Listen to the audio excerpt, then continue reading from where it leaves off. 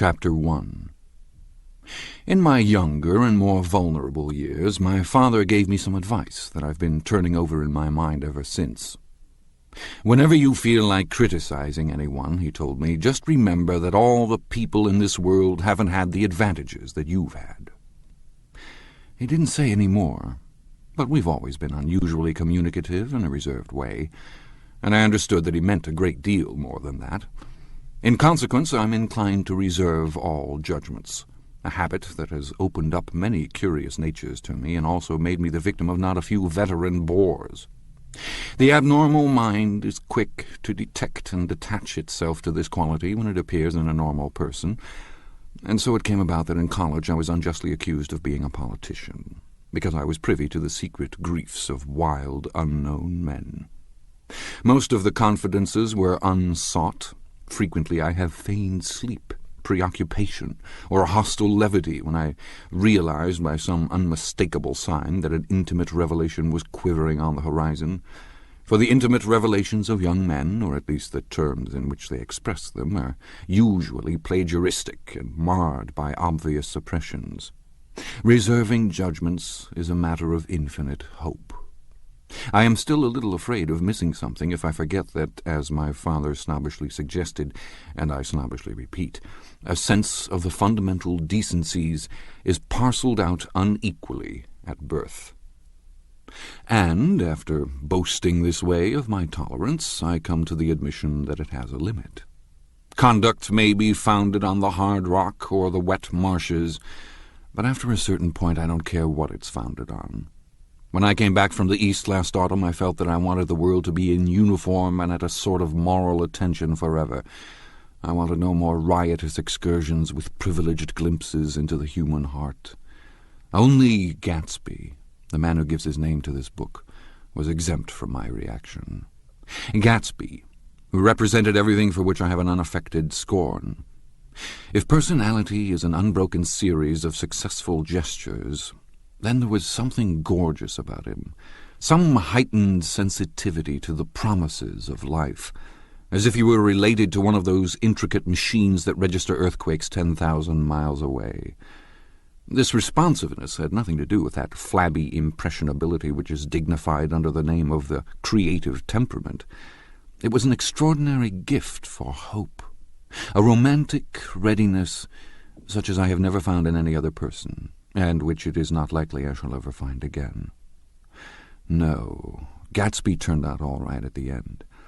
It is what preyed on Gatsby, what foul dust floated in the wake of his dreams that temporarily closed out my interest in the abortive sorrows and short-winded elations of men. My family have been prominent, well-to-do people in this middle western city for 3 generations. The Carraways are something of a clan, and we have a tradition that we're descended from the Dukes of Buccleuch, but the actual founder of my line was my grandfather's brother, who came here in '51, sent a substitute to the Civil War, and started the wholesale hardware business that my father carries on today. I never saw this great-uncle, but I'm supposed to look like him, with special reference to the rather hard-boiled painting that hangs in Father's office. I graduated from New Haven in 1915, just a quarter of a century after my father, and a little later I participated in that delayed Teutonic migration known as the Great War. I enjoyed the counter-raid so thoroughly that I came back restless. Instead of being the warm center of the world, the Middle West now seemed like the ragged edge of the universe, so I decided to go east and learn the bond business. Everybody I knew was in the bond business, so I supposed it could support one more single man. All my aunts and uncles talked it over as if they were choosing a prep school for me, and finally said, "Why, yes," with very grave, hesitant faces. Father agreed to finance me for a year, and after various delays I came east, permanently, I thought, in the spring of 22. The practical thing was to find rooms in the city, but it was a warm season, and I had just left a country of wide lawns and friendly trees, so when a young man at the office suggested that we take a house together in a commuting town, it sounded like a great idea. He found the house, a weather-beaten cardboard bungalow at $80 a month, but at the last minute the firm ordered him to Washington, and I went out to the country alone. I had a dog, or at least I had him for a few days until he ran away, and an old Dodge, and a Finnish woman who made my bed and cooked breakfast and muttered Finnish wisdom to herself over the electric stove. It was lonely for a day or so, until one morning some man more recently arrived than I stopped me on the road. "How do you get to West Egg Village?" he asked helplessly. I told him, and as I walked on I was lonely no longer. I was a guide, a pathfinder, an original settler. He had casually conferred on me the freedom of the neighborhood. And so, with the sunshine and the great bursts of leaves growing on the trees just as things grow in fast movies, I had that familiar conviction that life was beginning over again with the summer. There was so much to read, for one thing, and so much fine health to be pulled down out of the young, breath-giving air. I bought a dozen volumes on banking and credit and investment securities, and they stood on my shelf in red and gold like new money from the mint, promising to unfold the shining secrets that only Midas and Morgan and Maecenas knew. And I had the high intention of reading many other books besides. I was rather literary in college. One year I wrote a series of very solemn and obvious editorials for the Yale News, and now I was going to bring back all such things into my life and become again that most limited of all specialists, the well-rounded man. This isn't just an epigram.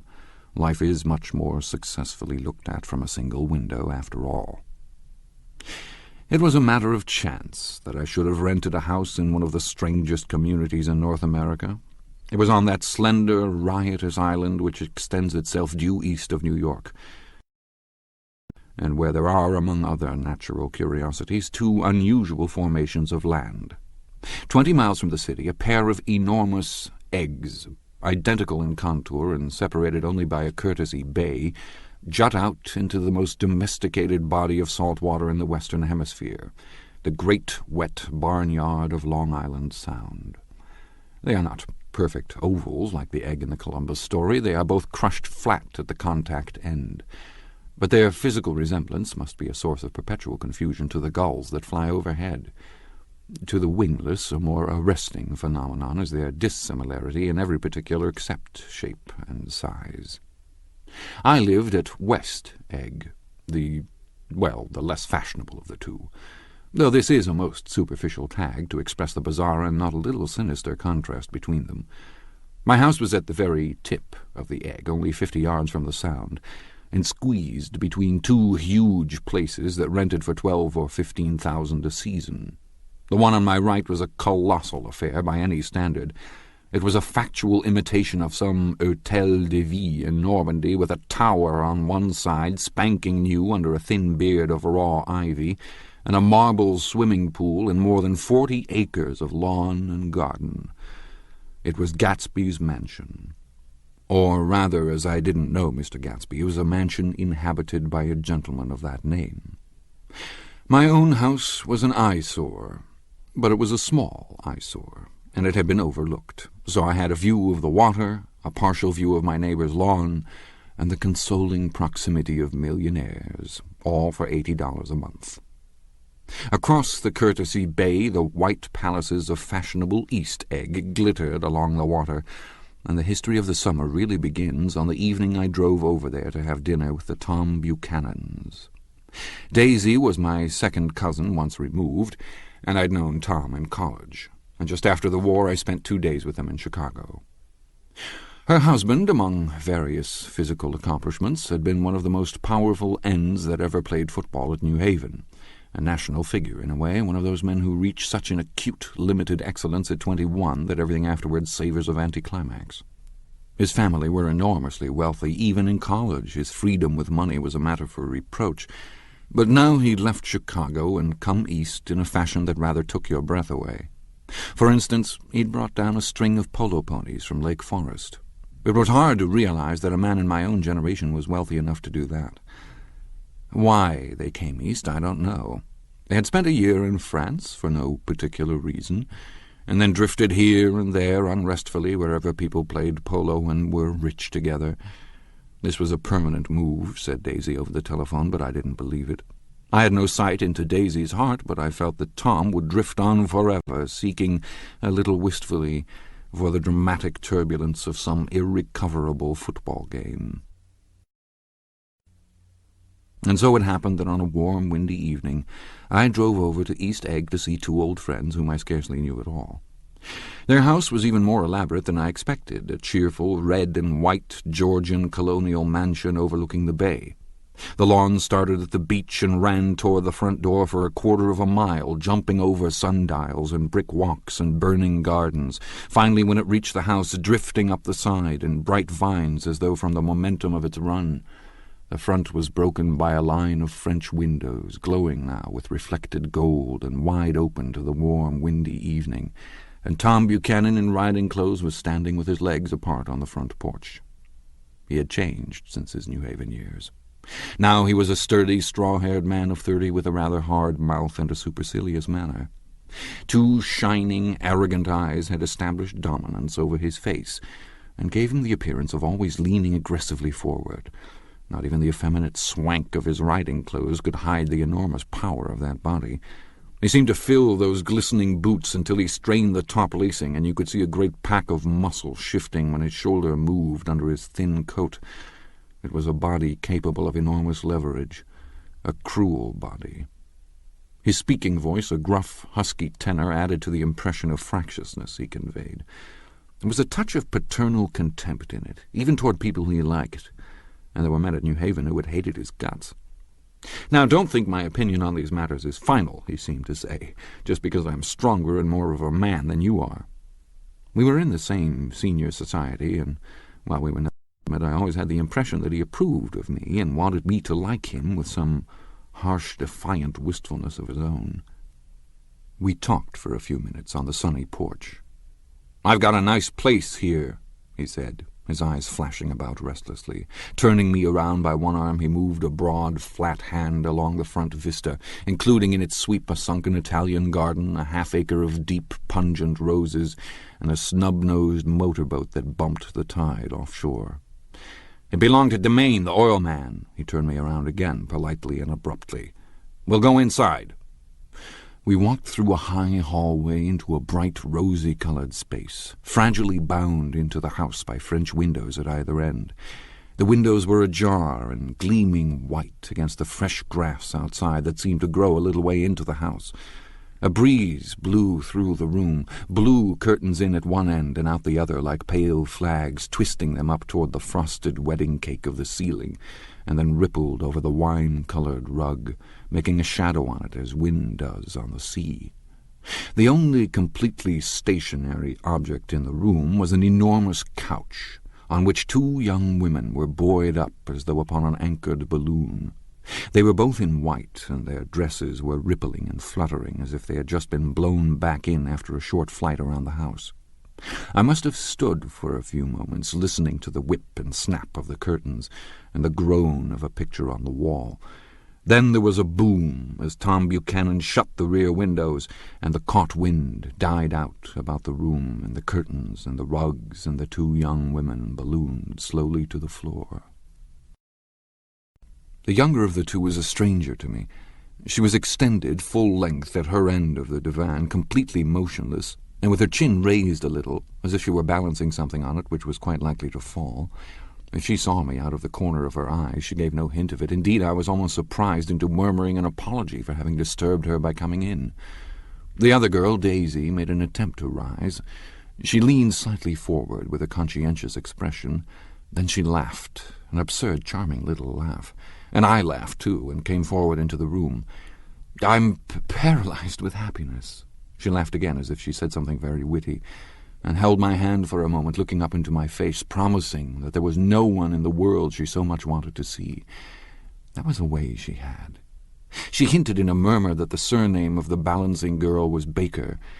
I've heard it said that Daisy's murmur was only to make people lean toward her, an irrelevant criticism that made it no less charming. At any rate, Miss Baker's lips fluttered. She nodded at me, almost imperceptibly, and then quickly tipped her head back again. The object she was balancing had obviously tottered a little and given her something of a fright. Again a sort of apology arose to my lips. Almost any exhibition of complete self-sufficiency draws a stunned tribute from me. I looked back at my cousin, who began to ask me questions in her low, thrilling voice. It was the kind of voice that the ear follows up and down, as if each speech is an arrangement of notes that will never be played again. Her face was sad and lovely, with bright things in it, bright eyes and a bright, passionate mouth, but there was an excitement in her voice that men who had cared for her found difficult to forget. A singing compulsion, a whispered listen, a promise that she had done gay, exciting things just a while since, and that there were gay, exciting things hovering in the next hour. I told her how I had stopped off in Chicago for a day on my way east, and how a dozen people had sent their love through me. "Do they miss me?" she cried ecstatically. "The whole town is desolate. All the cars have the left rear wheel painted black as a mourning wreath, and there's a persistent wail all night along the North Shore." "How gorgeous! Let's go back, Tom, tomorrow." Then she added irrelevantly, "You ought to see the baby." "I'd like to." "She's asleep. She's 3 years old. Haven't you ever seen her?" "Never." "Well, you ought to see her. She's—" Tom Buchanan, who had been hovering restlessly about the room, stopped and rested his hand on my shoulder. "What are you doing, Nick?" "I'm a bondman." "Who with?" I told him. "Never heard of them," he remarked decisively. This annoyed me. "You will," I answered shortly. "You will if you stay in the East." "Oh, I'll stay in the East, don't you worry," he said, glancing at Daisy and then back at me as if he were alert for something more. "I'd be a goddamned fool to live anywhere else." At this point Miss Baker said, "Absolutely," with such suddenness that I started. It was the first word she had uttered since I came into the room. Evidently it surprised her as much as it did me, for she yawned and with a series of rapid, deft movements stood up into the room. "I'm stiff," she complained. "I've been lying on that sofa for as long as I can remember." "Don't look at me," Daisy retorted. "I've been trying to get you to New York all afternoon." "No, thanks," said Miss Baker to the 4 cocktails just in from the pantry. "I'm absolutely in training." Her host looked at her incredulously. "You are?" He took down his drink as if it were a drop in the bottom of a glass. "How you ever get anything done is beyond me." I looked at Miss Baker, wondering what it was she got done. I enjoyed looking at her. She was a slender, small-breasted girl with an erect carriage, which she accentuated by throwing her body backward at the shoulders like a young cadet. Her grey, sun-strained eyes looked back at me with polite reciprocal curiosity out of a wan, charming, discontented face. It occurred to me now that I had seen her, or a picture of her, somewhere before. "You live in West Egg," she remarked contemptuously. "I know somebody there." "Well, I don't know a single—" "You must know Gatsby." "Gatsby?" demanded Daisy. "What Gatsby?" Before I could reply that he was my neighbor, dinner was announced. Wedging his tense arm imperatively under mine, Tom Buchanan compelled me from the room as though we were moving a checker to another square. Slenderly, languidly, their hands set lightly on their hips, the 2 young women preceded us out into a rosy-colored porch, open toward the sunset, where 4 candles flickered on the table in the diminished wind. "Why candles?" objected Daisy, frowning. She snapped them out with her fingers. "In 2 weeks it'll be the longest day in the year." She looked at us all radiantly. "Do you always watch for the longest day of the year and then miss it? I always watch for the longest day in the year and then miss it." "We ought to plan something," yawned Miss Baker, sitting down at the table as if she were getting into bed. "All right," said Daisy. "What'll we plan?" She turned to me helplessly. "What do people plan?" Before I could answer, her eyes fastened with an odd expression on her little finger. "Look," she complained. "I heard it." We all looked. The knuckle was black and blue. "You did it, Tom," she said accusingly. "I know you didn't mean to, but you did do it. That's what I get for marrying a brute of a man, a great big hulking physical specimen of a—" "I hate that word hulking," objected Tom crossly, "even in kidding." "Hulking," insisted Daisy. Sometimes she and Miss Baker talked at once, unobtrusively, and with a bantering inconsequence that was never quite chatter, that was as cool as their white dresses and their impersonal eyes in the absence of all desire. They were here, and they accepted Tom and me, making only a polite, pleasant effort to entertain or to be entertained. They knew that presently dinner would be over, and a little later the evening, too, would be over and casually put away. It was sharply different from the West, where an evening was hurried from phase to phase toward its close, in a continually disappointed anticipation, or else in sheer nervous dread of the moment itself. "You make me feel uncivilized, Daisy," I confessed on my second glass of corky but rather impressive claret. "Can't you talk about crops or something?" I meant nothing in particular by this remark, but it was taken up in an unexpected way. "Civilization's going to pieces," broke out Tom violently. "I've got to be a terrible pessimist about things. Have you read The Rise of the Colored Empires by this man Goddard?" "Why, no," I answered, rather surprised by his tone. "Well, it's a fine book, and everybody ought to read it. The idea is, if we don't look out, the white race will be utterly submerged. It's all scientific stuff. It's been proved." "Tom's getting very profound," said Daisy, with an expression of unthoughtful sadness. "He reads deep books, with long words in them. What was that word we—" "Well, these books are all scientific," insisted Tom, glancing at her impatiently. "This fellow has worked out the whole thing. It's up to us, who are the dominant race, to watch out, or these other races will have control of things." "We've got to beat them down," whispered Daisy, winking ferociously toward the fervent sun.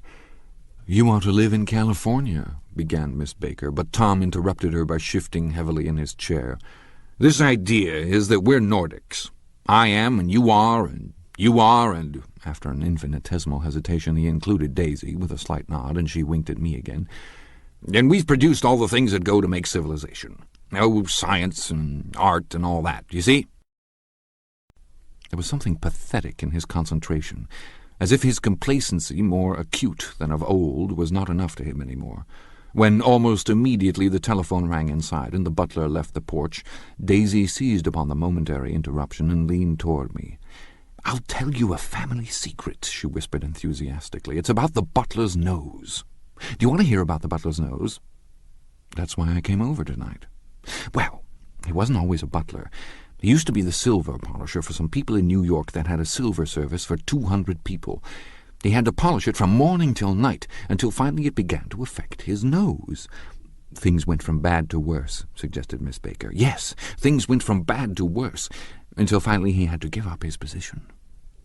For a moment the last sunshine fell with romantic affection upon her glowing face. Her voice compelled me forward breathlessly as I listened. Then the glow faded, each light deserting her with lingering regret, like children leaving a pleasant street at dusk.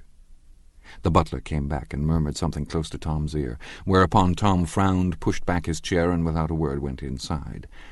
As if his absence quickened something within her, Daisy leaned forward again, her voice glowing and singing. "I love to see you at my table, Nick. You remind me of a rose, an absolute rose, doesn't he?"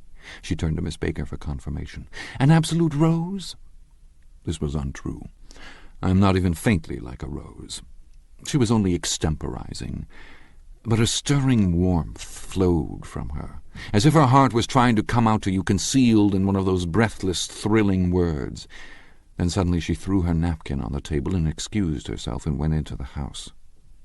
Miss Baker and I exchanged a short glance, consciously devoid of meaning. I was about to speak when she sat up alertly and said, "Shh," in a warning voice. A subdued, impassioned murmur was audible in the room beyond, and Miss Baker leaned forward, unashamed, trying to hear. The murmur trembled on the verge of coherence, sank down, mounted excitedly, and then ceased altogether.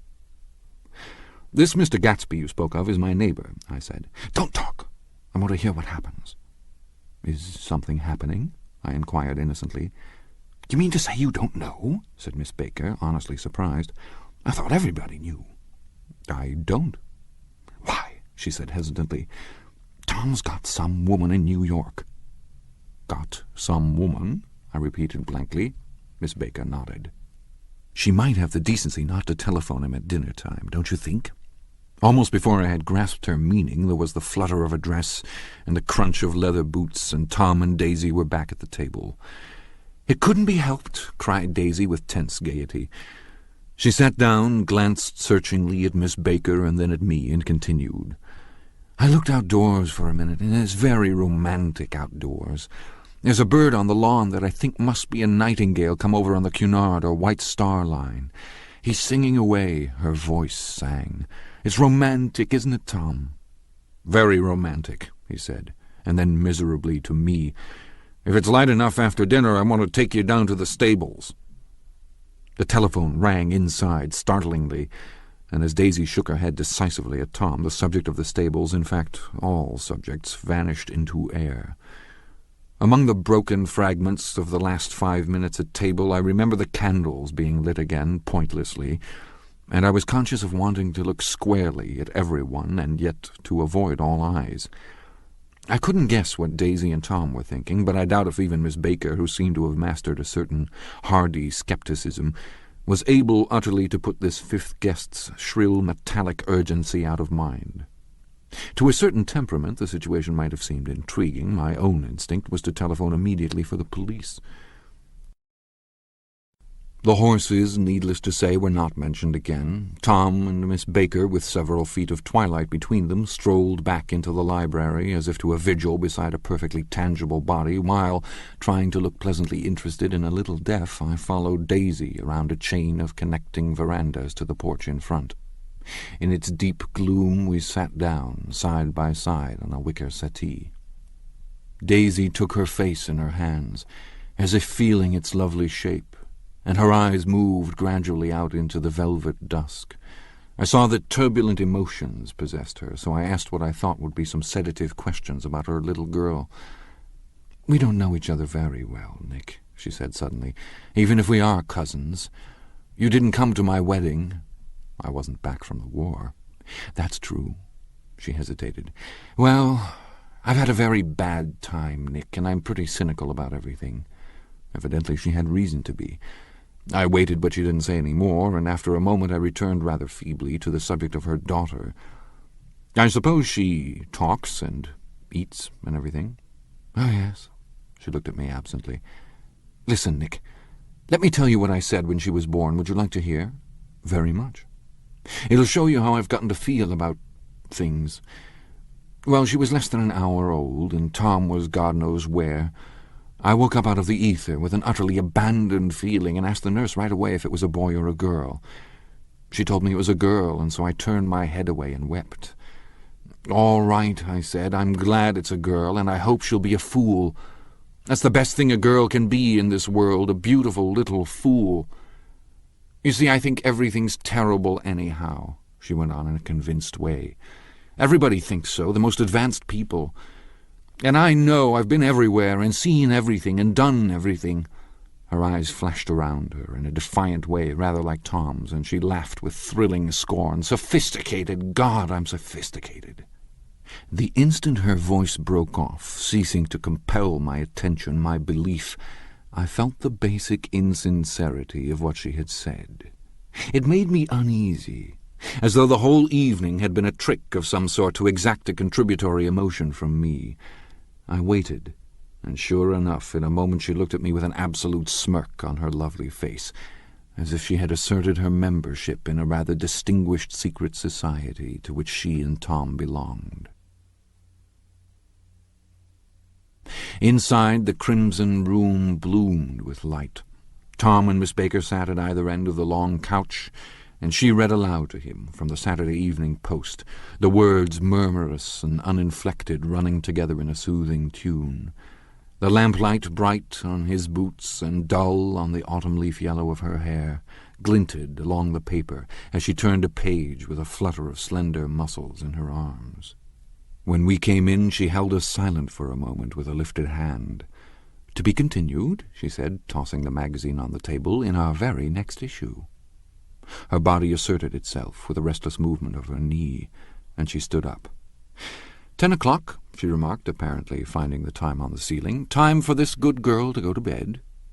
"Jordan's going to play in the tournament tomorrow," explained Daisy, "over at Westchester." "Oh, you're Jordan Baker." I knew now why her face was familiar.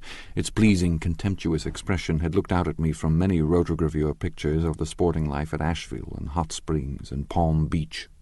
I had heard some story of her, too, a critical, unpleasant story, but what it was I had forgotten long ago. "Good night," she said softly. "Wake me at 8, won't you?" "If you'll get up." "I will. Good night, Mr. Carroway. See you anon." "Of course you will," confirmed Daisy. "In fact, I think I'll arrange a marriage. Come over often, Nick, and I'll sort of, fling you together, lock you up accidentally in linen closets and push you out to sea in a boat and all that sort of thing." "Good night," called Miss Baker from the stairs. "I haven't heard a word." "She's a nice girl," said Tom after a moment. "They oughtn't to let her run around the country this way." "Who oughtn't to?" inquired Daisy coldly. "Her family." "Her family is one aunt about 1,000 years old. Besides, Nick's going to look after her, aren't you, Nick? She's going to spend lots of weekends out here this summer. I think the home influence will be very good for her." Daisy and Tom looked at each other for a moment in silence. "Is she from New York?" I asked quickly. "From Louisville. Our white girlhood was passed together there. Our beautiful white—" "Did you give Nick a little heart-to-heart talk on the veranda?" demanded Tom suddenly. "Did I?" She looked at me. "I can't seem to remember, but I think we talked about the Nordic race. Yes, I'm sure we did. It sort of crept up on us, and first thing you know—" "Don't believe everything you hear, Nick," he advised me. I said lightly that I had heard nothing at all, and a few minutes later I got up to go home. They came to the door with me and stood side by side in a cheerful square of light. As I started my motor, Daisy peremptorily called, "Wait! I forgot to ask you something, and it's important. We heard you were engaged to a girl out west." "That's right," corroborated Tom kindly. "We heard that you were engaged." "It's a libel. I'm too poor." "But we heard it," insisted Daisy, surprising me by opening up again in a flower-like way. "We heard it from 3 people, so it must be true." Of course I knew what they were referring to, but I wasn't even vaguely engaged. The fact that gossip had published the bans was one of the reasons I had come east. You can't stop going with an old friend on account of rumours, and on the other hand I had no intention of being rumoured into marriage. Their interest rather touched me and made them less remotely rich. Nevertheless, I was confused and a little disgusted as I drove away. It seemed to me that the thing for Daisy to do was to rush out of the house, child in arms, but apparently there were no such intentions in her head. As for Tom, the fact that he had some woman in New York was really less surprising than that he had been depressed by a book. Something was making him nibble at the edge of stale ideas, as if his sturdy physical egotism no longer nourished his peremptory heart. Already it was deep summer on roadhouse roofs and in front of wayside garages, where new red gas pumps sat out in pools of light, and when I reached my estate at West Egg, I ran the car under its shed and sat for a while on an abandoned grass roller in the yard.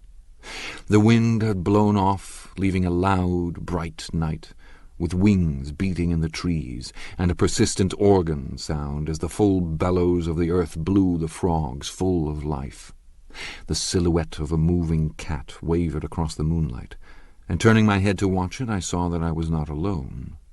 50 feet away, a figure had emerged from the shadow of my neighbour's mansion, and was standing with his hands in his pockets, regarding the silver pepper of the stars. Something in his leisurely movements and the secure position of his feet upon the lawn suggested that it was Mr. Gatsby himself, come out to determine what share was his of our local heavens. I decided to call to him. Miss Baker had mentioned him at dinner, and that would do for an introduction. But I didn't call to him, for he gave a sudden intimation that he was content to be alone. He stretched out his arms toward the dark water in a curious way, and far as I was from him, I could have sworn he was trembling. Involuntarily I glanced seaward, and distinguished nothing except a single green light, minute and far away, that might have been the end of a dock. When I looked once more for Gatsby, he had vanished, and I was alone again in the unquiet darkness.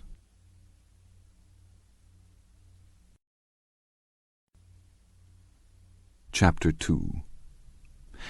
About halfway between West Egg and New York, the motor road hastily joins the railroad and runs beside it for a quarter of a mile, so as to shrink away from a certain desolate area of land.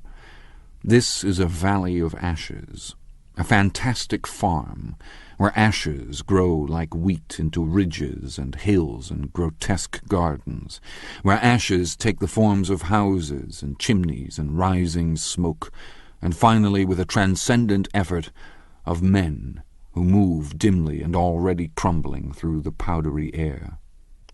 Occasionally a line of grey cars crawls along an invisible track, gives out a ghastly creak, and comes to rest, and immediately the ash-grey men swarm up with leaden spades and stir up an impenetrable cloud, which screens their obscure operations from your sight. But above the grey land and the spasms of bleak dust which drift endlessly over it, you perceive after a moment the eyes of Dr. T.J. Eckelberg. The eyes of Dr. T.J. Eckelberg are blue and gigantic. Their retinas are 1 yard high. They look out of no face, but instead from a pair of enormous yellow spectacles which pass over a non-existent nose. Evidently some wild wag of an oculist set them there to fatten his practice in the borough of Queens, and then sank down himself into eternal blindness, or forgot them and moved away. But his eyes, dimmed a little by many paintless days under sun and rain, brood on over the solemn dumping ground. The Valley of Ashes is bounded on one side by a small, foul river, and when the drawbridge is up to let barges through, the passengers on waiting trains can stare at the dismal scene for as long as half an hour.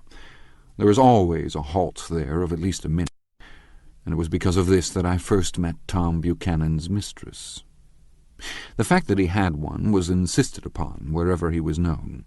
His acquaintances resented the fact that he turned up in popular restaurants with her, and, leaving her at a table, sauntered about chatting with whomsoever he knew. Though I was curious to see her, I had no desire to meet her, but I did. I went up to New York with Tom on the train one afternoon, and when we stopped by the ash heaps, he jumped to his feet and, taking hold of my elbow, literally forced me from the car. "We're getting off," he insisted. "I want you to meet my girl." I think he tanked up a good deal at luncheon, and his determination to have my company bordered on violence. The supercilious assumption was that on Sunday afternoon I had nothing better to do. I followed him over a low whitewashed railroad fence, and we walked back 100 yards along the road under Dr. Eckelberg's persistent stare. The only building in sight was a small block of yellow brick sitting on the edge of the wasteland, a sort of compact main street ministering to it and contiguous to absolutely nothing.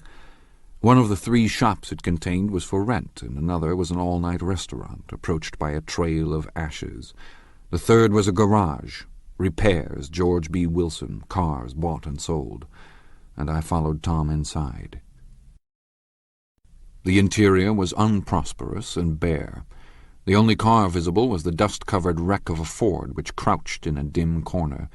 It had occurred to me that this shadow of a garage must be a blind, and that sumptuous and romantic apartments were concealed overhead, when the proprietor himself appeared in the door of an office, wiping his hands on a piece of waste. He was a blond, spiritless man, anemic and faintly handsome. When he saw us, a damp gleam of hope sprang into his light blue eyes. "Hello, Wilson, old man," said Tom, slapping him jovially on the shoulder. "How's business?" "I can't complain," answered Wilson, unconvincingly. "When are you going to sell me that car?" "Next week. I've got my man working on it now." "Works pretty slow, don't he?" "No, he doesn't," said Tom coldly. "And if you feel that way about it, maybe I'd better sell it somewhere else after all." "I don't mean that," explained Wilson quickly. "I just meant—" His voice faded off, and Tom glanced impatiently around the garage. Then I heard footsteps on the stairs, and in a moment the thickish figure of a woman blocked out the light from the office door. She was in the middle 30s and faintly stout, but she carried her surplus flesh sensuously, as some women can. Her face, above a spotted dress of dark blue crepe de chine, contained no facet or gleam of beauty, but there was an immediately perceptible vitality about her, as if the nerves of her body were continually smouldering.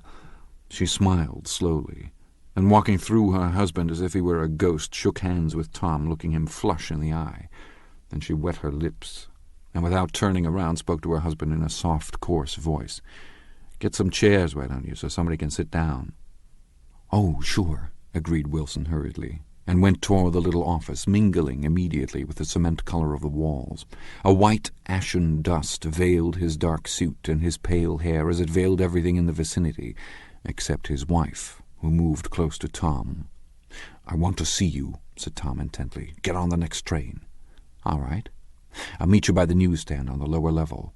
She nodded and moved away from him just as George Wilson emerged with 2 chairs from his office door.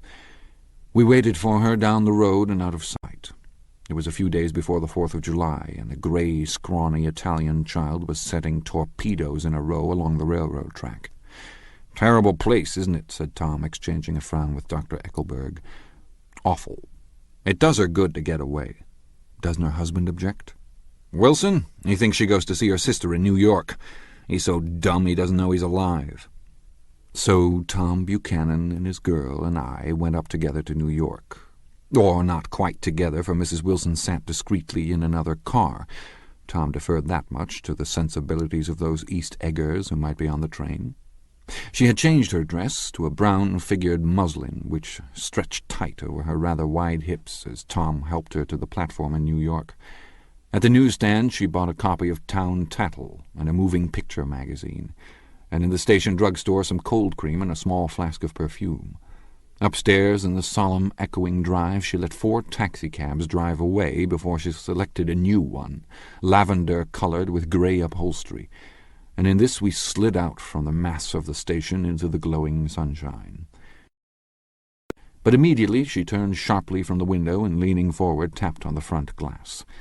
"I want to get one of those dogs," she said earnestly. "I want to get one for the apartment. They're nice to have, a dog." We backed up to a grey old man who bore an absurd resemblance to John D. Rockefeller. In a basket swung from his neck cowered a dozen very recent puppies of an indeterminate breed. "What kind are they?" asked Mrs. Wilson eagerly as he came to the taxi window. "All kinds. What kind do you want, lady?" "I'd like to get one of those police dogs. I don't suppose you got that kind." The man peered doubtfully into the basket, plunged in his hand, and drew one up, wriggling by the back of the neck. "That's no police dog," said Tom. "No, it's not exactly a police dog," said the man with disappointment in his voice. "It's more of an Airedale." He passed his hand over the brown wash-rag of a back. "Look at that coat. Some coat. That's a dog'll never bother you with catching cold." "I think it's cute," said Mrs. Wilson enthusiastically. "How much is it?" "That dog?" He looked at it admiringly. "That dog will cost you $10. The Airedale, undoubtedly there was an Airedale concerned in it somewhere, though its feet were startlingly white, changed hands and settled down into Mrs. Wilson's lap, where she fondled the weatherproof coat with rapture. "Is it a boy or a girl?" she asked delicately. "That dog? That dog's a boy." "It's a bitch," said Tom decisively. "Here's your money. Go and buy 10 more dogs with it." We drove over to Fifth Avenue, so warm and soft, almost pastoral on the summer Sunday afternoon, that I wouldn't have been surprised to see a great flock of white sheep turn the corner. "Hold on," I said. "I have to leave you here." "No, you don't," interposed Tom quickly. "Myrtle'll be hurt if you don't come up to the apartment, won't you, Myrtle?" "Come on," she urged. "I'll telephone my sister, Catherine. She's said to be very beautiful by people who ought to know." Well, I'd like to, but we went on, cutting back again over the park toward the West Hundreds. At 158th Street, the cab stopped at one slice in a long white cake of apartment houses. Throwing a regal, homecoming glance around the neighborhood, Mrs. Wilson gathered up her dog and her other purchases and went haughtily in. "I'm going to have the McKees come up," she announced as we rose in the elevator, "and of course I've got to call up my sister, too." The apartment was on the top floor. A small living room, a small dining room, a small bedroom, and a bath. The living room was crowded to the doors with a set of tapestried furniture entirely too large for it, so that to move about was to stumble continually over scenes of ladies swinging in the gardens of Versailles. The only picture was an over-enlarged photograph, apparently a hen sitting on a blurred rock. Looked at from a distance, however, the hen resolved itself into a bonnet, and the countenance of a stout old lady beamed down into the room. Several old copies of Town Tattle lay on the table, together with a copy of Simon Called Peter, and some of the small scandal magazines of Broadway. Mrs. Wilson was first concerned with the dog. A reluctant elevator boy went for a box full of straw and some milk, to which he added, on his own initiative, a tin of large, hard dog biscuits, one of which decomposed apathetically in the saucer of milk all afternoon. Meanwhile Tom brought out a bottle of whiskey from a locked bureau door. I have been drunk just twice in my life, and the second time was that afternoon. So everything that happened has a dim, hazy cast over it. although until after 8 o'clock the apartment was full of cheerful sun. Sitting on Tom's lap, Mrs. Wilson called up several people on the telephone. Then there were no cigarettes, and I went out to buy some at the drugstore on the corner. When I came back they had disappeared, so I sat down discreetly in the living room and read a chapter of Simon Called Peter. Either it was terrible stuff or the whiskey distorted things, because it didn't make any sense to me. Just as Tom and Myrtle, after the first drink Mrs. Wilson and I called each other by our first names, reappeared, company commenced to arrive at the apartment door. The sister, Catherine, was a slender, worldly girl of about 30, with a solid, sticky bob of red hair and a complexion powdered milky white. Her eyebrows had been plucked and then drawn on again at a more rakish angle, but the efforts of nature toward the restoration of the old alignment gave a blurred air to her face. When she moved about there was an incessant clicking, as innumerable pottery bracelets jingled up and down upon her arms. She came in with such a proprietary haste and looked around so possessively at the furniture that I wondered if she lived here.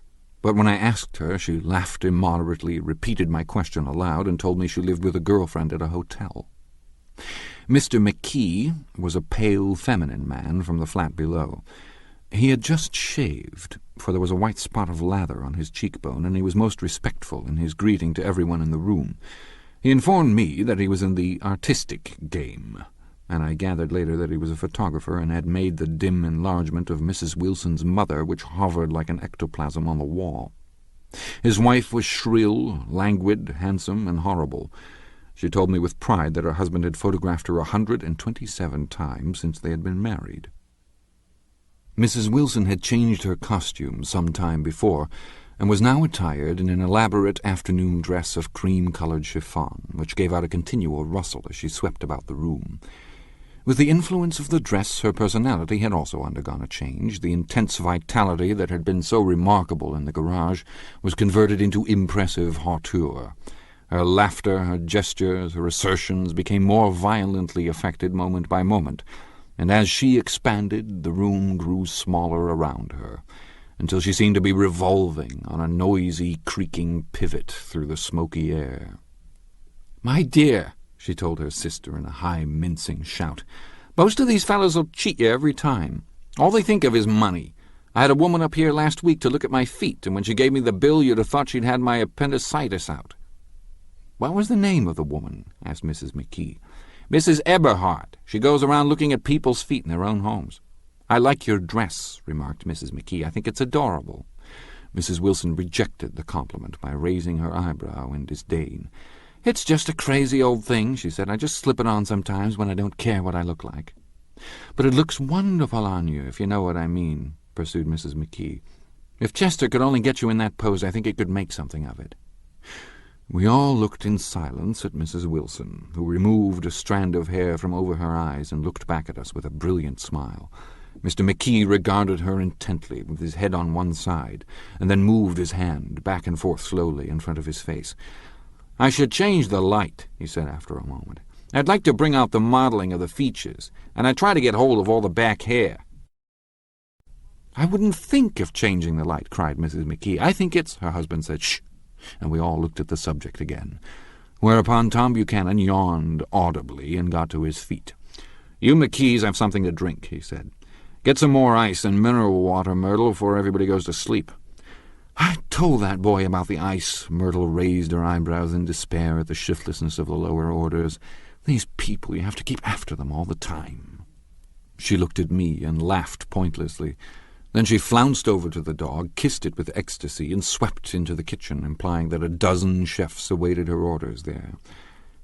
"I've done some nice things out on Long Island," asserted Mr. McKee. Tom looked at him blankly. "2 of them we have framed downstairs." "2 what?" demanded Tom. "2 studies. One of them I call Montauk Point the Gulls, and the other I call Montauk Point the Sea." The sister, Catherine, sat down beside me on the couch. "Do you live down on Long Island, too?" she inquired. "I live at West Egg." "Really? I was down there at a party about a month ago at a man named Gatsby's. Do you know him?" "I live next door to him." "Well, they say he's a nephew or a cousin of Kaiser Wilhelm's. That's where all his money comes from." "Really? She nodded. "I'm scared of him. I'd hate to have him get anything on me." This absorbing information about my neighbor was interrupted by Mrs. McKee's pointing suddenly at Catherine. "Chester, I think you could do something with her," she broke out, but Mr. McKee only nodded in a bored way and turned his attention to Tom. "I'd like to do more work on Long Island if I could get the entry. All I ask is that they should give me a start." "Ask Myrtle," said Tom, breaking into a short spout of laughter as Mrs. Wilson entered with a tray. "She'll give you a letter of introduction, won't you, Myrtle?" "Do what?" she asked, startled. "You'll give McKee a letter of introduction to your husband so he can do some studies of him?" His lips moved silently for a moment as he invented, "George B. Wilson at the gasoline pump," or something like that. Catherine leaned close to me and whispered in my ear, "Neither of them can stand the person they're married to." "Can't they?" "Can't stand them." She looked at Myrtle and then at Tom. "What I say is, why go on living with them if they can't stand them? If I was them, I'd get a divorce and get married to each other right away." "Doesn't she like Wilson either?" The answer to this was unexpected. It came from Myrtle, who had overheard the question, and it was violent and obscene. "You see," cried Catherine triumphantly. She lowered her voice again. "It's really his wife that's keeping them apart. She's a Catholic, and they don't believe in divorce." Daisy was not a Catholic, and I was a little shocked at the elaborateness of the lie. "When they do get married," continued Catherine, "they're going west to live for a while until it blows over." "It'd be more discreet to go to Europe." "Oh, do you like Europe?" she exclaimed surprisingly. "I just got back from Monte Carlo." "Really?" "Just last year. I went over there with another girl." "Stay long?" "No, we just went to Monte Carlo and back. We went by way of Marseille. We had over $1,200 when we started, but we got gypped out of it all in 2 days in the private rooms. We had an awful time getting back, I can tell you. God, how I hated that town." The late afternoon sky bloomed in the window for a moment like the blue honey of the Mediterranean. Then the shrill voice of Mrs. McKee called me back into the room. "I almost made a mistake, too," she declared vigorously. "I almost married a little kike who'd been after me for years. I knew he was below me. Everybody kept saying to me, 'Lucille, that man's way below you,' but if I hadn't met Chester, he'd have got me sure." "Yes, but listen," said Myrtle Wilson, nodding her head up and down. "At least you didn't marry him." "I know I didn't." "Well, I married him," said Myrtle ambiguously, "and that's the difference between your case and mine." "Why did you, Myrtle?" demanded Catherine. "Nobody forced you to." Myrtle considered. "I married him because I thought he was a gentleman," she said finally. "I thought he knew something about breeding, but he wasn't fit to lick my shoe." "You were crazy about him for a while," said Catherine. "Crazy about him?" cried Myrtle incredulously. "Who said I was crazy about him? I never was any more crazy about him than I was about that man there." She pointed suddenly at me, and everyone looked at me accusingly. I tried to show by my expression that I had played no part in her past. "The only crazy I was when I married him. I knew right away I made a mistake. He borrowed somebody's best suit to get married in and never even told me about it, and the man came after it one day when he was out." She looked around to see who was listening. "Oh, is that your suit?" I said. "This is the first I ever heard about it, but I gave it to him, and then I laid down and cried to beat the band all afternoon." "She really ought to get away from him," resumed Catherine to me. "They've been living over that garage for 11 years, and Tom's the first sweetie she ever had." The bottle of whiskey, a second one, was now in constant demand by all present excepting Catherine, who felt just as good on nothing at all. Tom rang for the janitor and sent him for some celebrated sandwiches, which were a complete supper in themselves. I wanted to get out and walk eastward toward the park through the soft twilight, but each time I tried to go I became entangled in some wild, strident argument which pulled me back as if with ropes into my chair. Yet high over the city our line of yellow windows must have contributed their share of human secrecy to the casual watcher in the darkening streets, and I was him too, looking up and wondering.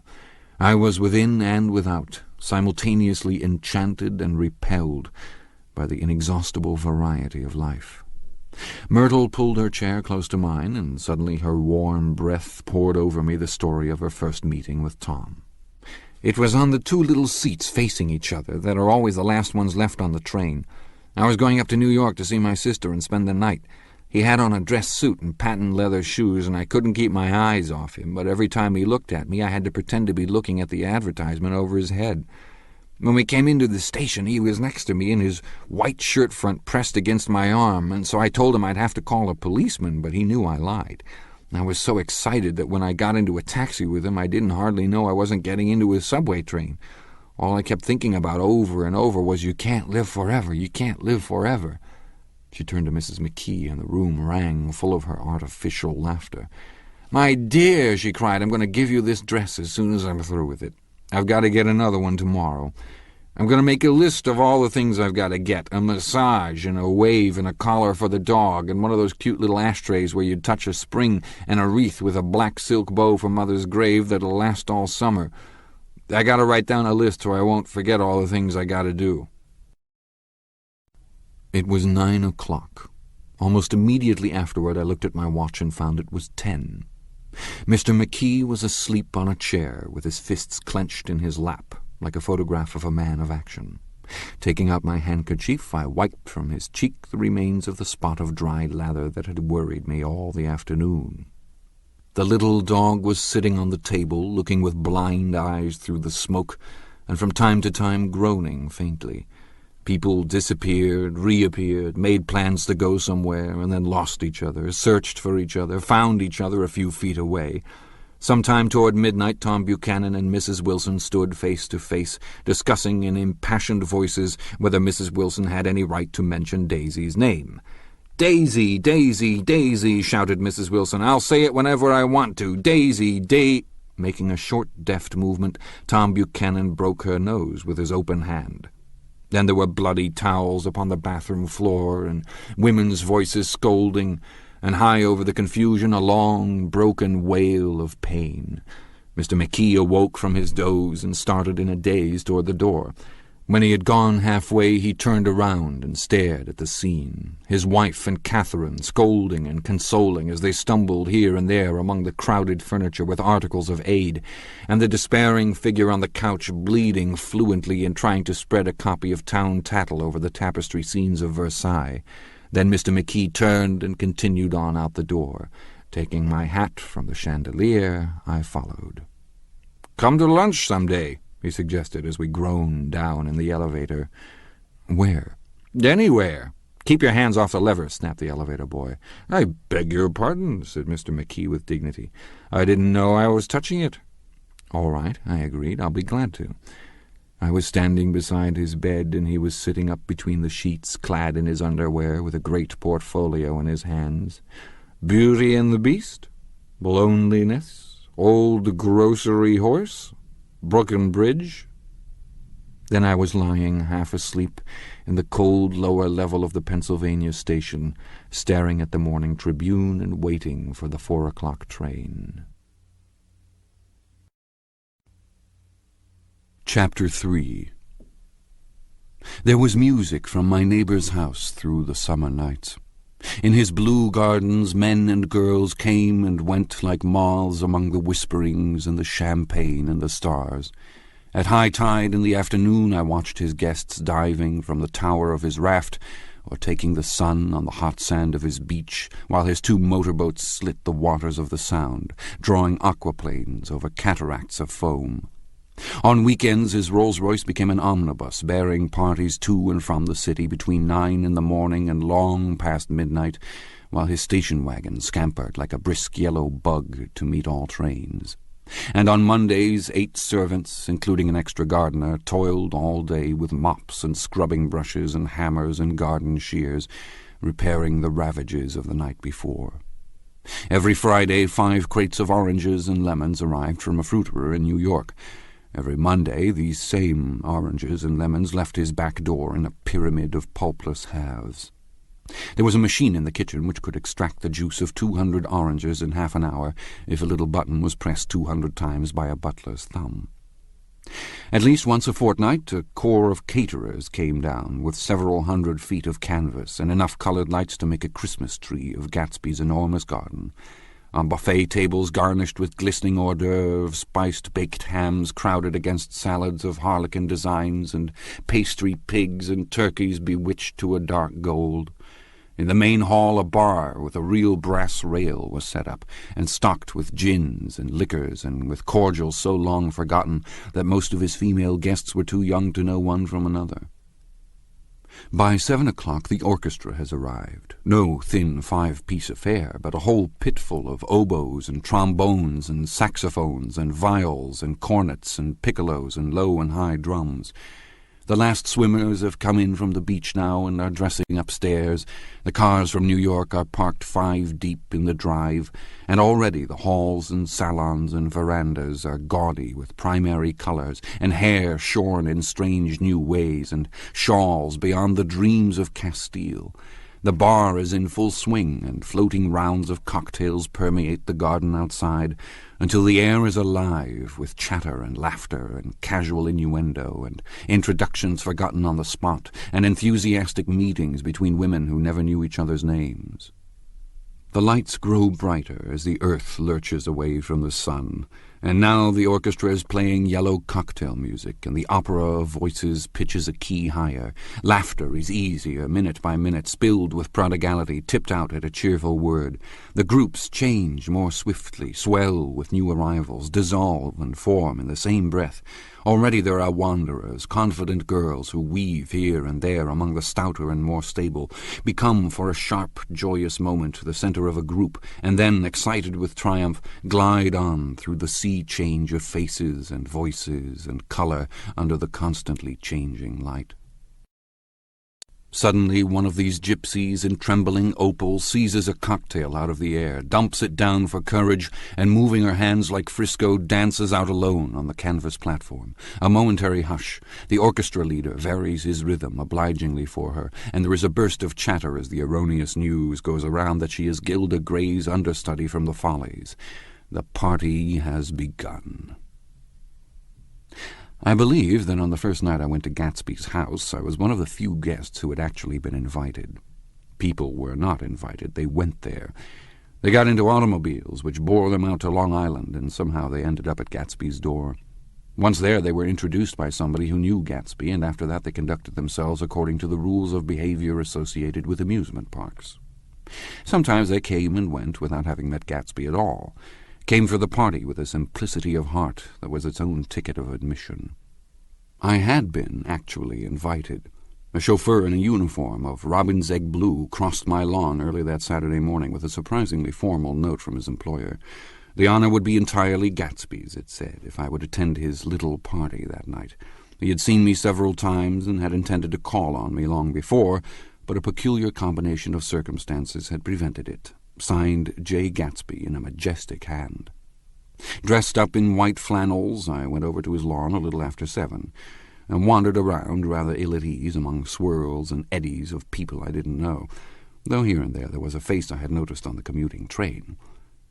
I was immediately struck by the number of young Englishmen dotted about, all well-dressed, all looking a little hungry, and all talking in low, earnest voices to solid and prosperous Americans. I was sure that they were selling something, bonds or insurance or automobiles.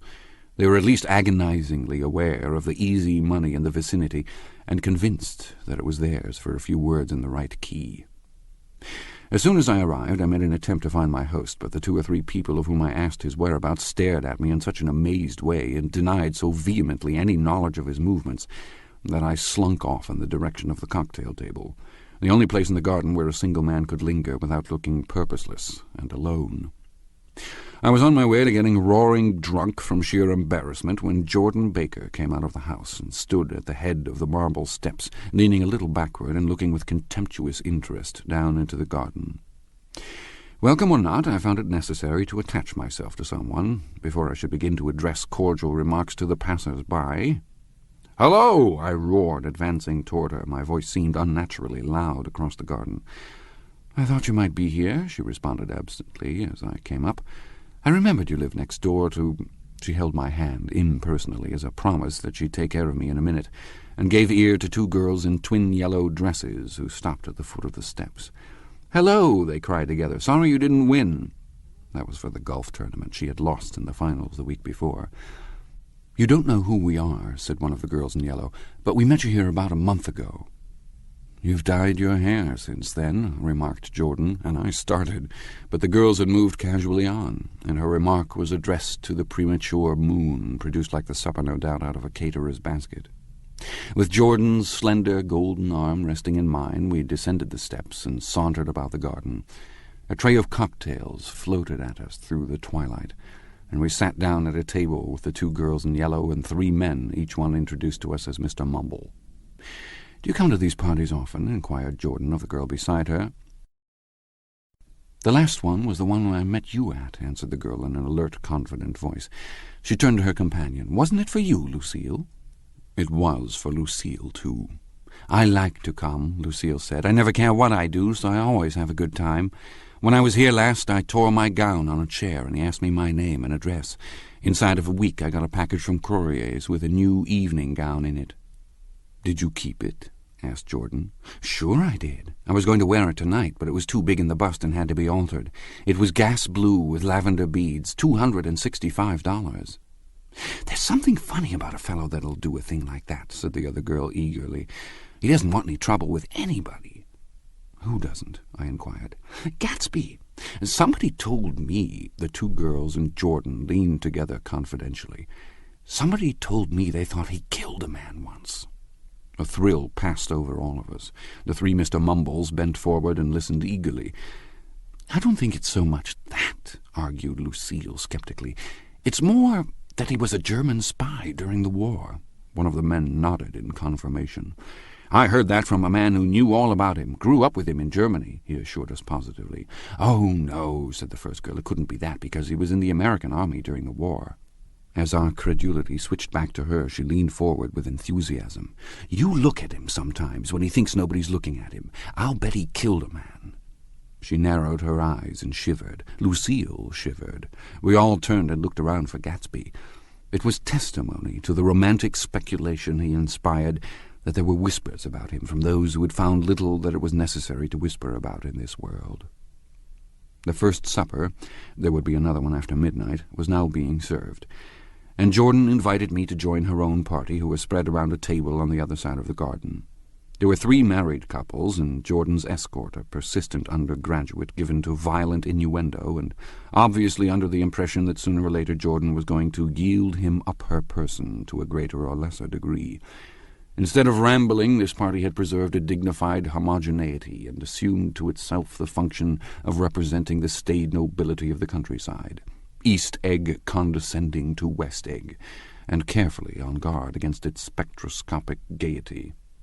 "Let's get out," whispered Jordan, after a somehow wasteful and inappropriate half-hour. "This is much too polite for me." We got up, and she explained that we were going to find the host. I had never met him, she said. It was making me uneasy. The undergraduate nodded in a cynical, melancholy way. The bar, where we glanced first, was crowded, but Gatsby was not there. She couldn't find him from the top of the steps, and he wasn't on the veranda. On a chance we tried an important-looking door and walked into a high Gothic library, panelled with carved English oak and probably transported complete from some ruin overseas. A stout, middle-aged man with enormous owl-eyed spectacles was sitting somewhat drunk on the edge of a great table, staring with unsteady concentration at the shelves of books. As we entered, he wheeled excitedly around and examined Jordan from head to foot. "What do you think?" he demanded impetuously. "About what?" He waved his hand toward the bookshelves. "About that. As a matter of fact, you needn't bother to ascertain. I ascertained. They're real." "The books?" He nodded.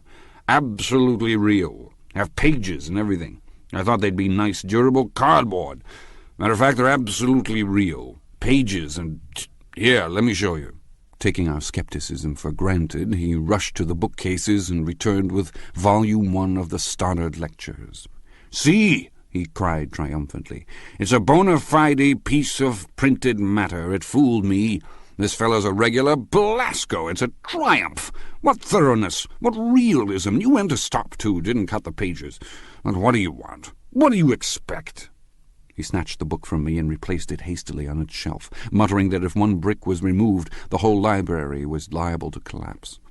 "Who brought you?" he demanded. "Or did you just come? I was brought. Most people were brought." Jordan looked at him alertly, cheerfully, without answering. "I was brought by a woman named Roosevelt," he continued. "Mrs. Claude Roosevelt, you know her. Met her somewhere last night. I've been drunk for about a week now, and I thought it might sober me up to sit in the library." "Has it?" "A little bit, I think. I can't tell yet. I've only been here an hour. Did I tell you about the books? They're real. They're—" "You told us." We shook hands with him gravely and went back outdoors. This ends Disc 1. The Great Gatsby, Disc 2. There was dancing now on the canvas in the garden, old men pushing young girls backward in eternal, graceless circles, superior couples holding each other tortuously, fashionably, and keeping in the corners, and a great number of single girls dancing individualistically or relieving the orchestra for a moment of the burden of the banjo or the traps. By midnight the hilarity had increased. A celebrated tenor had sung in Italian, and a notorious contralto had sung in jazz, and between the numbers people were doing stunts all over the garden, while happy, vacuous bursts of laughter rose toward the summer sky.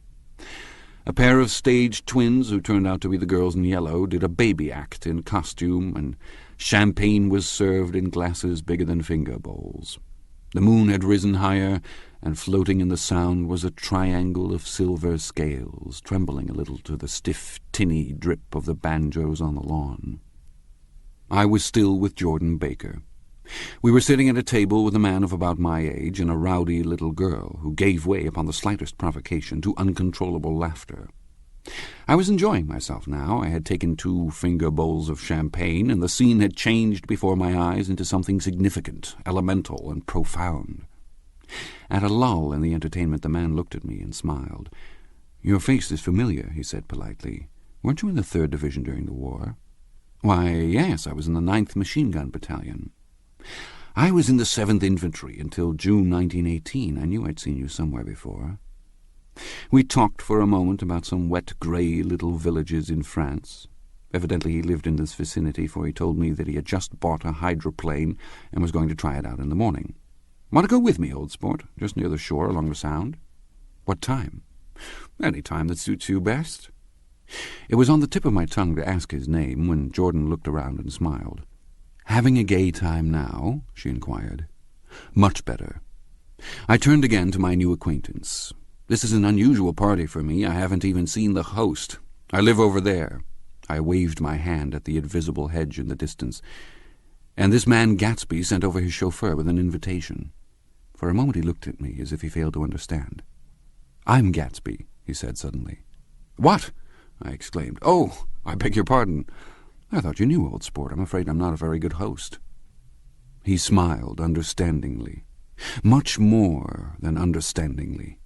It was one of those rare smiles with a quality of eternal reassurance in it that you may come across 4 or 5 times in life. It faced, or seemed to face, the whole external world for an instant, and then concentrated on you, with an irresistible prejudice in your favor.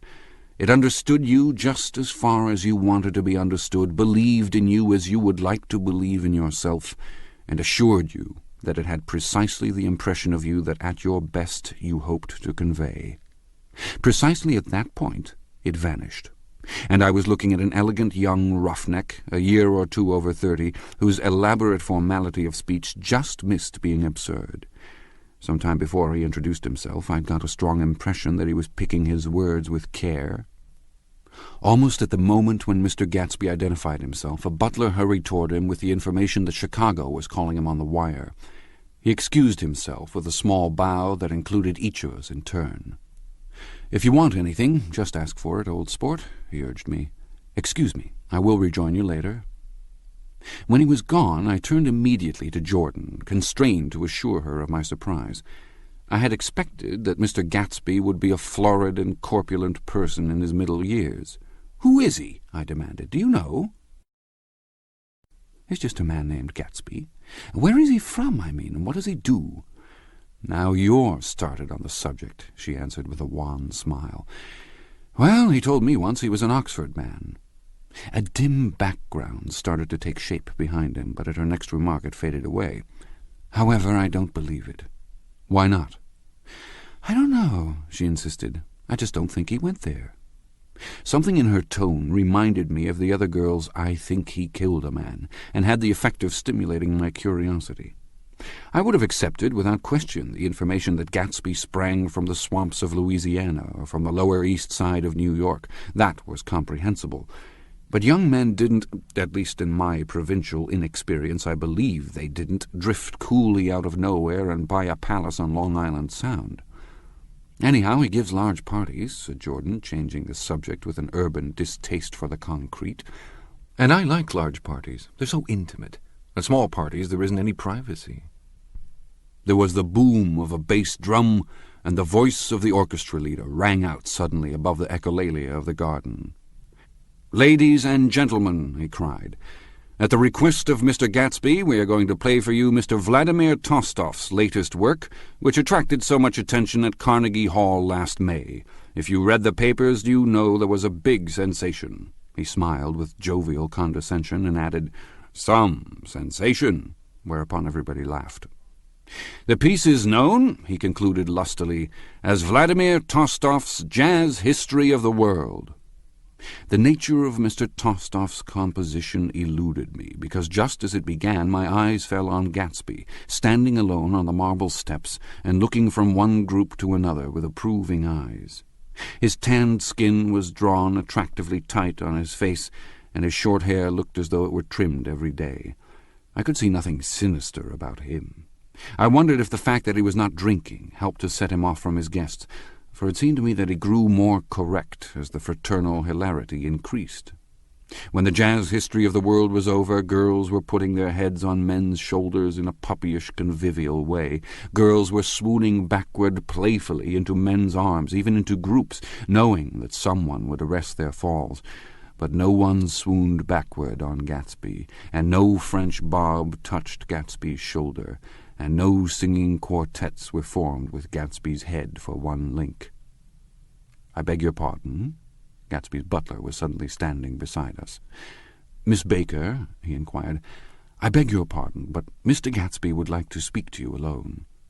"With me?" she exclaimed in surprise. "Yes, madame." She got up slowly, raising her eyebrows at me in astonishment, and followed the butler toward the house. I noticed that she wore her evening dress, all her dresses, like sports clothes. There was a jauntiness about her movements, as if she had first learned to walk upon golf courses on clean, crisp mornings. I was alone, and it was almost 2.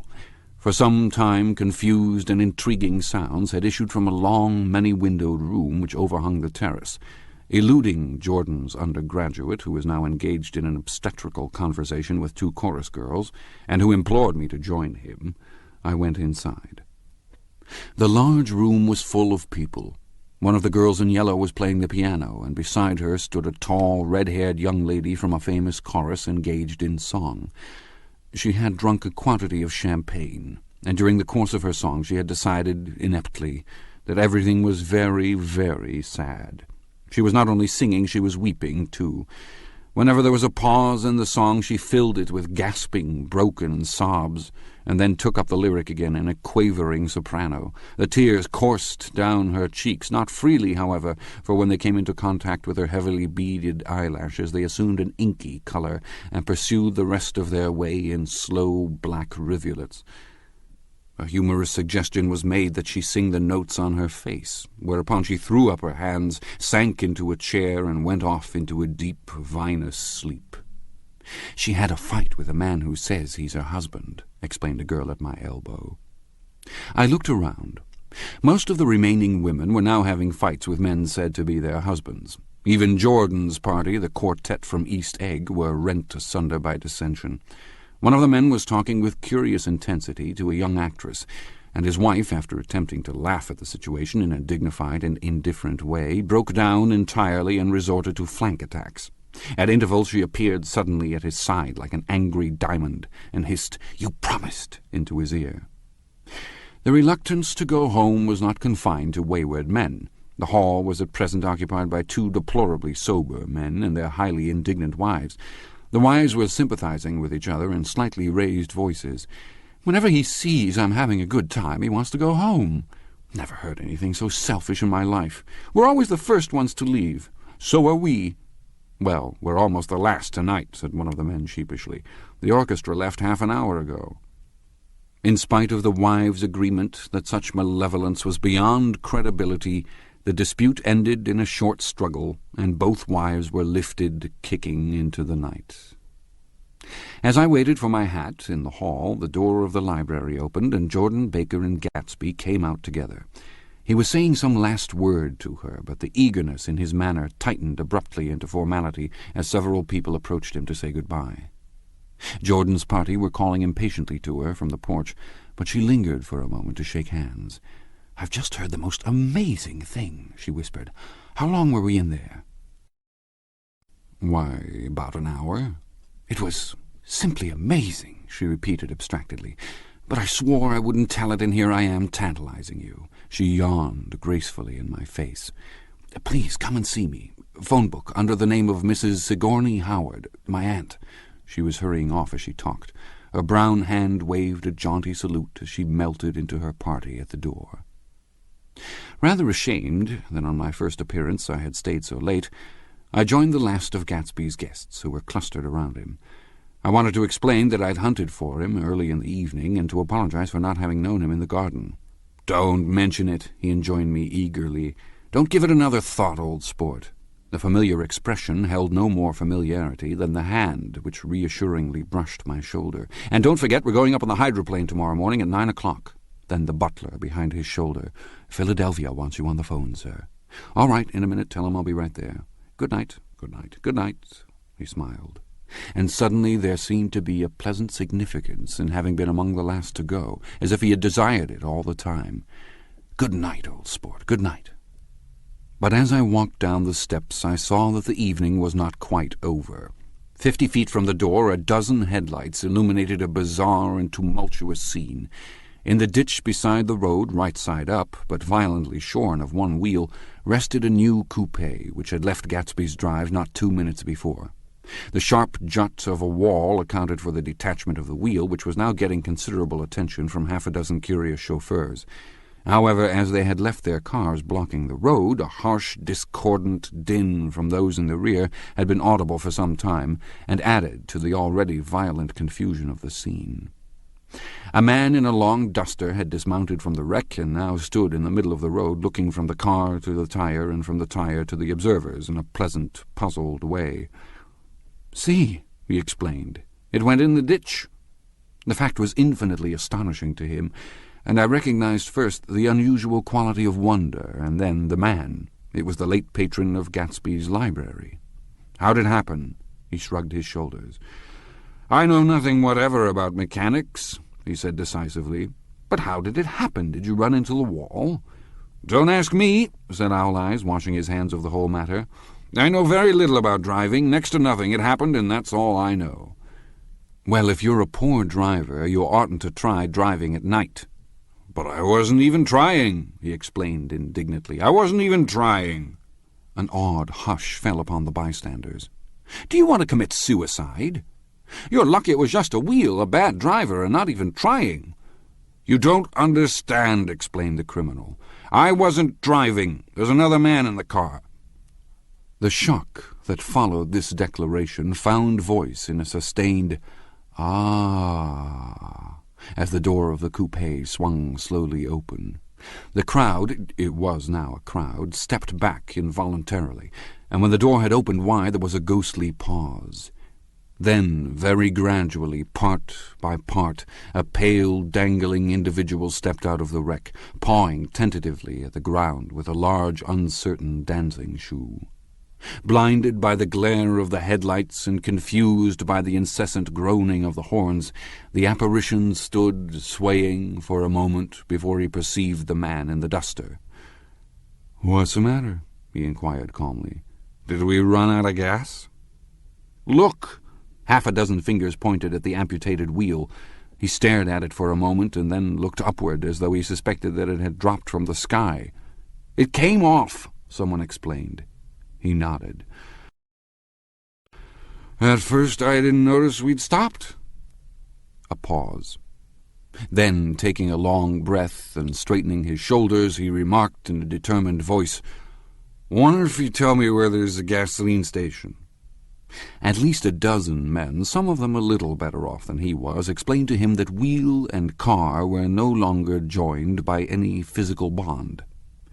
"Back out," he suggested after a moment. "Put her in reverse." "But the wheel's off." He hesitated. "No harm in trying," he said. The caterwauling horns had reached a crescendo, and I turned away and cut across the lawn toward home. I glanced back once. A wafer of a moon was shining over Gatsby's house, making the night fine as before, and surviving the laughter and the sound of his still glowing garden. A sudden emptiness seemed to flow now from the windows and the great doors, endowing with complete isolation the figure of the host, who stood on the porch, his hand up in a formal gesture of farewell. Reading over what I have written so far, I see I have given the impression that the events of 3 nights several weeks apart were all that absorbed me. On the contrary, they were merely casual events in a crowded summer, and until much later they absorbed me infinitely less than my personal affairs. Most of the time I worked. In the early morning the sun threw my shadow westward as I hurried down the white chasms of lower New York to the Probity Trust. I knew the other clerks and young bond salesmen by their first names, and lunched with them in dark, crowded restaurants on little pig sausages and mashed potatoes and coffee. I even had a short affair with a girl who lived in Jersey City and worked in the accounting department. But her brother began throwing mean looks in my direction, so when she went on her vacation in July, I let it blow quietly away. I took dinner usually at the Yale Club. For some reason it was the gloomiest event of my day.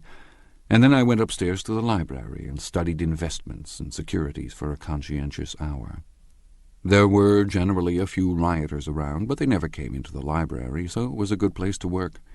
After that, if the night was mellow, I strolled down Madison Avenue, past the old Murray Hill Hotel, and over 33rd Street to the Pennsylvania Station. I began to like New York, the racy, adventurous feel of it at night, and the satisfaction that the constant flicker of men and women and machines gives to the restless eye. I liked to walk up Fifth Avenue and pick out romantic women from the crowd, and imagine that in a few minutes I was going to enter into their lives, and no one would ever know or disapprove.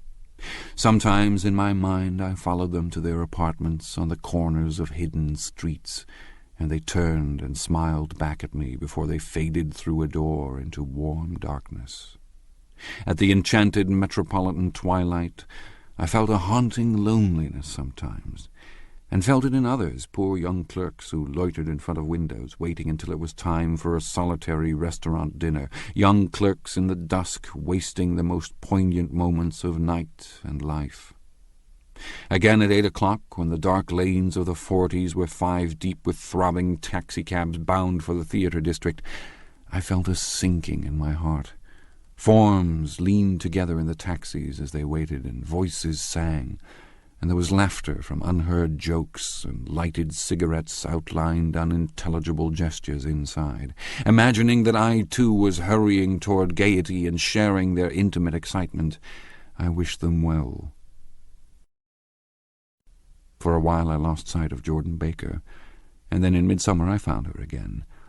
At first I was flattered to go places with her, because she was a golf champion and everyone knew her name. Then it was something more. I wasn't actually in love, but I felt a sort of tender curiosity.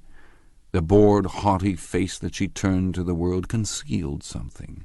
Most affectations conceal something eventually, even though they don't in the beginning. And one day I found what it was. When we were on a house party together up in Warwick, she left a borrowed car out in the rain with the top down and then lied about it. And suddenly I remembered the story about her that had eluded me that night at Daisy's. At her first big golf tournament there was a row that nearly reached the newspapers, a suggestion that she had moved her ball from a bad lie in the semi-final round. The thing approached the proportions of a scandal, then died away. The caddy retracted his statement, and the only other witness admitted that he might have been mistaken. The incident and the name had remained together in my mind. Jordan Baker instinctively avoided clever, shrewd men, and now I saw that this was because she felt safer on a plane where any divergence from a code would be thought impossible. She was incurably dishonest. She wasn't able to endure being at a disadvantage, and given this unwillingness, I suppose she had begun dealing in subterfuges when she was very young, in order to keep that cool, insolent smile turned to the world, and yet satisfy the demands of her hard, jaunty body. It made no difference to me. Dishonesty in a woman is a thing you never blame deeply. I was casually sorry, and then I forgot. It was on that same house party that we had a curious conversation about driving a car. It started because she passed so close to some workman that our fender flicked a button on one man's coat. "You're a rotten driver," I protested. "Either you ought to be more careful, or you oughtn't to drive at all." "I am careful." "No, you're not." "Well, other people are," she said lightly. "What's that got to do with it?" "They'll keep out of my way," she insisted. "It takes two to make an accident." "Suppose you met somebody just as careless as yourself." "I hope I never will," she answered. "I hate careless people. That's why I like you." Her grey, sun-strained eyes stared straight ahead, but she had deliberately shifted our relations, and for a moment I thought I loved her. But I am slow-thinking, and full of interior rules that act as brakes on my desires, and I knew that first I had to get myself definitely out of that tangle back home. I'd been writing letters once a week and signing them Love Nick, and all I could think of was how, when that certain girl played tennis, a faint moustache of perspiration appeared on her upper lip. Nevertheless, there was a vague understanding that had to be tactfully broken off before I was free. Everyone suspects himself of at least one of the cardinal virtues, and this is mine. I am one of the few honest people that I have ever known.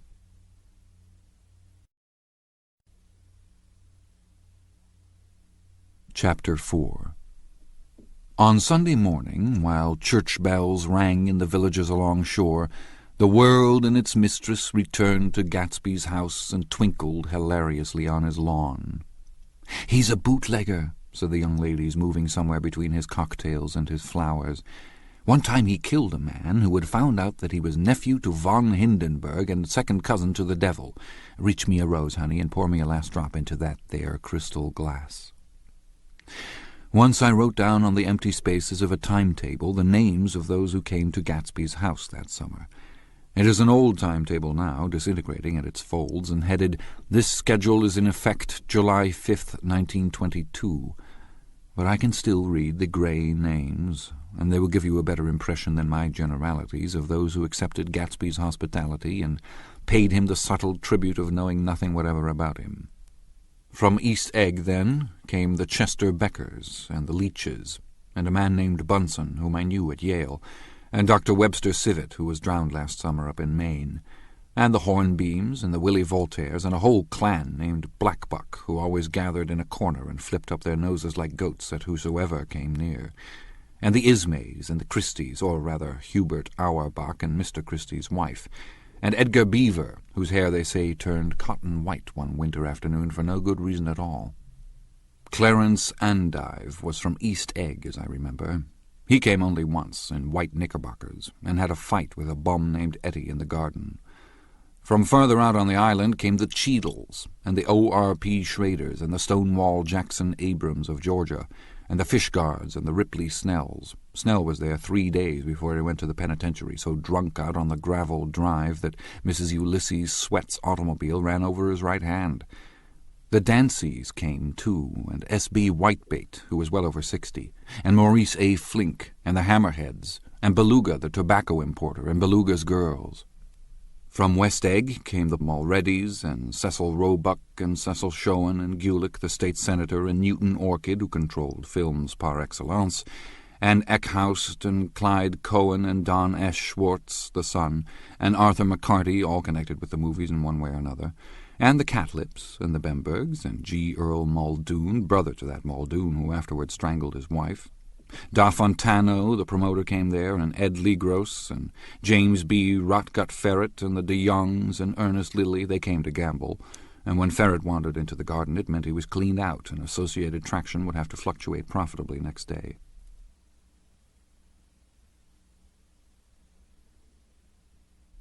A man named Klipspringer was there so often and so long that he became known as the Boarder. I doubt if he had any other home. Of theatrical people there were Gus Ways and Horace O'Donovan and Lester Meyer and George Duckweed and Francis Bull. Also from New York were the Cromes and the Backhissens and the Denekers and Russell Betty and the Corrigans and the Kelleher's and the Dewars and the Scullys and S.W. Belcher and the Smirks and the young Quinns, divorced now, and Henry L. Palmetto, who killed himself by jumping in front of a subway train in Times Square. Benny McClenahan arrived always with 4 girls. They were never quite the same ones in physical person, but they were so identical one with another that it inevitably seemed they had been there before. I've forgotten their names, Jacqueline, I think, or else Consuela, or Gloria, or Judy, or June, and their last names were either the melodious names of flowers and months, or the sterner ones of the great American capitalists, whose cousins, if pressed, they would confess themselves to be.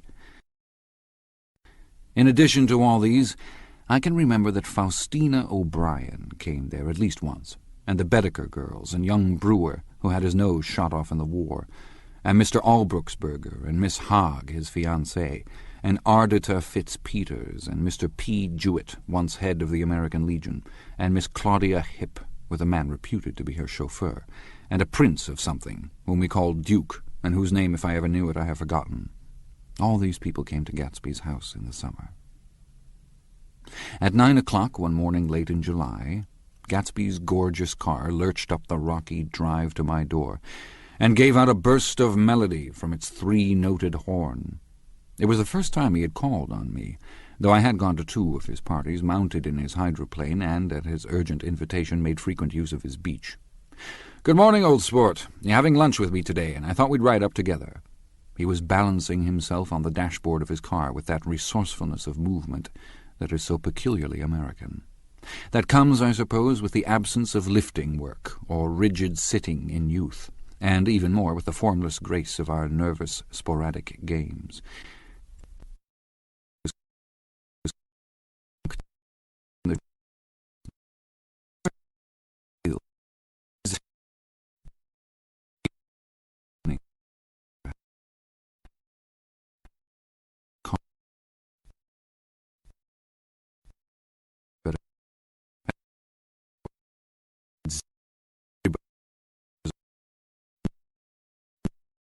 Swollen here and there in its monstrous length with triumphant hat boxes and supper boxes and tool boxes, and terraced with a labyrinth of windshields that mirrored a dozen suns. Sitting down behind many layers of glass in a sort of green leather conservatory, we started to town. I had talked with him perhaps half a dozen times in the past month, and found to my disappointment that he had little to say. So my first impression, that he was a person of some undefined consequence, had gradually faded, and he had become simply the proprietor of an elaborate roadhouse next door. And then came that disconcerting ride.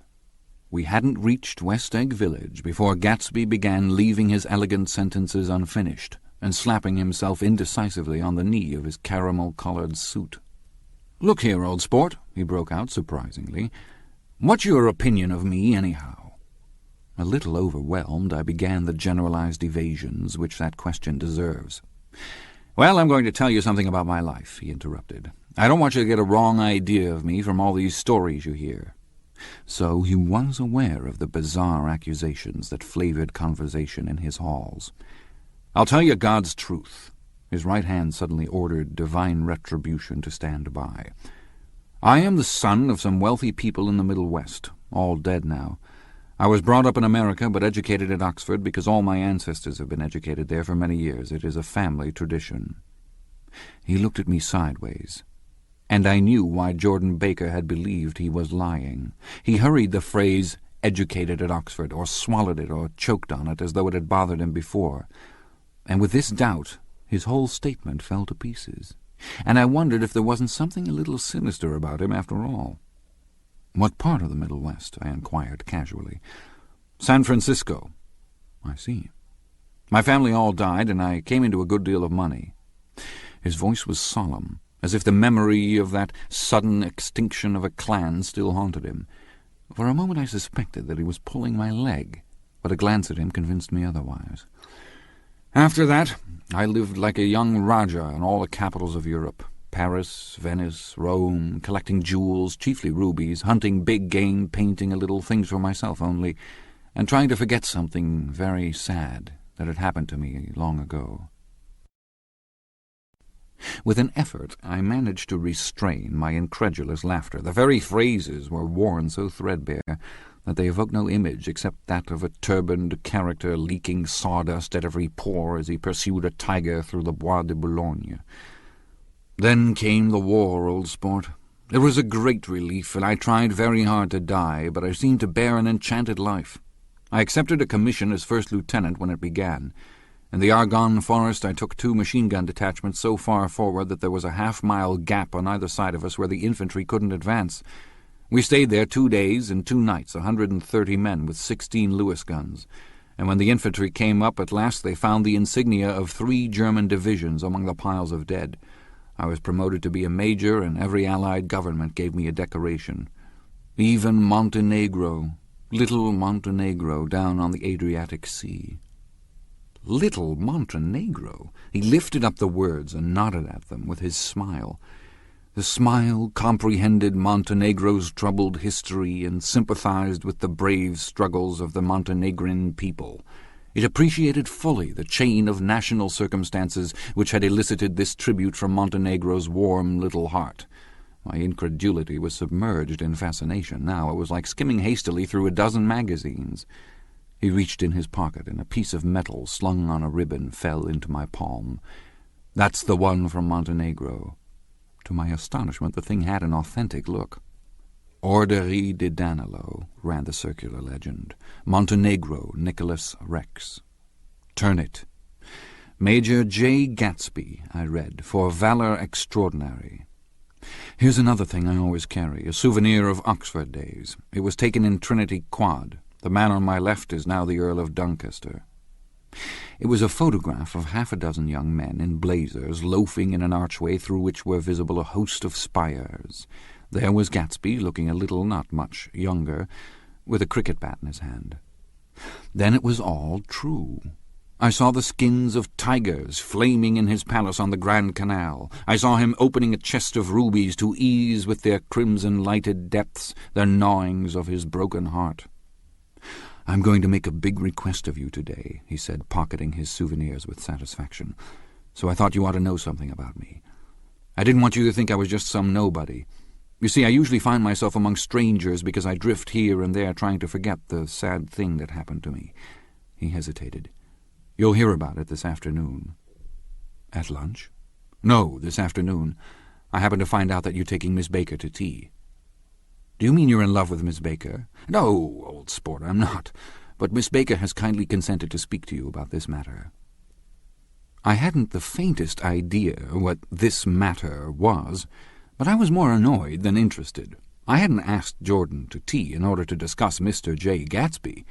I was sure the request would be something utterly fantastic, and for a moment I was sorry I'd ever set foot upon his overpopulated lawn.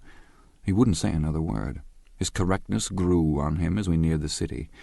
We passed Port Roosevelt, where there was a glimpse of red-belted ocean-going ships, and sped along a cobbled slum lined with the dark, undeserted saloons of the faded gilt 1900s.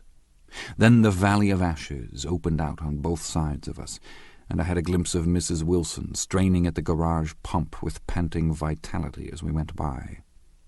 With fenders spread like wings, we scattered light through half Astoria.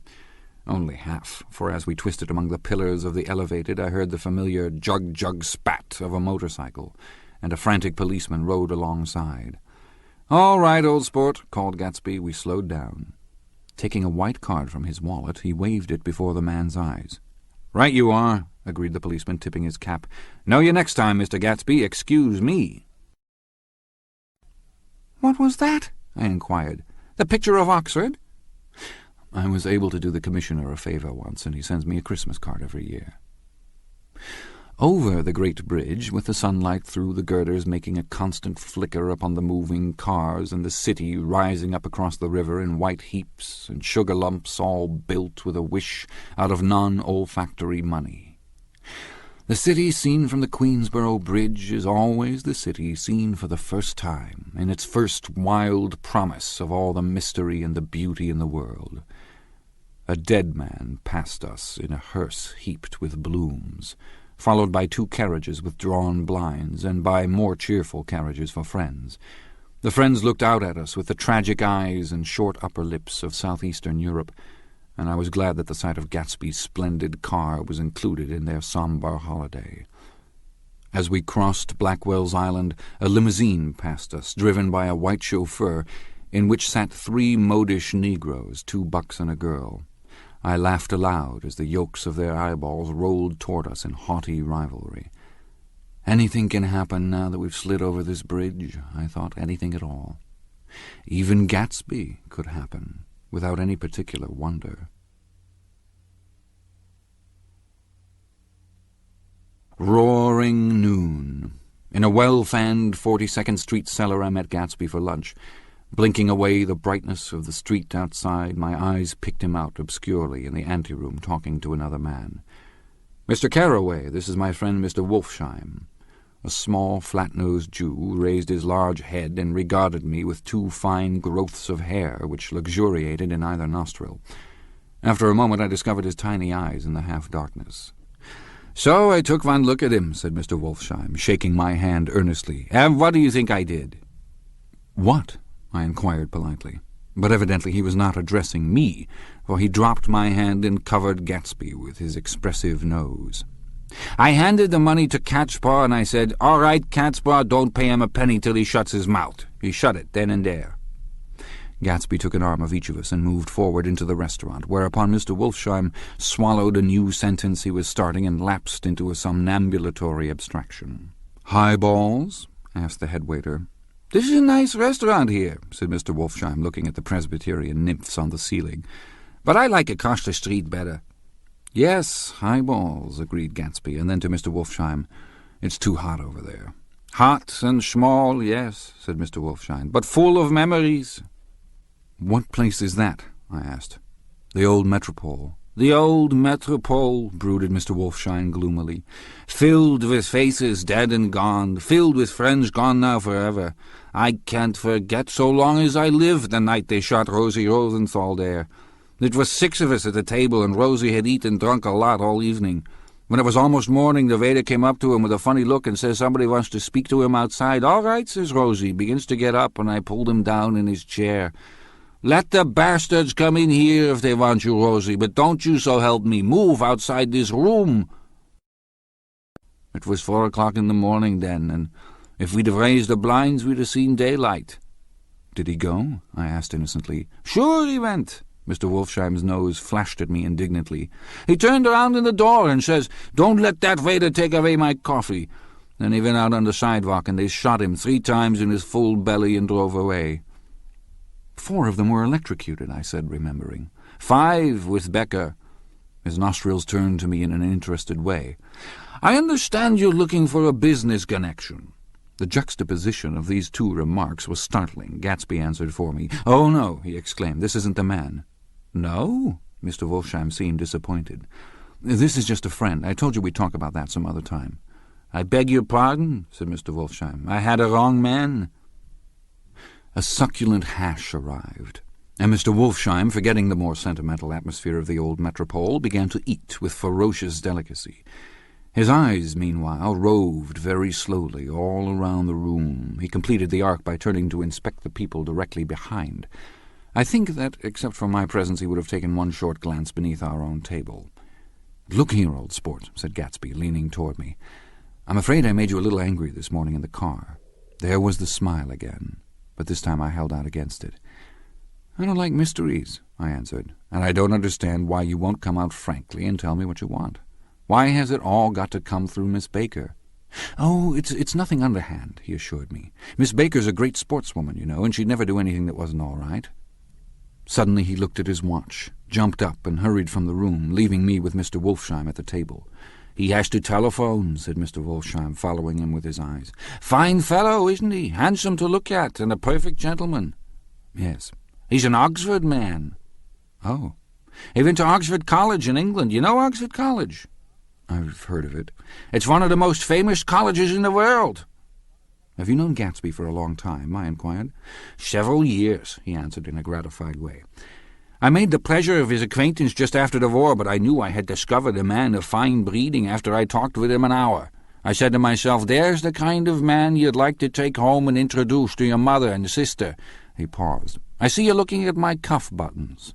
I hadn't been looking at them, but I did now. They were composed of oddly familiar pieces of ivory. "Finest specimens of human molars," he informed me. "Well," I inspected them, "that's a very interesting idea." "Yeah." He flipped his sleeves up under his coat. "Yeah, Gatsby's very careful about women. He would never so much as look at a friend's wife."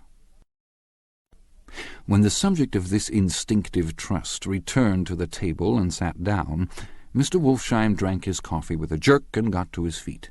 "I have enjoyed my lunch," he said, "and I'm going to run off from you two young men before I outstay my welcome." "Don't hurry, Meyer," said Gatsby without enthusiasm. Mr. Wolfsheim raised his hand in a sort of benediction. "You're very polite, but I belong to another generation," he announced solemnly. "You sit here and discuss your sports and your young ladies and your—" He supplied an imaginary noun with another wave of his hand. "As for me, I am 50 years old, and I won't impose myself on you any longer." As he shook hands and turned away, his tragic nose was trembling. I wondered if I had said anything to offend him. "He becomes very sentimental sometimes," explained Gatsby. "This is one of his sentimental days. He's quite a character around New York, a denizen of Broadway." "Who is he, anyhow? An actor?" "No." "A dentist?" "Meyer Wolfsheim? No, he's a gambler." Gatsby hesitated, then added coolly, "He's the man who fixed the World Series back in 1919. "Fixed the World Series?" I repeated. The idea staggered me. I remembered, of course, that the World Series had been fixed in 1919, but if I had thought of it at all, I would have thought of it as a thing that merely happened, the end of some inevitable chain. It never occurred to me that one man could start to play with the faith of 50 million people with the single-mindedness of a burglar blowing a safe. "How did he happen to do that?" I asked after a minute. "He just saw the opportunity." "Why isn't he in jail?" "They can't get him, old sport. He's a smart man." I insisted on paying the check. As the waiter brought my change, I caught sight of Tom Buchanan across the crowded room. "Come along with me for a minute," I said. "I've got to say hello to someone." When he saw us, Tom jumped up and took half a dozen steps in our direction. "Where have you been?" he demanded eagerly. "Daisy's furious because you haven't called up." "This is Mr. Gatsby, Mr. Buchanan." They shook hands briefly, and a strained, unfamiliar look of embarrassment came over Gatsby's face. "How have you been, anyhow?" demanded Tom of me. "How'd you happen to come up this far to eat?" "I've been having lunch with Mr. Gatsby." I turned toward Mr. Gatsby, but he was no longer there. "One October day in 1917, said Jordan Baker that afternoon, sitting up very straight on a straight chair in the tea garden at the Plaza Hotel, I was walking along from one place to another, half on the sidewalks and half on the lawns. I was happier on the lawns, because I had on shoes from England with rubber knobs on the soles that bit into the soft ground. I had on a new plaid skirt, also, that blew a little in the wind, and whenever this happened, the red, white, and blue banners in front of all the houses stretched out stiff and said tut-tut-tut-tut in a disapproving way. The largest of the banners and the largest of the lawns belonged to Daisy Fay's house. She was just 18, 2 years older than me, and by far the most popular of all the young girls in Louisville. She dressed in white and had a little white roadster, and all day long the telephone rang in her house, and excited young officers from Camp Taylor demanded the privilege of monopolizing her that night, anyways for an hour. When I came opposite her house that morning, her white roadster was beside the curb, and she was sitting in it with a lieutenant I had never seen before. They were so engrossed in each other that she didn't see me until I was 5 feet away. "Hello, Jordan," she called unexpectedly. "Please come here." I was flattered that she wanted to speak to me because of all the older girls I admired her most. She asked me if I was going to the Red Cross and make bandages. I was. Well, then, would I tell them that she couldn't come that day? The officer looked at Daisy while she was speaking, in a way that every young girl wants to be looked at some time, and because it seemed romantic to me, I have remembered the incident ever since. His name was Jay Gatsby, and I didn't lay eyes on him again for over 4 years. Even after I'd met him on Long Island, I didn't realize it was the same man. That was 1917. By the next year I had a few beaux myself, and I began to play in tournaments, so I didn't see Daisy very often. She went with a slightly older crowd, when she went with anyone at all. Wild rumors were circulating about her, how her mother had found her packing her bag one winter night to go to New York and say goodbye to a soldier who was going overseas. She was effectually prevented, but she wasn't on speaking terms with her family for several weeks. After that she didn't play around with the soldiers anymore, but only with a few flat-footed, short-sighted young men in town who couldn't get into the army at all. By the next autumn she was gay again, gay as ever. She had a debut after the armistice, and in February she was presumably engaged to a man from New Orleans. In June she married Tom Buchanan of Chicago, with more pomp and circumstance than Louisville ever knew before. He came down with 100 people in 4 private cars, and hired a whole floor of the Seelbach Hotel, and the day before the wedding he gave her a string of pearls valued at $350,000. I was a bridesmaid. I came into her room half an hour before the bridal dinner, and found her lying on her bed, as lovely as the June night in her flowered dress, and as drunk as a monkey. She had a bottle of Sauterne in one hand and a letter in the other. "Congratulate me," she muttered. "Never had a drink before, but oh, how I do enjoy it." "What's the matter, Daisy?" I was scared, I can tell you. I'd never seen a girl like that before. "Here, dears." She groped around in a wastebasket she had with her on the bed and pulled out the string of pearls. "Take 'em downstairs and give 'em back to whoever they belong to. Tell 'em all Daisy's changed her mind. Say, Daisy's changed her mind." She began to cry. She cried and cried. I rushed out and found her mother's maid, and we locked the door and got her into a cold bath. She wouldn't let go of the letter. She took it into the tub with her and squeezed it up into a wet ball, and only let me leave it in the soap dish when she saw that it was coming to pieces like snow. But she didn't say another word. We gave her spirits of ammonia and put ice on her forehead and hooked her back into her dress, and half an hour later, when we walked out of the room, the pearls were around her neck, and the incident was over. Next day at 5 o'clock she married Tom Buchanan without so much as a shiver, and started off on a 3-month trip to the South Seas. I saw them in Santa Barbara when they came back, and I thought I'd never seen a girl so mad about her husband. If he left the room for a minute, she'd look around uneasily and say, "Where's Tom gone?" and wear the most abstracted expression until she saw him coming in the door. She used to sit on the sand with his head in her lap by the hour, rubbing her fingers over his eyes and looking at him with unfathomable delight. It was touching to see them together. It made you laugh in a hushed, fascinated way. That was in August. A week after I left Santa Barbara, Tom ran into a wagon on the Ventura Road one night and ripped a front wheel off his car. The girl who was with him got into the papers, too, because her arm was broken. She was one of the chambermaids in the Santa Barbara Hotel. The next April, Daisy had her little girl, and they went to France for a year. I saw them one spring in Cannes, and later in Deauville, and then they came back to Chicago to settle down. Daisy was popular in Chicago, as you know. They moved with a fast crowd, all of them young and rich and wild, but she came out with an absolutely perfect reputation. Perhaps because she doesn't drink. It's a great advantage not to drink among hard-drinking people. You can hold your tongue, and moreover you can time any little irregularity of your own so that everybody else is so blind that they don't see or care. Perhaps Daisy never went in for amour at all, and yet there's something in that voice of hers. Well, about 6 weeks ago she heard the name Gatsby for the first time in years. It was when I asked you, do you remember, if you knew Gatsby in West Egg. After you had gone home, she came into my room and woke me up and said, "What Gatsby?" And when I described him, I was half asleep. She said in the strangest voice that it must be the man she used to know. It wasn't until then that I connected this Gatsby with the officer in her white car. When Jordan Baker had finished telling all this, we had left the plaza for half an hour and were driving in a Victoria through Central Park. The sun had gone down behind the tall apartments of the movie stars in the West 50s, and the clear voices of little girls, already gathered like crickets on the grass, rose through the hot twilight. "I'm the Sheik of Araby, your love belongs to me. At night when you're asleep, into your tent I'll creep." "It was a strange coincidence," I said. "But it wasn't a coincidence at all." "Why not?" "Gatsby bought that house so that Daisy would be just across the bay." Then it had not been merely the stars to which he had aspired on that June night. He came alive to me, delivered suddenly from the womb of his purposeless splendor. "He wants to know," continued Jordan, "if you'll invite Daisy to your house some afternoon, and then let him come over." The modesty of the demand shook me.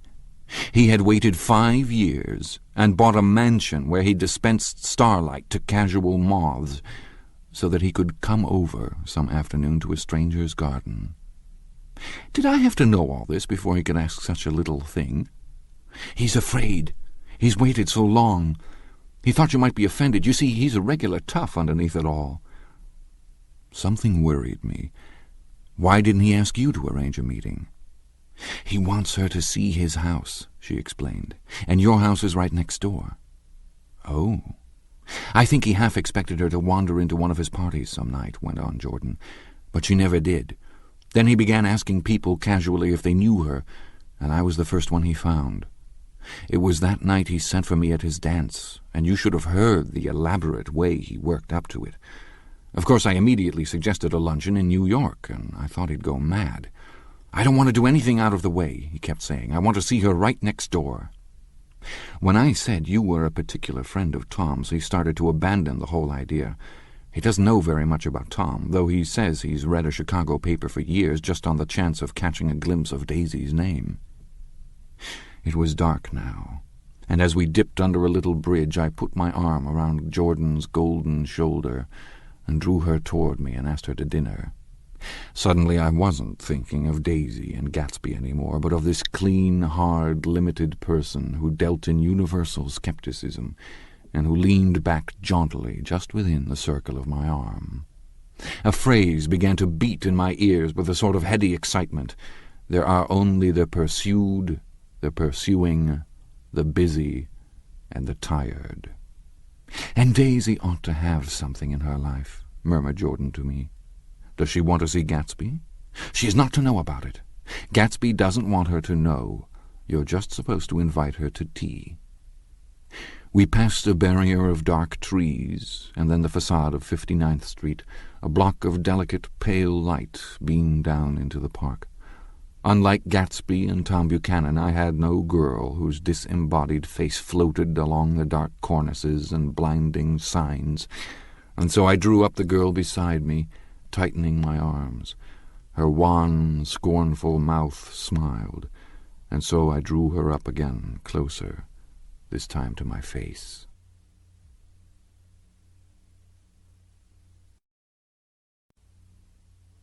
Chapter 5. When I came home to West Egg that night, I was afraid for a moment that my house was on fire. 2 o'clock, and the whole corner of the peninsula was blazing with light, which fell unreal on the shrubbery and made thin, elongating glints upon the roadside wires. Turning a corner, I saw that it was Gatsby's house, lit from tower to cellar. At first I thought it was another party, a wild rout that had resolved itself into hide-and-go-seek or sardines in the box, with all the house thrown open to the game. But there wasn't a sound. Only wind in the trees, which blew the wires and made the lights go off and on again, as if the house had winked into the darkness. As my taxi groaned away, I saw Gatsby walking toward me across his lawn. "Your place looks like the World's Fair," I said. "Does it?" He turned his eyes toward it absently. "I have been glancing into some of the rooms. Let's go to Coney Island, old sport, in my car." "It's too late." "Well, suppose we take a plunge in the swimming pool. I haven't made use of it all summer." "I've got to go to bed." "All right." He waited, looking at me with suppressed eagerness. "I talked with Miss Baker," I said after a moment. "I'm going to call up Daisy tomorrow and invite her over here to tea." "Oh, that's all right," he said carelessly. "I don't want to put you to any trouble." "What day would suit you?" "What day would suit you," he corrected me quickly. "I don't want to put you to any trouble, you see." "How about the day after tomorrow?" He considered for a moment. Then, with reluctance, "I want to get the grass cut," he said. We both looked at the grass. There was a sharp line where my ragged lawn ended, and the darker, well-kept expanse of his began. I suspected that he meant my grass. "There's another little thing," he said uncertainly, and hesitated. "Would you rather put it off for a few days?" I asked. "Oh, it isn't about that. At least—" He fumbled with a series of beginnings. "Why, I thought— Why, look here, old sport, you don't make much money, do you?" "Not very much." This seemed to reassure him, and he continued more confidently. "I thought you didn't, if you'll pardon my— You see, I carry on a little business on the side, a sort of sideline, you understand. And I thought that if you don't make very much— You're selling bonds, aren't you, old sport?" "Trying to." "Well, this would interest you. It wouldn't take up much of your time, and you might pick up a nice bit of money. It happens to be a rather confidential sort of thing." I realize now that under different circumstances that conversation might have been one of the crises of my life. But because the offer was obviously and tactlessly for a service to be rendered, I had no choice except to cut him off there. "I've got my hands full," I said. "I'm much obliged, but I couldn't take on any more work." "You wouldn't have to do any business with Wolfsheim." Evidently he thought that I was shying away from the connection mentioned at lunch, but I assured him he was wrong. He waited a moment longer, hoping I'd begin a conversation, but I was too absorbed to be responsive, so he went unwillingly home. The evening had made me light-headed and happy. I think I walked into a deep sleep as I entered my front door. So I don't know whether or not Gatsby went to Coney Island, or for how many hours he glanced into rooms while his house blazed gaudily on. I called up Daisy from the office next morning and invited her to come to tea. "Don't bring Tom," I warned her. "What? Don't bring Tom?" "Who is Tom?" she asked innocently. The day agreed upon was pouring rain. At 11 o'clock a man in a raincoat, dragging a lawn-mower, tapped at my front door and said that Mr. Gatsby had sent him over to cut my grass. This reminded me that I had forgotten to tell my Finn to come back, so I drove into West Egg Village to search for her among soggy, whitewashed alleys, and to buy some cups and lemons and flowers. The flowers were unnecessary, for at 2 o'clock a greenhouse arrived from Gatsby's with innumerable receptacles to contain it. An hour later the front door opened nervously, and Gatsby, in a white flannel suit, silver shirt, and gold-collared tie, hurried in. He was pale, and there were dark signs of sleeplessness beneath his eyes. "Is everything all right?" he asked immediately. "The grass looks fine, if that's what you mean." "What grass?" he inquired blankly. "Oh, the grass in the yard." He looked out the window at it, but judging from his expression, I don't believe he saw a thing. "Looks very good," he remarked vaguely. "One of the papers said they thought the rain would stop about 4. I think it was the Journal.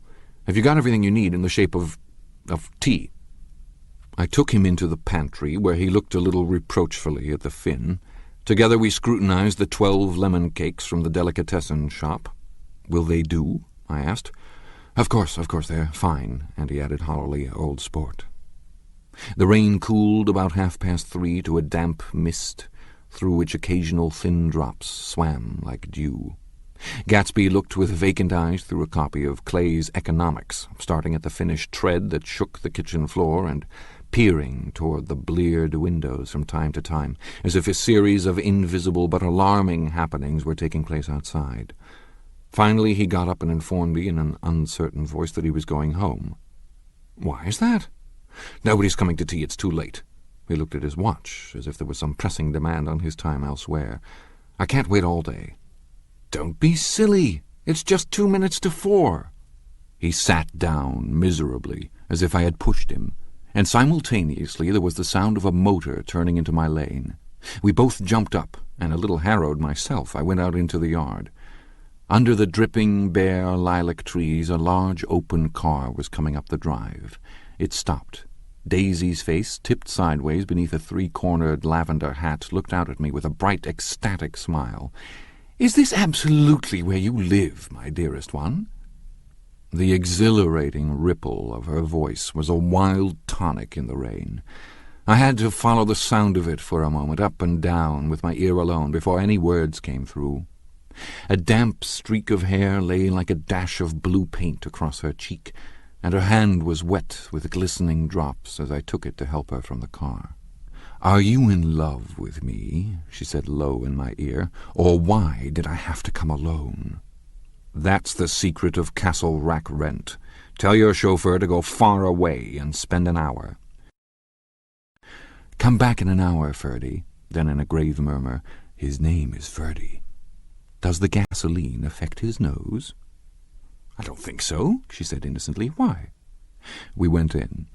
To my overwhelming surprise, the living room was deserted.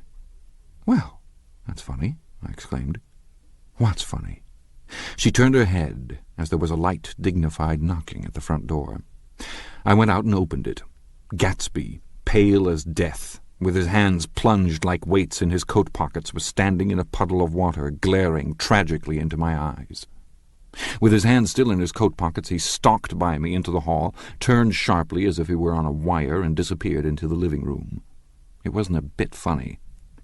Aware of the loud beating of my own heart, I pulled the door to against the increasing rain. For half a minute there wasn't a sound. Then from the living room I heard a sort of choking murmur, and part of a laugh, followed by Daisy's voice on a clear, artificial note. "I certainly am awfully glad to see you again." A pause. It endured horribly. I had nothing to do in the hall, so I went into the room. Gatsby, his hands still in his pockets, was reclining against the mantelpiece in a strained counterfeit of perfect ease, even of boredom. His head leaned back so far that it rested against the face of a defunct mantelpiece clock, and from this position his distraught eyes stared down at Daisy, who was sitting, frightened but graceful, on the edge of a stiff chair. "We've met before," muttered Gatsby. His eyes glanced momentarily at me, and his lips parted with an abortive attempt at a laugh. Luckily, the clock took this moment to tilt dangerously at the pressure of his head, whereupon he turned and caught it with trembling fingers and set it back in place. Then he sat down, rigidly, his elbow on the arm of the sofa and his chin in his hand. "I'm sorry about the clock," he said. My own face had now assumed a deep tropical burn. I couldn't muster up a single commonplace out of the 1,000 in my head. "It's an old clock," I told them idiotically. I think we all believed for a moment that it had smashed in pieces on the floor. "We haven't met for many years," said Daisy, her voice as matter-of-fact as it could ever be. 5 years next November. The automatic quality of Gatsby's answer set us all back at least another minute. I had them both on their feet, with the desperate suggestion that they help me make tea in the kitchen, when the demoniac Finn brought it in on a tray. Amid the welcome confusion of cups and cakes, a certain physical decency established itself. Gatsby got himself into a shadow, and while Daisy and I talked, looked conscientiously from one to the other of us with tense, unhappy eyes. However, as calmness wasn't an end in itself, I made an excuse at the first possible moment and got to my feet. "Where are you going?" demanded Gatsby in immediate alarm. "I'll be back. I've got to speak to you about something before you go." He followed me wildly into the kitchen, closed the door, and whispered, "Oh, God," in a miserable way. "What's the matter?" "This is a terrible mistake," he said, shaking his head from side to side. "A terrible, terrible mistake." "You're just embarrassed, that's all." And luckily I added, "Daisy's embarrassed, too." "She's embarrassed?" he repeated incredulously. "Just as much as you are." "Don't talk so loud." "You're acting like a little boy," I broke out impatiently. "Not only that, but you're rude. Daisy's sitting in there all alone." He raised his hand to stop my words, looked at me with unforgettable reproach, and opening the door cautiously, went back into the other room. I walked out the back way, just as Gatsby had when he had made his nervous circuit of the house half an hour before, and ran for a huge black-knotted tree whose massed leaves made a fabric against the rain. Once more it was pouring, and my irregular lawn, well shaved by Gatsby's gardener, abounded in small muddy swamps and prehistoric marshes. There was nothing to look at from under the tree except Gatsby's enormous house, so I stared at it, like Kant at his church steeple, for half an hour. A brewer had built it early in the period craze, a decade before, and there was a story that he'd agreed to pay 5 years' taxes on all the neighboring cottages if the owners would have their roofs thatched with straw. Perhaps their refusal took the heart out of his plan to found a family. He went into an immediate decline. His children sold his house with the black wreath still on the door. Americans, while occasionally willing to be serfs, have always been obstinate about being peasantry. After half an hour, the sun shone again, and the grocer's automobile rounded Gatsby's drive with the raw material for his servant's dinner. I felt sure he wouldn't eat a spoonful. A maid began opening the upper windows of his house, appeared momentarily in each, and leaning from a large central bay, spat meditatively into the garden.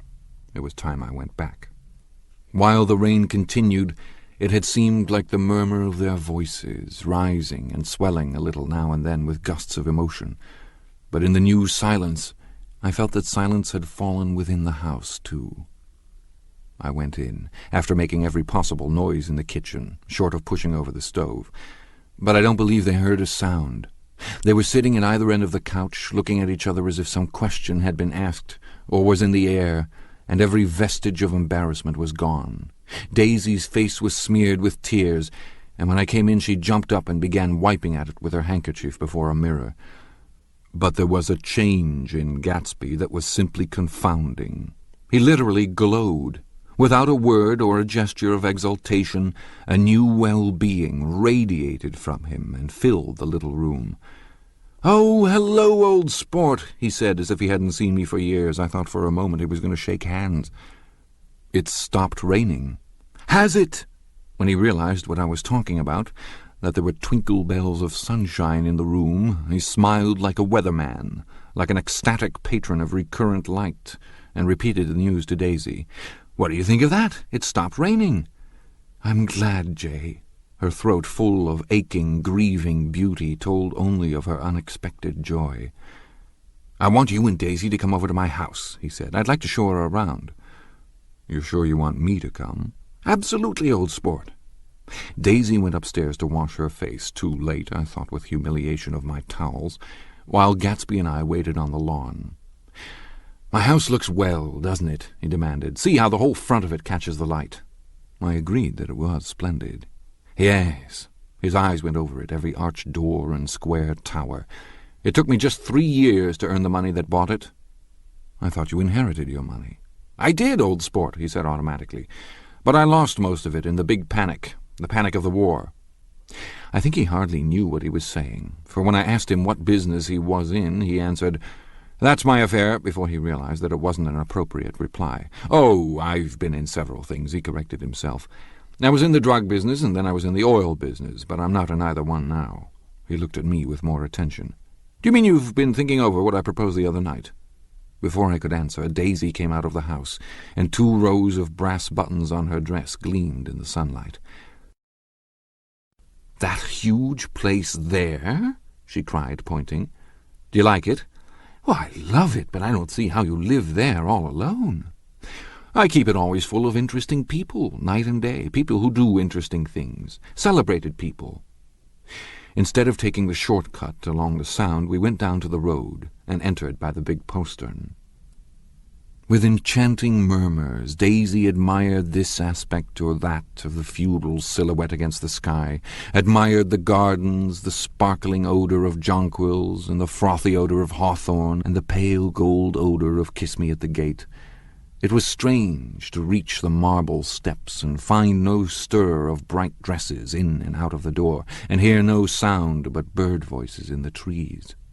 And inside, as we wandered through Marie Antoinette music rooms and restoration salons, I felt that there were guests concealed behind every couch and table, under orders to be breathlessly silent until we had passed through. As Gatsby closed the door of the Merton College Library, I could have sworn I heard the owl-eyed man break into ghostly laughter.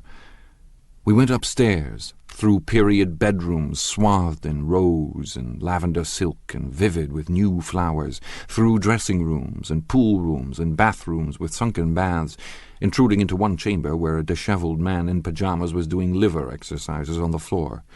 It was Mr. Klipspringer, the boarder. I had seen him wandering hungrily about the beach that morning. Finally we came to Gatsby's own apartment, a bedroom and a bath and an Adam's study, where we sat down and drank a glass of some chartreuse he took from a cupboard in the wall. He hadn't once ceased looking at Daisy, and I think he revalued everything in his house according to the measure of response it drew from her well-loved eyes. Sometimes, too, he stared around at his possessions in a dazed way, as though in her actual and astounding presence none of it was any longer real. Once he nearly toppled down a flight of stairs. His bedroom was the simplest room of all, except where the dresser was garnished with a toilet set of pure, dull gold. Daisy took the brush with delight and smoothed her hair, whereupon Gatsby sat down and shaded his eyes and began to laugh. "It's the funniest thing, old sport," he said hilariously. "I can't... when I try to—" He had passed visibly through 2 states and was entering upon a third. After his embarrassment and his unreasoning joy, he was consumed with wonder at her presence. He had been full of the idea so long, dreamed it right through to the end, waited with his teeth set, so to speak, at an inconceivable pitch of intensity. Now, in the reaction, he was running down like an overwound clock. Recovering himself in a minute, he opened for us 2 hulking patent cabinets, which held his massed suits and dressing-gowns and ties and his shirts, piled like bricks in stacks a dozen high. "I've got a man in England who buys me clothes. He sends over a selection of things at the beginning of each season, spring and fall."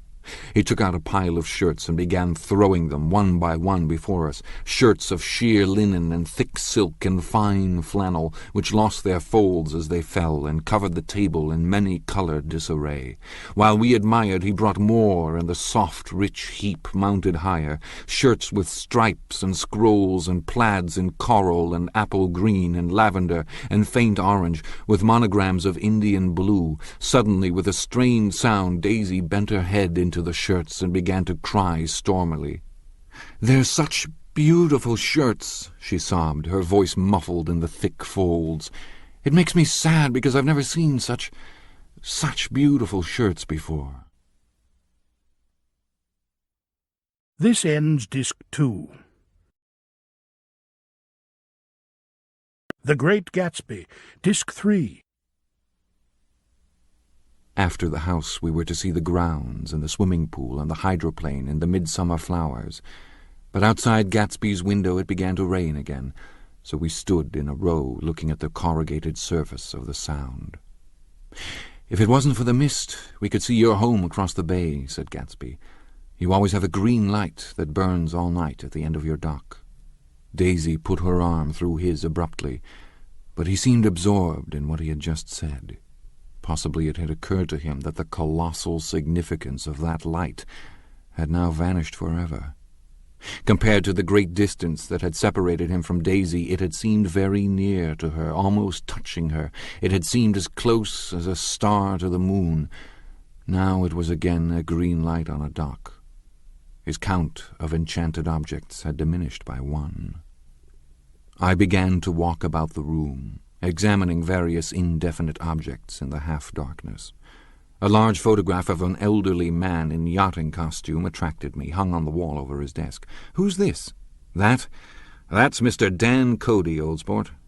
The name sounded faintly familiar. "He's dead now. He used to be my best friend years ago." There was a small picture of Gatsby, also in yachting costume, on the bureau. Gatsby, with his head thrown back defiantly, taken apparently when he was about 18. "I adore it," exclaimed Daisy. "The pompadour!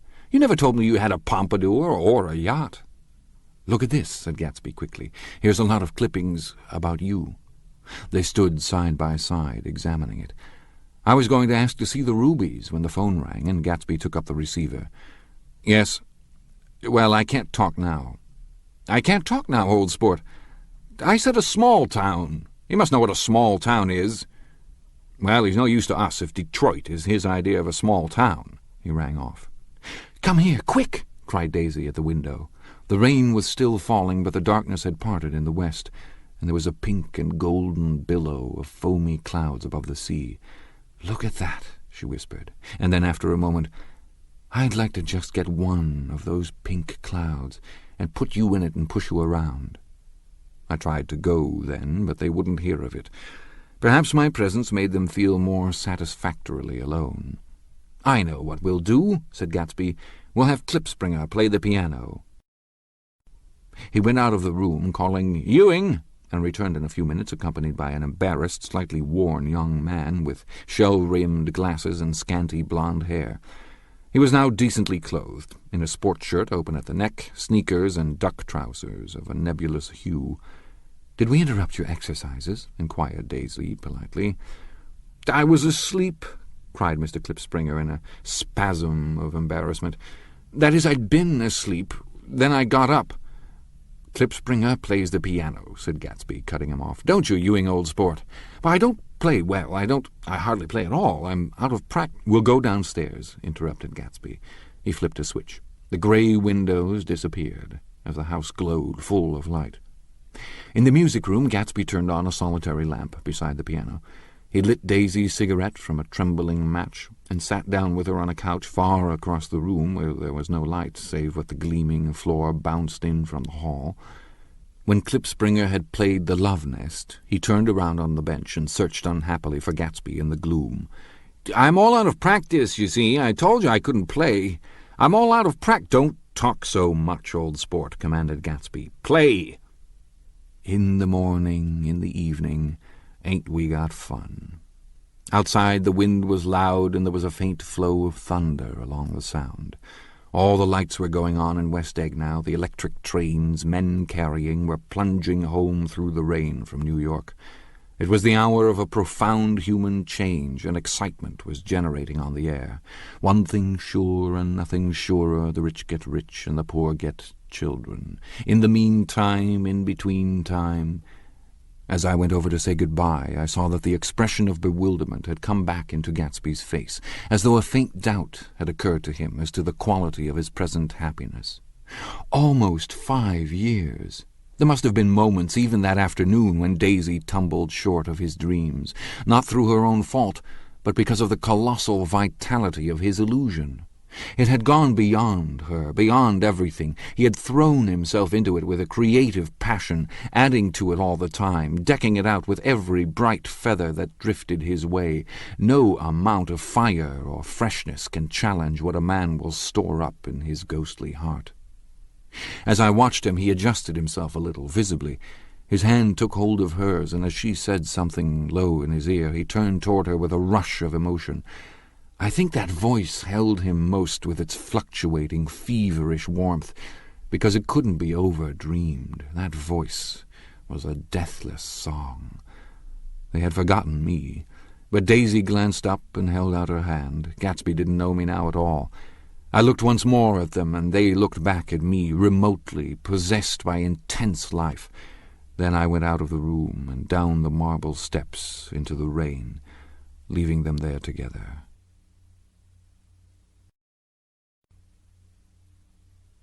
Chapter 6. About this time, an ambitious young reporter from New York arrived one morning at Gatsby's door and asked him if he had anything to say. "Anything to say about what?" inquired Gatsby politely. "Why, any statement to give out." It transpired, after a confused 5 minutes, that the man had heard Gatsby's name around his office, in a connection which he either wouldn't reveal or didn't fully understand. This was his day off, and with laudable initiative he had hurried out to see.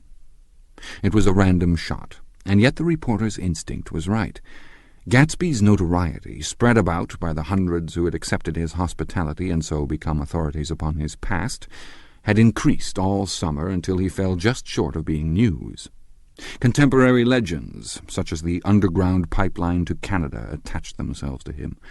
And there was one persistent story that he didn't live in a house at all, but in a boat that looked like a house and was moved secretly up and down the Long Island shore. Just why these inventions were a source of satisfaction to James Gatz of North Dakota isn't easy to say. James Gatz. That was really, or at least legally, his name. He had changed it at the age of 17 and at the specific moment that witnessed the beginning of his career, when he saw Dan Cody's yacht drop anchor over the most insidious flat on Lake Superior. It was James Gatz, who had been loafing along the beach that afternoon in a torn green jersey and a pair of canvas pants, but it was already Jay Gatsby who borrowed a rowboat, pulled out to the Tuolumne, and informed Cody that a wind might catch him and break him up in half an hour. I suppose he'd had the name ready for a long time, even then. His parents were shiftless and unsuccessful farm people. His imagination had never really accepted them as his parents at all. The truth was that Jay Gatsby of West Egg, Long Island, sprang from his platonic conception of himself. He was a son of God, a phrase which, if it means anything, means just that, and he must be about his father's business, the service of a vast, vulgar, and meretricious beauty. So he invented just the sort of Jay Gatsby that a 17-year-old boy would be likely to invent, and to this conception he was faithful to the end. For over a year he had been beating his way along the south shore of Lake Superior as a clam digger and a salmon fisher, or in any other capacity that brought him food and bed. His brown, hardening body lived naturally through the half-fierce, half-lazy work of the bracing days.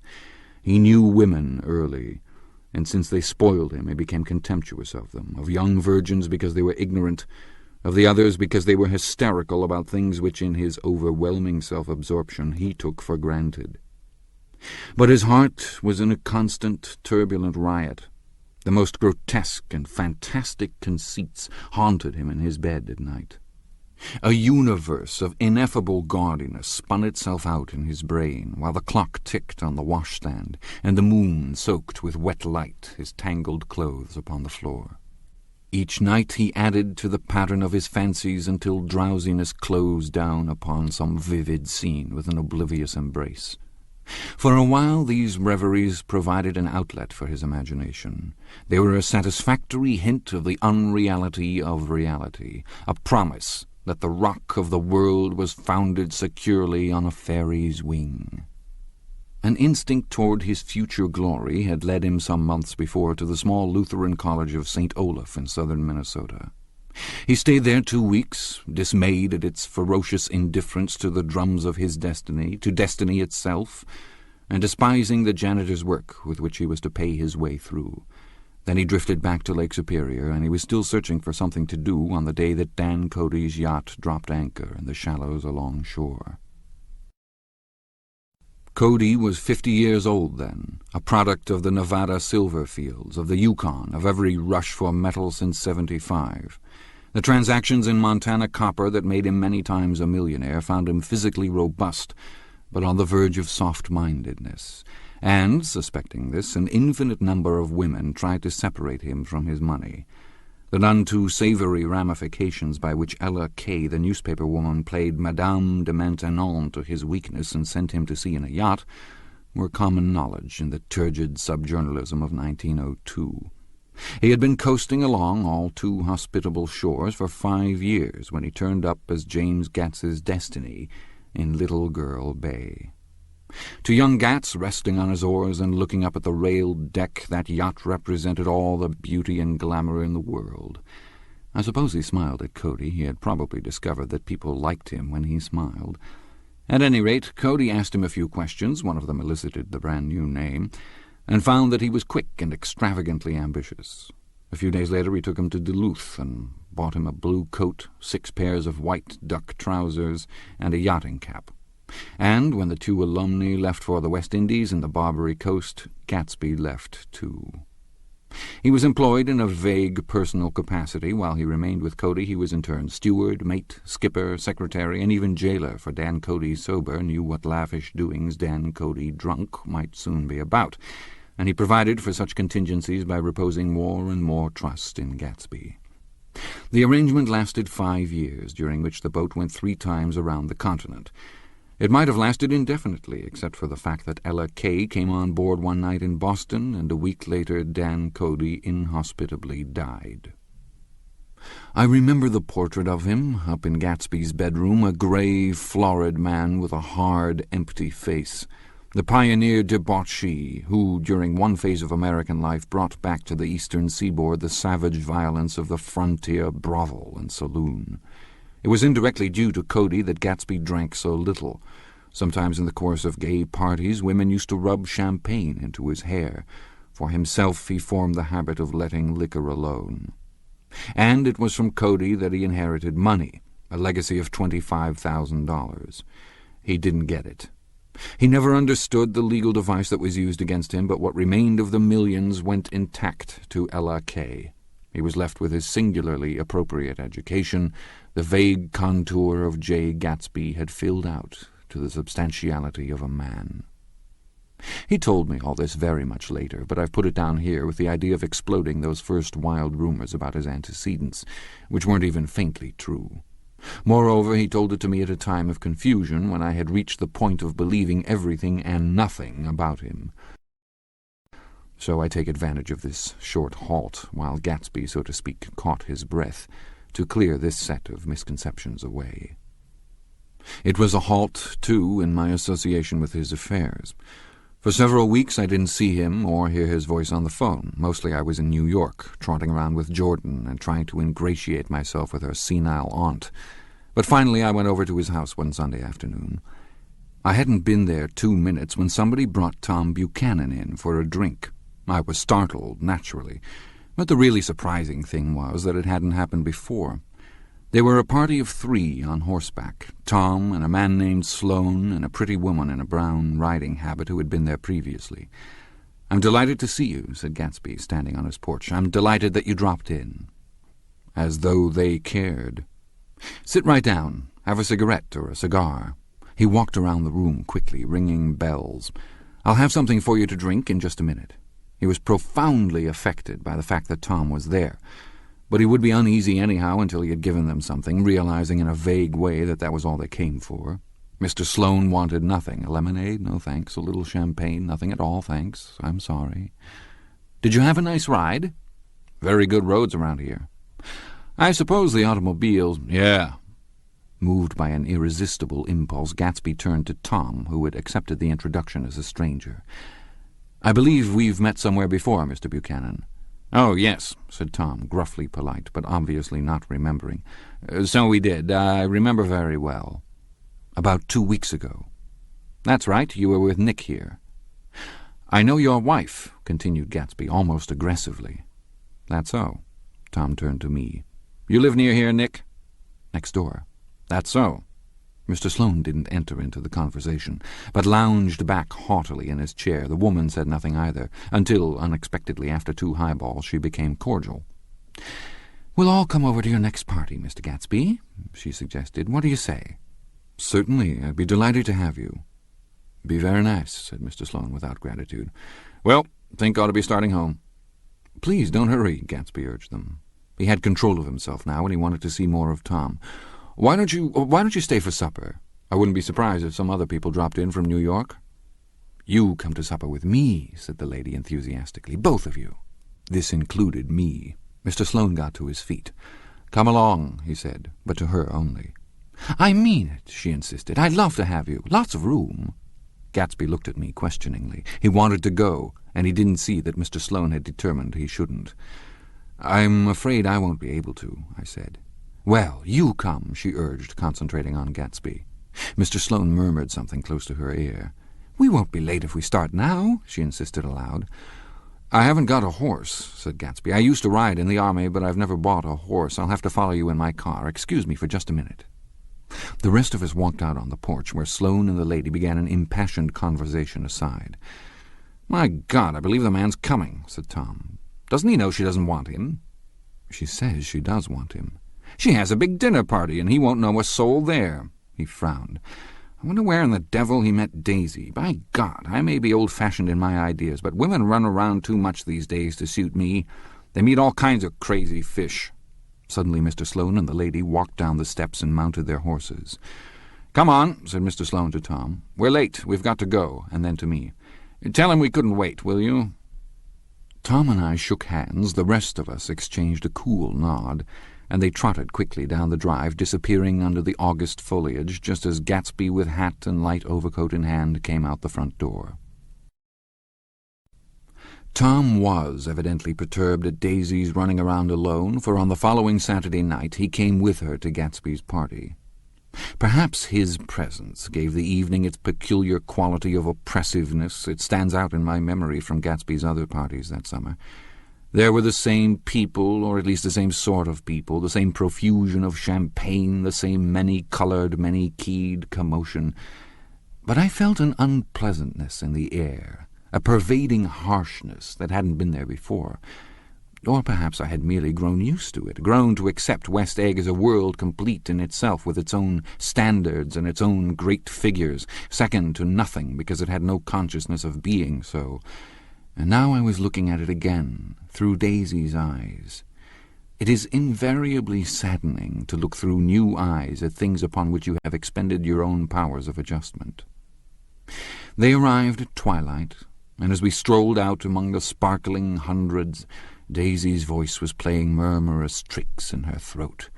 "These things excite me so," she whispered. "If you want to kiss me at any time during the evening, Nick, just let me know, and I'll be glad to arrange it for you. Just mention my name, or present a green card. I'm giving out green—" "Look around," suggested Gatsby.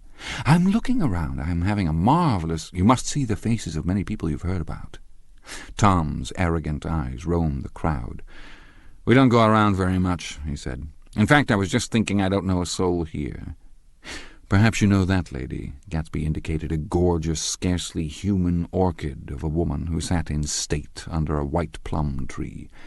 Tom and Daisy stared with that peculiarly unreal feeling that accompanies the recognition of a hitherto ghostly celebrity of the movies.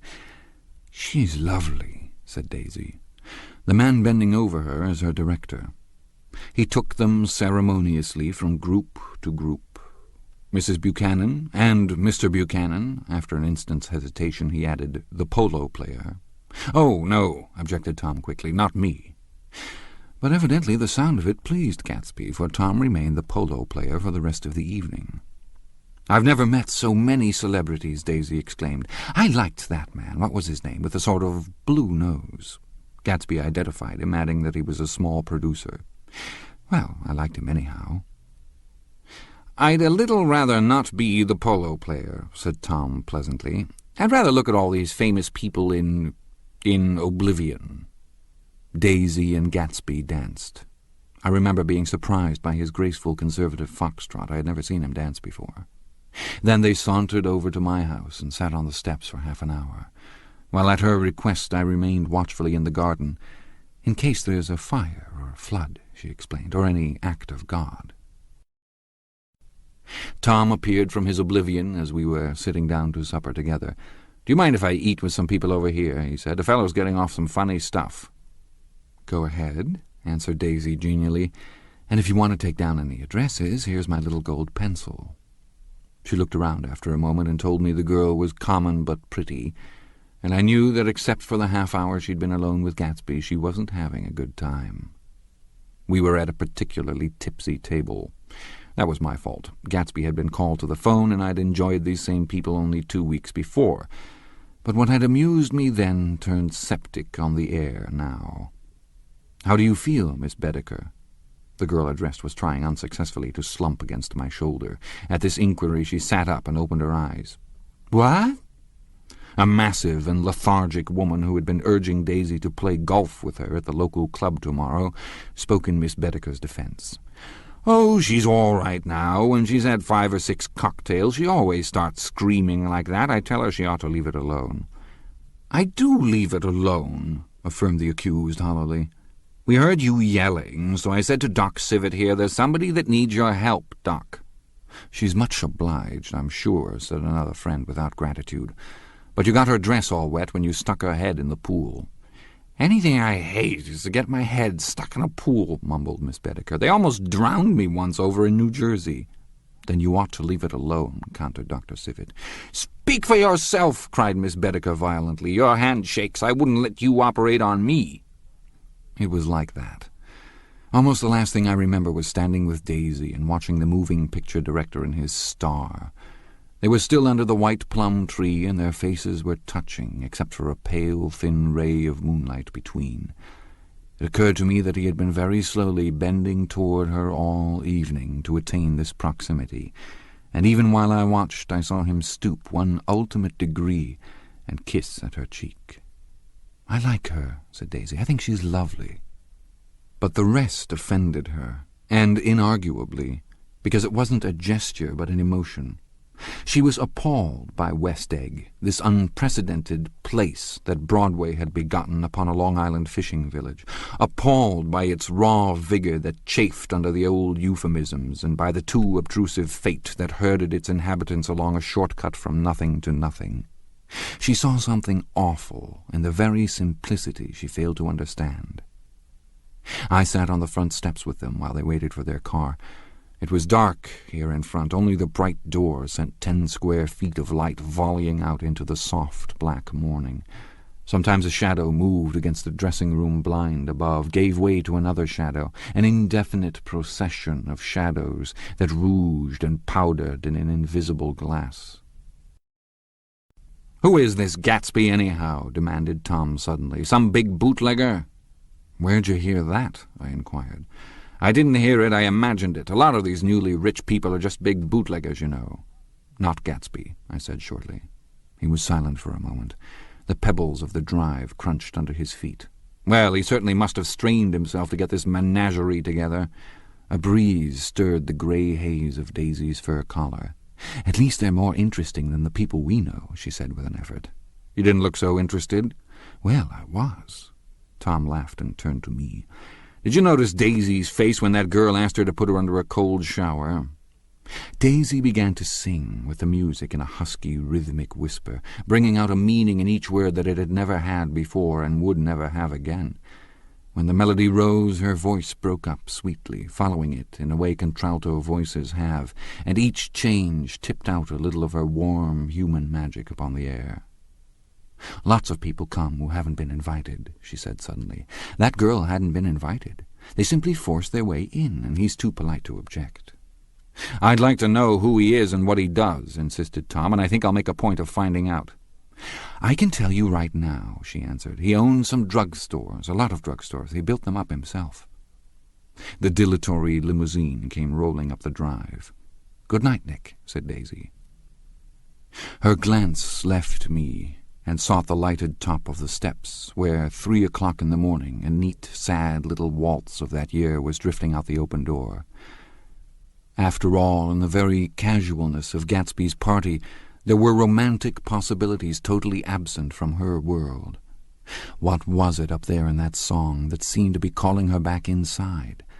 What would happen now, in the dim, incalculable hours? Perhaps some unbelievable guest would arrive, a person infinitely rare and to be marveled at, some authentically radiant young girl who, with one fresh glance at Gatsby, one moment of magical encounter, would blot out those 5 years of unwavering devotion. I stayed late that night. Gatsby asked me to wait until he was free, and I lingered in the garden until the inevitable swimming party had run up, chilled and exalted, from the black beach, until the lights were extinguished in the guest rooms overhead. When he came down the steps at last, the tanned skin was drawn unusually tight on his face, and his eyes were bright and tired. "She didn't like it," he said immediately. "Of course she did. She didn't like it," he insisted. "She didn't have a good time." He was silent, and I guessed at his unutterable depression. "I feel far away from her," he said. "It's hard to make her understand." "You mean about the dance?" The dance! He dismissed all the dances he had given with a snap of his fingers. "Old sport, the dance is unimportant." He wanted nothing less of Daisy than that she should go to Tom and say, "I never loved you." After she had obliterated 4 years with that sentence, they could decide upon the more practical measures to be taken. One of them was that after she was free they were to go back to Louisville and be married from her house, just as if it were 5 years ago.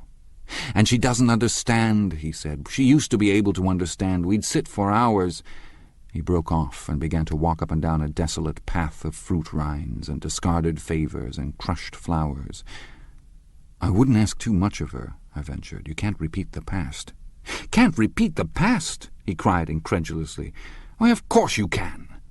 He looked around him wildly, as if the past were lurking here in the shadow of his house, just out of reach of his hand. I'm going to fix everything just the way it was before, he said, nodding determinedly. She'll see. He talked a lot about the past, and I gathered that he wanted to recover something, some idea of himself, perhaps, that had gone into loving Daisy. His life had been confused and disordered since then, but if he could once return to a certain starting place and go over it all slowly, he could find out what that thing was. One autumn night 5 years before, they had been walking down the street when the leaves were falling, and they came to a place where there were no trees and the sidewalk was white with moonlight. They stopped here and turned toward each other. Now it was a cool night with that mysterious excitement in it which comes at the 2 changes of the year. The quiet lights in the houses were humming out into the darkness, and there was a stir and bustle among the stars. Out of the corner of his eye, Gatsby saw that the blocks of the sidewalks really formed a ladder and mounted to a secret place above the trees. He could climb to it if he climbed alone, and once there he could suck on the pap of life, gulp down the incomparable milk of wonder. His heart beat faster and faster as Daisy's white face came up to his own. He knew that when he kissed this girl and forever wed his unutterable visions to her perishable breath, his mind would never romp again like the mind of God. So he waited, listening for a moment longer to the tuning fork that had been struck upon a star. Then he kissed her. At his lips' touch she blossomed for him like a flower, and the incarnation was complete. Through all he said, even through his appalling sentimentality, I was reminded of something, an elusive rhythm, a fragment of lost words that I had heard somewhere a long time ago. For a moment a phrase tried to take shape in my mouth, and my lips parted like a dumb man's, as though there was more struggling upon them than a wisp of startled air. But they made no sound, and what I had almost remembered was uncommunicable forever.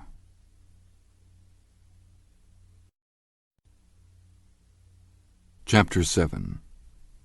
It was when curiosity about Gatsby was at its highest that the lights in his house failed to go on one Saturday night, and as obscurely as it had begun, his career as Trimalchio was over. Only gradually did I become aware that the automobiles which turned expectantly into his drive stayed for just a minute and then drove sulkily away. Wondering if he were sick, I went over to find out. An unfamiliar butler with a villainous face squinted at me suspiciously from the door. "Is Mr. Gatsby sick?" "Nope." After a pause he added, "Sir," in a dilatory, grudging way. I hadn't seen him around, and I was rather worried. "Tell him Mr. Carroway came over." "Who?"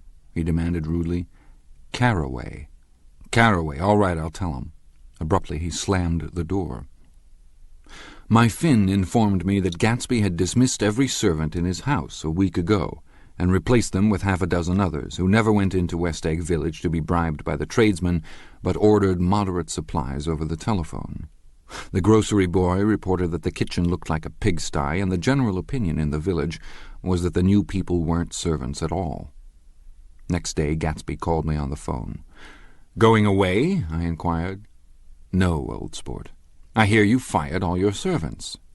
I wanted somebody who wouldn't gossip. Daisy comes over quite often, in the afternoons. So the whole caravanserai had fallen in, like a card house, at the disapproval in her eyes. "There's some people Wolfsheim wanted to do something for. They're all brothers and sisters. They used to run a small hotel." "I see." He was calling up at Daisy's request. Would I come to lunch at her house tomorrow? Miss Baker would be there. Half an hour later Daisy herself telephoned and seemed relieved to find that I was coming. Something was up. And yet I couldn't believe that they would choose this occasion for a scene, especially for the rather harrowing scene that Gatsby had outlined in the garden. The next day was broiling, almost the last, certainly the warmest of the summer. As my train emerged from the tunnel into sunlight, only the hot whistles of the National Biscuit Company broke the simmering hush at noon. The straw seats of the car hovered on the edge of combustion. The woman next to me perspired delicately for a while into her white shirtwaist, and then, as her newspaper dampened under her fingers, lapsed despairingly into deep heat with a desolate cry. Her pocketbook slapped to the floor. "Oh, my," she gasped. I picked it up with a weary bend and handed it back to her, holding it at arm's length and by the extreme tip of the corners to indicate that I had no designs upon it, but everyone nearby, including the woman, suspected me just the same. "Hot," said the conductor to familiar faces. "Some weather." "Hot. Hot. Hot. Is it hot enough for you? Is it hot? Is it—" My commutation ticket came back to me with a dark stain from his hand. That anyone should care in this heat whose flushed lips he kissed, whose head made damp the pajama pocket over his heart. Through the hall of the Buchanan's house blew a faint wind, carrying the sound of the telephone bell out to Gatsby and me as we waited at the door. "The master's body," roared the butler into the mouthpiece. "I'm sorry, madame, but we can't furnish it. It's far too hot to touch this noon." What he really said was, Yes, I'll see." He set down the receiver and came toward us, glistening slightly, to take our stiff straw hats. "Madame expects you in the salon," he cried, needlessly indicating the direction. In this heat every extra gesture was an affront to the common store of life. The room, shadowed well with awnings, was dark and cool. Daisy and Jordan lay upon an enormous couch like silver idols, weighing down their own white dresses against the singing breeze of the fans. "We can't move," they said together. Jordan's fingers, powdered white over their tan, rested for a moment in mine. "And Mr. Thomas Buchanan, the athlete?" I inquired. Simultaneously I heard his voice, gruff, muffled, husky, at the hall telephone. Gatsby stood in the center of the crimson carpet and gazed around with fascinated eyes. Daisy watched him and laughed her sweet, exciting laugh. A tiny gust of powder rose from her bosom into the air. "The rumor is," whispered Jordan, "that that's Tom's girl on the telephone." We were silent. The voice in the hall rose high with annoyance. "Very well, then I won't sell you the car at all. I'm under no obligations to you at all. And as for your bothering me about it at lunchtime, I won't stand that at all." "Holding down the receiver," said Daisy cynically. "No, he's not," I assured her. "It's a bona fide deal. I happen to know about it." Tom flung open the door, blocked out its space for a moment with his thick body, and hurried into the room. "Mr. Gatsby," he put out his broad, flat hand with well-concealed dislike. "I'm glad to see you, sir. Nick?" "Make us a cold drink," cried Daisy. As he left the room again, she got up and went over to Gatsby and pulled his face down, kissing him on the mouth. "You know I love you," she murmured. "You forget there's a lady present," said Jordan. Daisy looked around doubtfully. "You kiss Nick, too? What a low, vulgar girl." "I don't care," cried Daisy, and began to clog on the brick fireplace. Then she remembered the heat and sat down guiltily on the couch, just as a freshly laundered nurse leading a little girl came into the room. "Blessed, precious," she crooned, holding out her arms. "Come to your own mother that loves you." The child, relinquished by the nurse, rushed across the room and rooted shyly into her mother's dress. "The blessed precious. Did Mother get powder on your old yellowy hair? Stand up now and say howdy-do." Gatsby and I, in turn, leaned down and took the small, reluctant hand. Afterward he kept looking at the child with surprise. I don't think he had ever really believed in its existence before.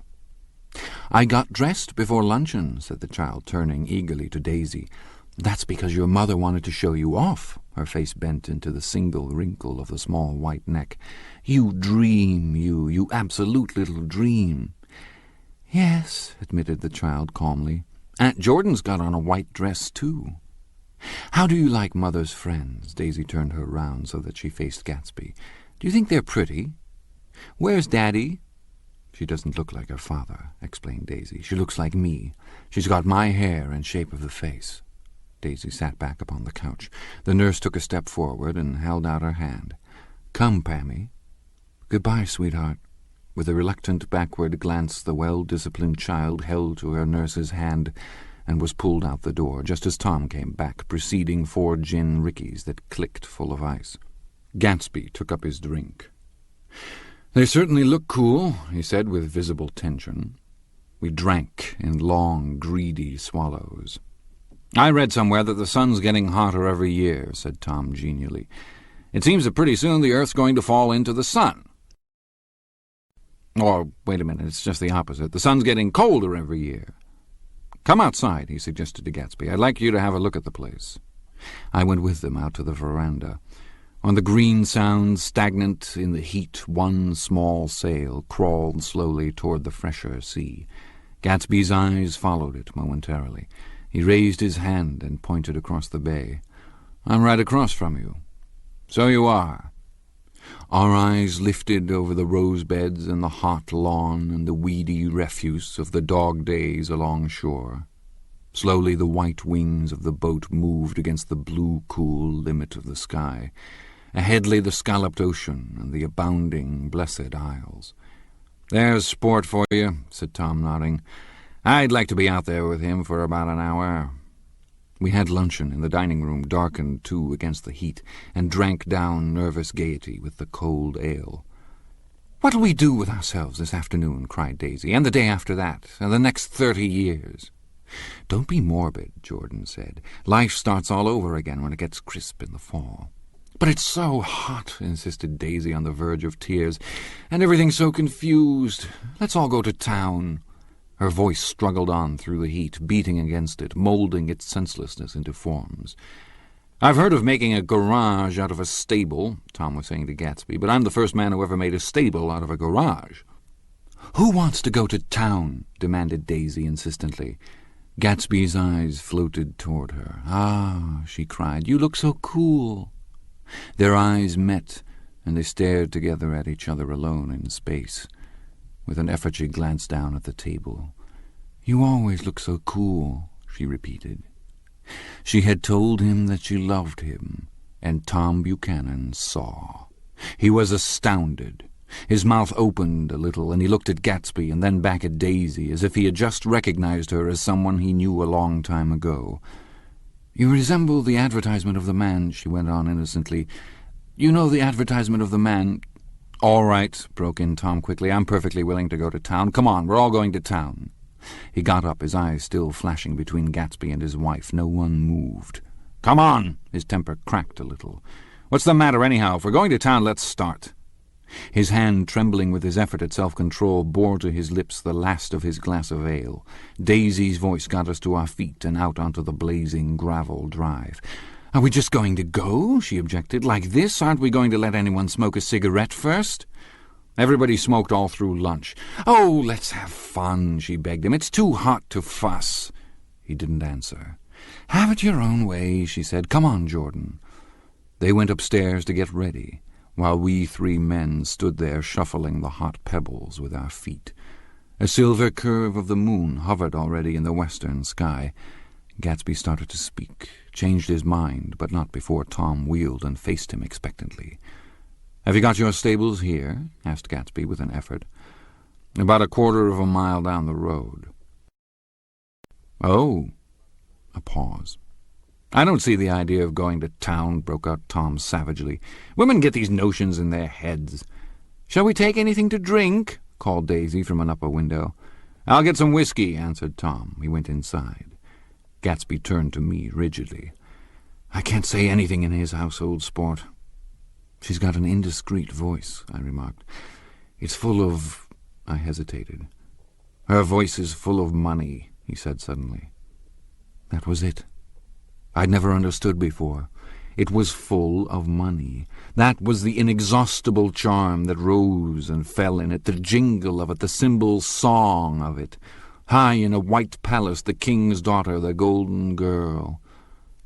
Tom came out of the house, wrapping a quart bottle in a towel, followed by Daisy and Jordan, wearing small, tight hats of metallic cloth and carrying light capes over their arms.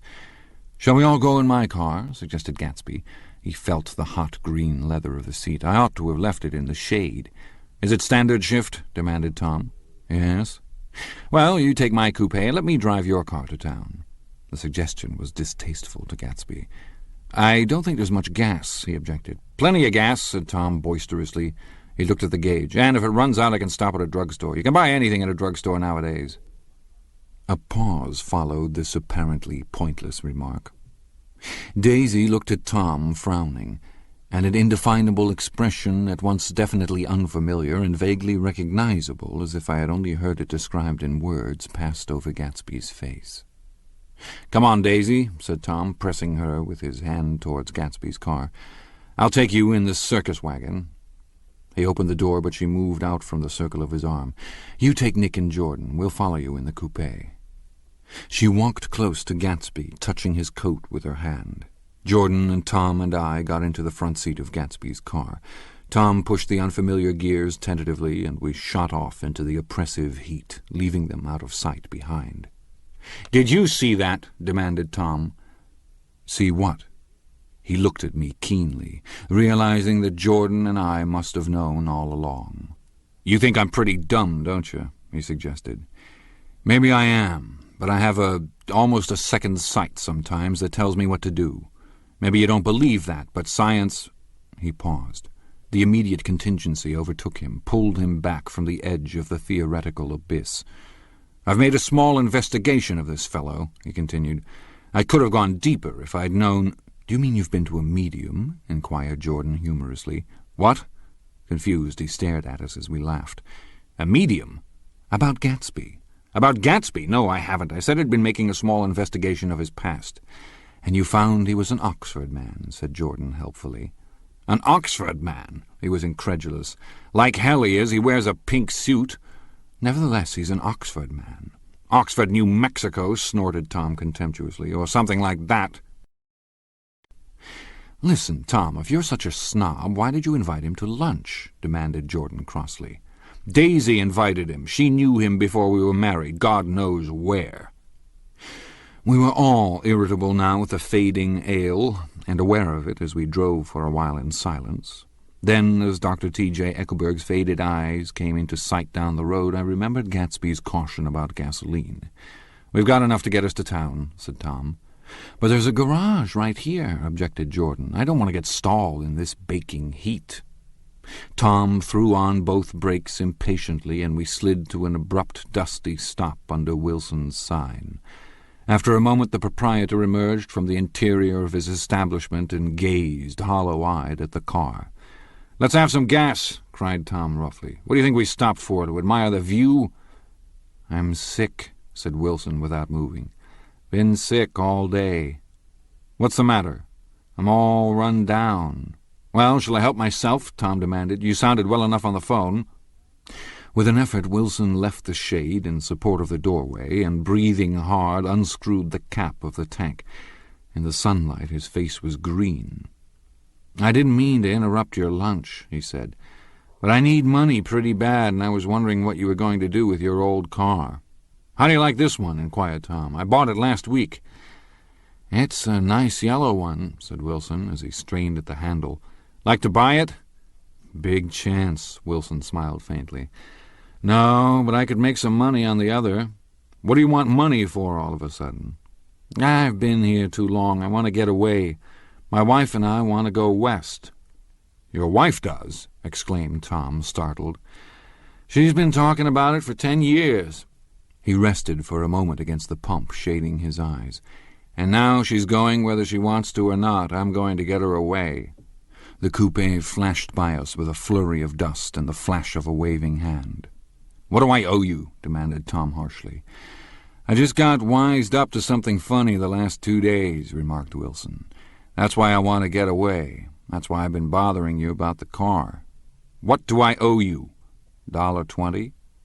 The relentless beating heat was beginning to confuse me, and I had a bad moment there before I realized that so far his suspicions hadn't alighted on Tom. He had discovered that Myrtle had some sort of life apart from him in another world, and the shock had made him physically sick.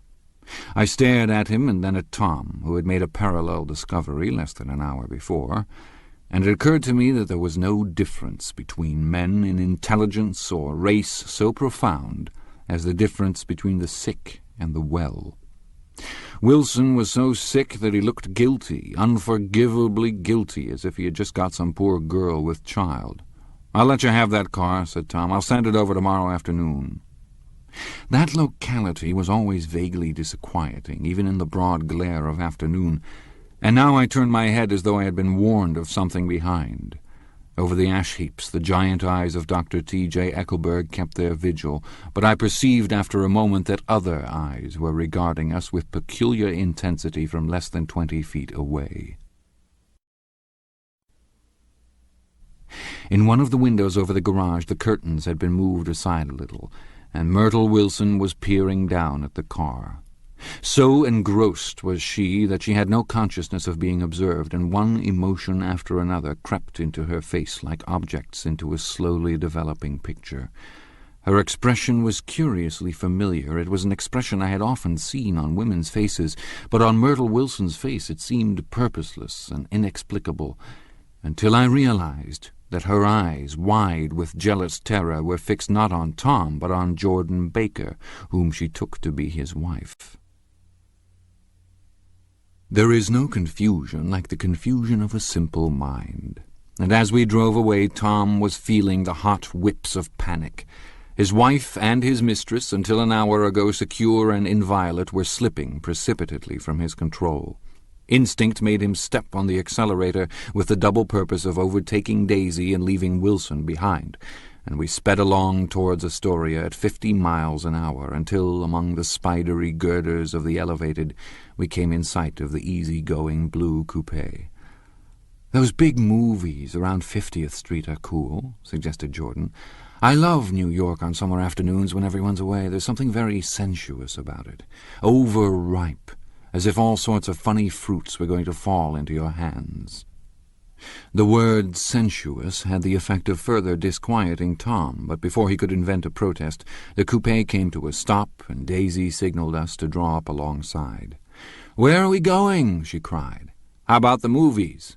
"It's so hot," she complained. "You go. We'll ride around and meet you after." With an effort, her wit rose faintly. "We'll meet you on some corner. I'll be the man smoking 2 cigarettes." "We can't argue about it here," Tom said impatiently as a truck gave out a cursing whistle behind us. "You follow me to the south side of Central Park in front of the plaza."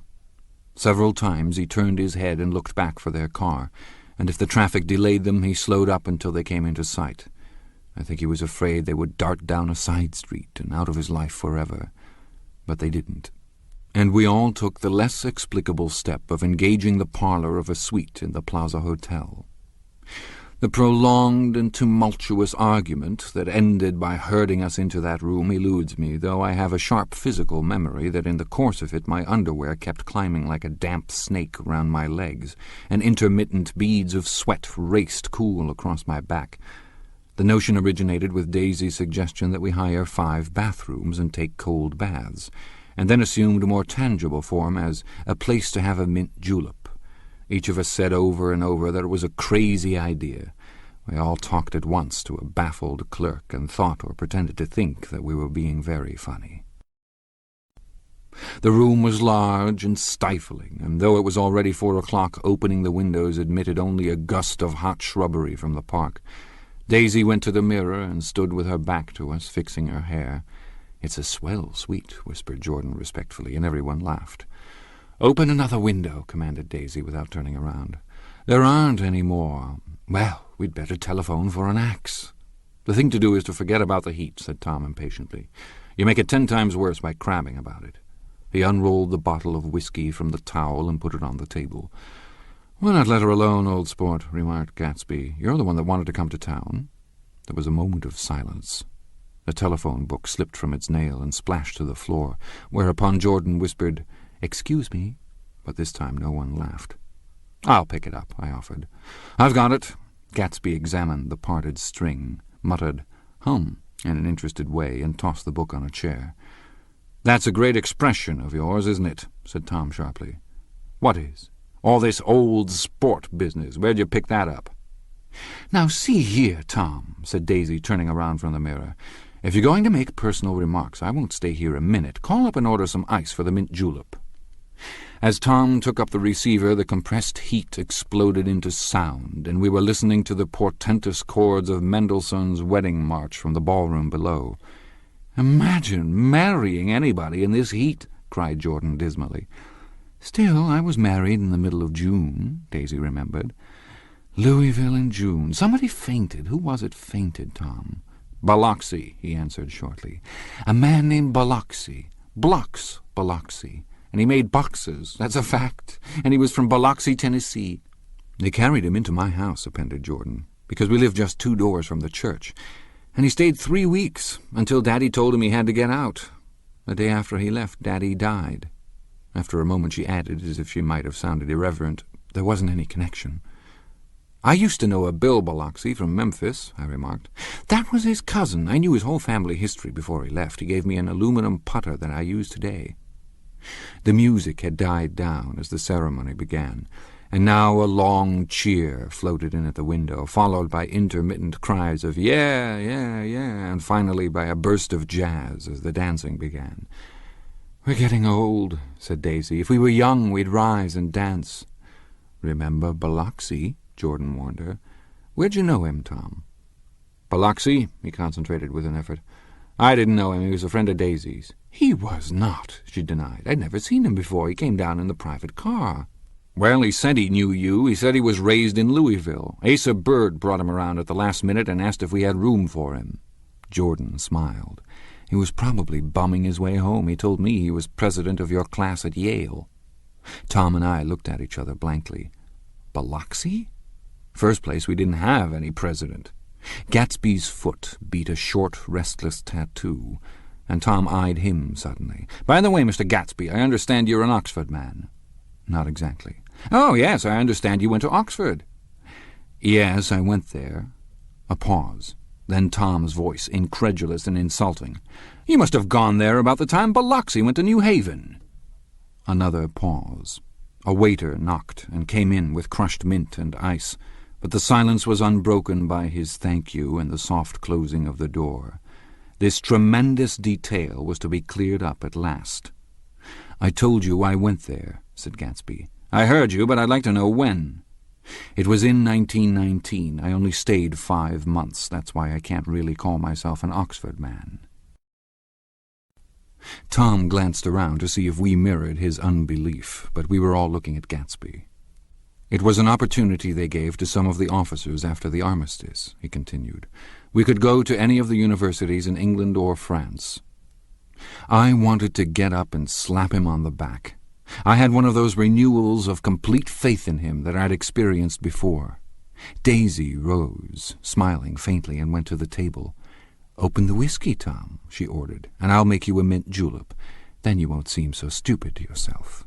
Look at the mint." "Wait a minute," snapped Tom. "I want to ask Mr. Gatsby one more question." "Go on," Gatsby said politely. "What kind of a row are you trying to cause in my house anyway?" They were out in the open at last, and Gatsby was content. "He isn't causing a row." Daisy looked desperately from one to the other. "You're causing a row. Please have a little self-control." "Self-control?" repeated Tom incredulously. "I suppose the latest thing is to sit back and let Mr. Nobody from Nowhere make love to your wife.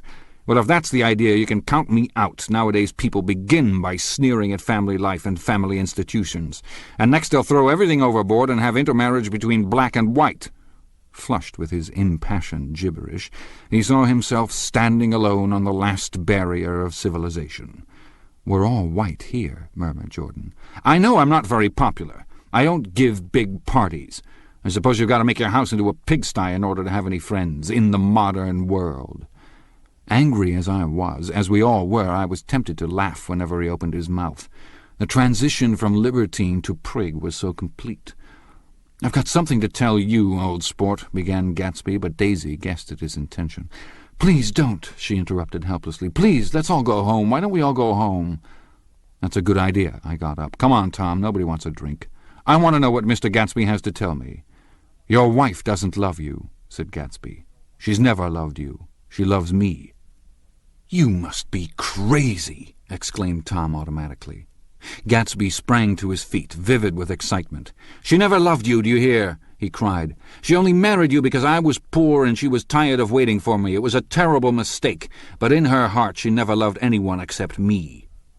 At this point, Jordan and I tried to go, but Tom and Gatsby insisted with competitive firmness that we remain, as though neither of them had anything to conceal, and it would be a privilege to partake vicariously of their emotions. "Sit down, Daisy." Tom's voice groped unsuccessfully for the paternal note. "What's been going on? I want to hear all about it." "I told you what's been going on," said Gatsby. "Going on for 5 years, and you didn't know." Tom turned to Daisy sharply. "You've been seeing this fellow for 5 years." "Not seeing," said Gatsby. "No, we couldn't meet. But both of us loved each other all that time, old sport, and you didn't know. I used to laugh sometimes," but there was no laughter in his eyes, "to think that you didn't know." "Oh, that's all." Tom tapped his thick fingers together like a clergyman and leaned back in his chair. "You're crazy," he exploded. "I can't speak about what happened 5 years ago because I didn't know Daisy then, and I'll be damned if I see how you got within a mile of her unless you brought the groceries to the back door. But all the rest of that's a goddamned lie. Daisy loved me when she married me, and she loves me now." "No," said Gatsby, shaking his head. "She does, though. The trouble is that sometimes she gets foolish ideas in her head and doesn't know what she's doing." He nodded sagely. "And what's more, I love Daisy, too. Once in a while I go off on a spree and make a fool of myself, but I always come back, and in my heart I love her all the time." "You're revolting," said Daisy. She turned to me, and her voice, dropping an octave lower, filled the room with thrilling scorn. "Do you know why we left Chicago? I'm surprised that they didn't treat you to the story of that little spree." Gatsby walked over and stood beside her. "Daisy, that's all over now," he said earnestly. "It doesn't matter any more. Just tell him the truth, that you never loved him, and it's all wiped out forever." She looked at him blindly. "Why, how could I love him, possibly? You never loved him." She hesitated. Her eyes fell on Jordan and me with a sort of appeal, as though she realized at last what she was doing, and as though she had never, all along, intended doing anything at all. But it was done now. It was too late. "I never loved him," she said with perceptible reluctance. "Not at Kapiolani?" demanded Tom suddenly. "No." From the ballroom beneath, muffled and suffocating chords were drifting up on hot waves of air. "Not that day I carried you down from the punch bowl to keep your shoes dry?" There was a husky tenderness in his tone. "Daisy, please don't." Her voice was cold, but the rancor was gone from it. She looked at Gatsby. "There, Jay," she said. But her hand, as she tried to light a cigarette, was trembling. Suddenly she threw the cigarette and the burning match on the carpet. "Oh, you want too much," she cried to Gatsby. "I love you now. Isn't that enough? I can't help what's past." She began to sob helplessly. "I did love him once, but I loved you too." Gatsby's eyes opened and closed. "You loved me too?" he repeated. "Even that's a lie," said Tom savagely. "She didn't know you were alive. Why, there are things between Daisy and me that you'll never know, things that neither of us can ever forget." The words seemed to bite physically into Gatsby. "I want to speak to Daisy alone," he insisted. "She's all excited now." "Even alone, I can't say I never loved Tom," she admitted in a pitiful voice. "It wouldn't be true." "Of course it wouldn't," agreed Tom. She turned to her husband. "As if it mattered to you," she said. "Of course it matters. I'm going to take better care of you from now on." "You don't understand," said Gatsby with a touch of panic. "You're not going to take care of her any more." "I'm not?" Tom opened his eyes wide and laughed. He could afford to control himself now. "Why's that?" "Daisy's leaving you." "Nonsense." "I am, though," she said with visible effort. "She's not leaving me." Tom's words suddenly leaned down over Gatsby. "Certainly not for a common swindler who'd have to steal the ring he put on her finger." "I won't stand this," cried Daisy. "Oh, please, let's get out." "Who are you, anyhow?" broke out Tom. "You're one of that bunch that hangs around with Meyer Wolfsheim. That much I happen to know. I've made a little investigation into your affairs, and I'll carry it further tomorrow." "You can suit yourself about that, old sport," said Gatsby steadily. "I found out what your drugstores were." He turned to us and spoke rapidly. "He and this Wolfsheim bought up a lot of side-street drugstores here and in Chicago and sold grain alcohol over the counter. That's one of his little stunts. I picked him for a bootlegger the first time I saw him, and I wasn't far wrong." "What about it?" said Gatsby politely. I guess your friend Walter Chase wasn't too proud to come in on it. And you left him in the lurch, didn't you? You let him go to jail for a month over in New Jersey. God, you ought to hear Walter on the subject of you. He came to us dead broke. He was very glad to pick up some money, old sport. Don't you call me old sport, cried Tom. Gatsby said nothing. Walter could have you up on the betting laws, too, but Wolfsheim scared him into shutting his mouth. That unfamiliar yet recognizable look was back again in Gatsby's face. That drugstore business was just small change, continued Tom slowly. But you've got something on now that Walter's afraid to tell me about. I glanced at Daisy, who was staring terrified between Gatsby and her husband, and at Jordan, who had begun to balance an invisible but absorbing object on the tip of her chin. Then I turned back to Gatsby, and was startled at his expression. He looked, and this is said in all contempt for the babbled slander of his garden, as if he had killed a man. For a moment the set of his face could be described in just that fantastic way. It passed, and he began to talk excitedly to Daisy, denying everything, defending his name against accusations that had not been made. But with every word she was drawing further and further into herself, so he gave that up, and only the dead dream fought on as the afternoon slipped away, trying to touch what was no longer tangible, struggling unhappily, undespairingly toward that lost voice across the room. The voice begged again to go. "Please, Tom, I can't stand this any more." Her frightened eyes told that whatever intentions, whatever courage she had had, were definitely gone. "You two start on home, Daisy," said Tom, "in Mr. Gatsby's car." She looked at Tom, alarmed now, but he insisted with magnanimous scorn. "Go on, he won't annoy you. I think he realizes that his presumptuous little flirtation is over." They were gone, without a word, snapped out, made accidental, isolated, like ghosts, even from our pity. After a moment, Tom got up and began wrapping the unopened bottle of whiskey in the towel. "Want any of this stuff, Jordan? Nick?" I didn't answer. "Nick?" he asked again. "What? Want any?" "No, I just remember that today's my birthday." I was 30. Before me stretched the portentous, menacing road of a new decade. It was 7 o'clock when we got into the coupe with him and started for Long Island. Tom talked incessantly, exulting and laughing, but his voice was as remote from Jordan and me as the foreign clamor on the sidewalk or the tumult of the elevated overhead. Human sympathy has its limits, and we were content to let all their tragic arguments fade with the city lights behind. 30. The promise of a decade of loneliness, a thinning list of single men to know, a thinning briefcase of enthusiasm, thinning hair. But there was Jordan beside me, who, unlike Daisy, was too wise ever to carry well-forgotten dreams from age to age. As we passed over the dark bridge, her wan face fell lazily against my coat's shoulder, and the formidable stroke of 30 died away with the reassuring pressure of her hand. So we drove on toward death through the cooling twilight. The young Greek, Michaelis, who ran the coffee joint beside the ash heaps, was the principal witness at the inquest. He had slept through the heat until after 5, when he strolled over to the garage and found George Wilson sick in his office. Really sick, pale as his own pale hair, and shaking all over. Michaelis advised him to go to bed, but Wilson refused, saying that he'd miss a lot of business if he did. While his neighbor was trying to persuade him, a violent racket broke out overhead. "I've got my wife locked in up there," explained Wilson calmly. "She's going to stay there till the day after tomorrow, and then we're going to move away." Michaelis was astonished. They had been neighbors for 4 years, and Wilson had never seemed faintly capable of such a statement.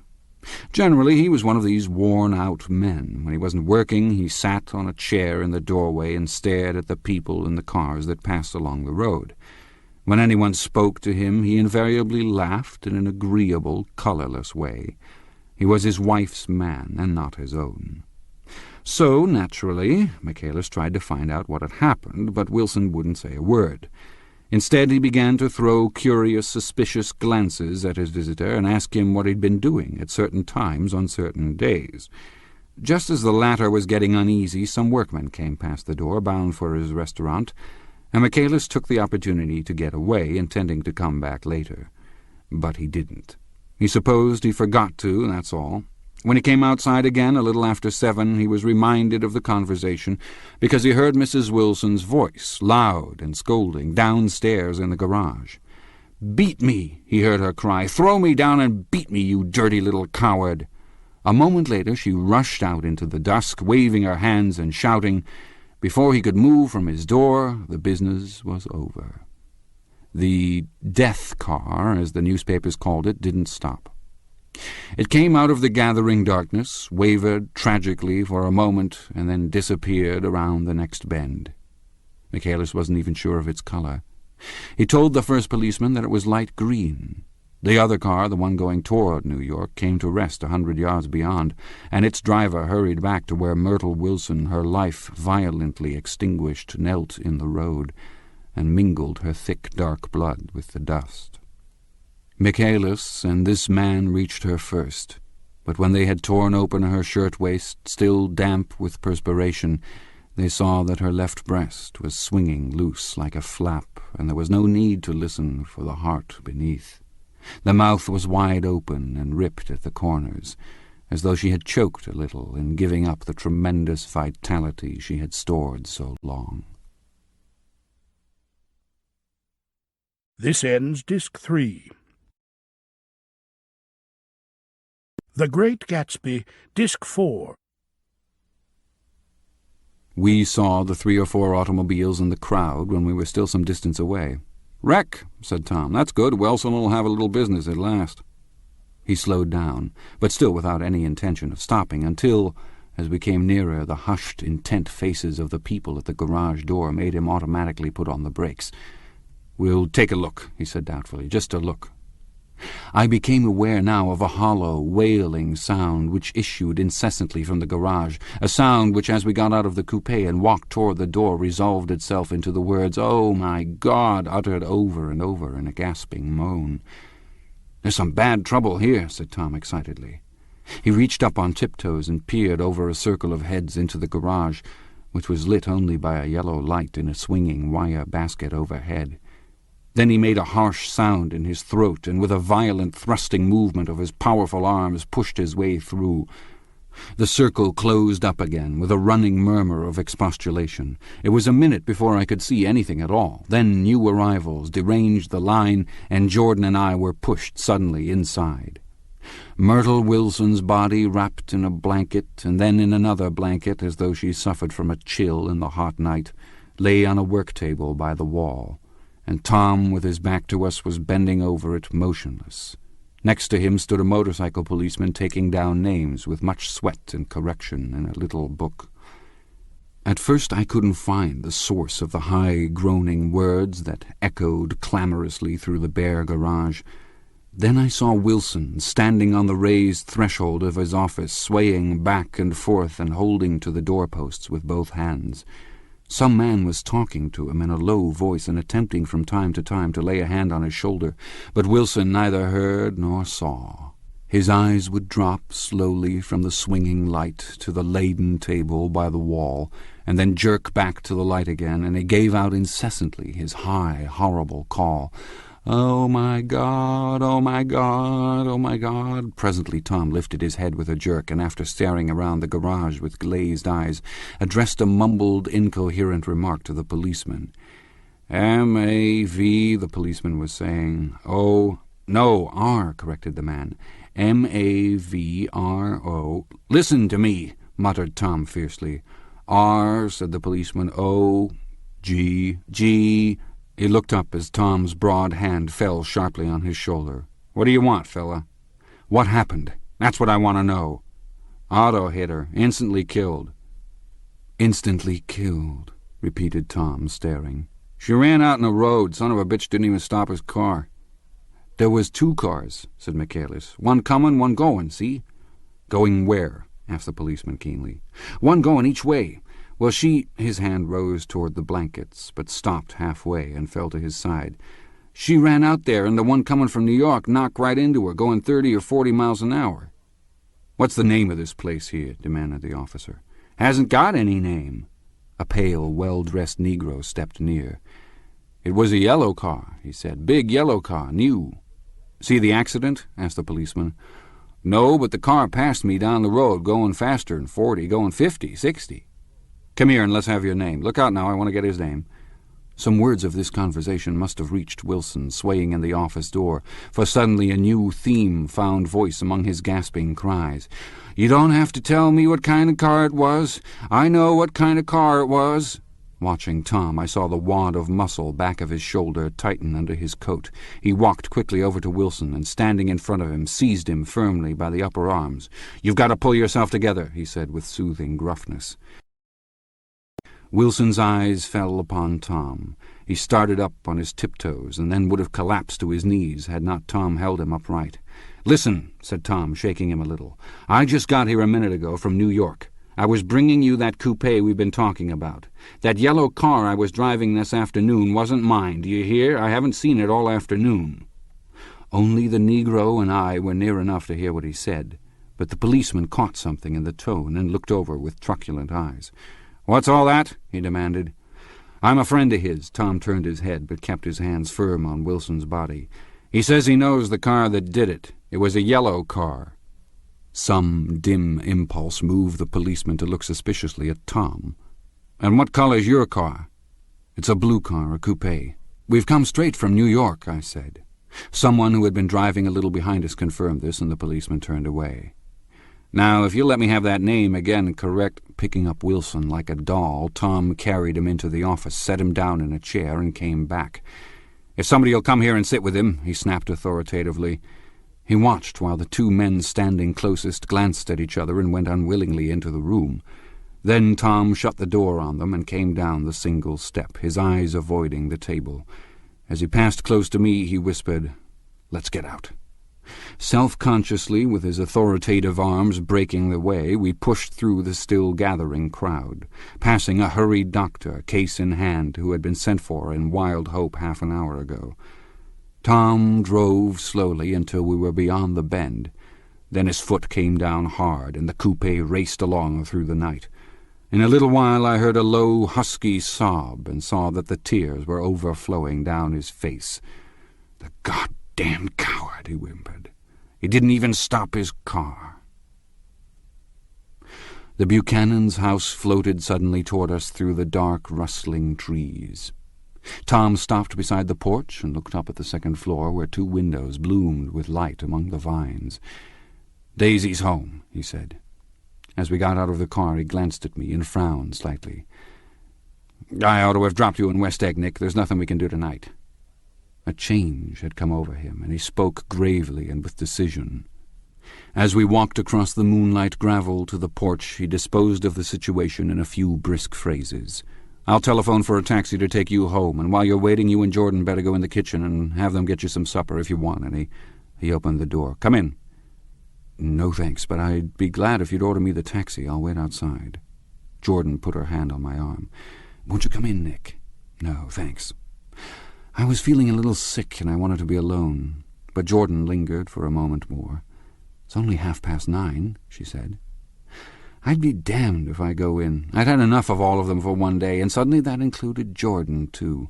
She must have seen something of this in my expression, for she turned abruptly away and ran up the porch steps into the house. I sat down for a few minutes with my head in my hands, until I heard the phone taken up inside and the butler's voice calling a taxi. Then I walked slowly down the drive away from the house, intending to wait by the gate. I hadn't gone 20 yards when I heard my name, and Gatsby stepped from between two bushes into the path. I must have felt pretty weird by that time, because I could think of nothing except the luminosity of his pink suit under the moon. "What are you doing?" I inquired. "Just standing here, old sport." Somehow that seemed a despicable occupation. For all I knew, he was going to rob the house in a moment. I wouldn't have been surprised to see sinister faces, the faces of Wolfsheim's people behind him in the dark shrubbery. "Did you see any trouble on the road?" he asked after a minute. "Yes." He hesitated. "Was she killed?" "Yes." I thought so. I told Daisy I thought so. It's better that the shock should all come at once. She stood it pretty well. He spoke as if Daisy's reaction was the only thing that mattered. "I got to West Egg by a side road," he went on. I left the car in my garage. I don't think anybody saw us, but of course I can't be sure. I disliked him so much by this time that I didn't find it necessary to tell him he was wrong. "Who was the woman?" he inquired. "Her name was Wilson. Her husband owns the garage. How the devil did it happen?" "Well, I tried to swing the wheel—" He broke off, and suddenly I guessed at the truth. "Was Daisy driving?" "Yes," he said after a moment. "But of course I'll say I was.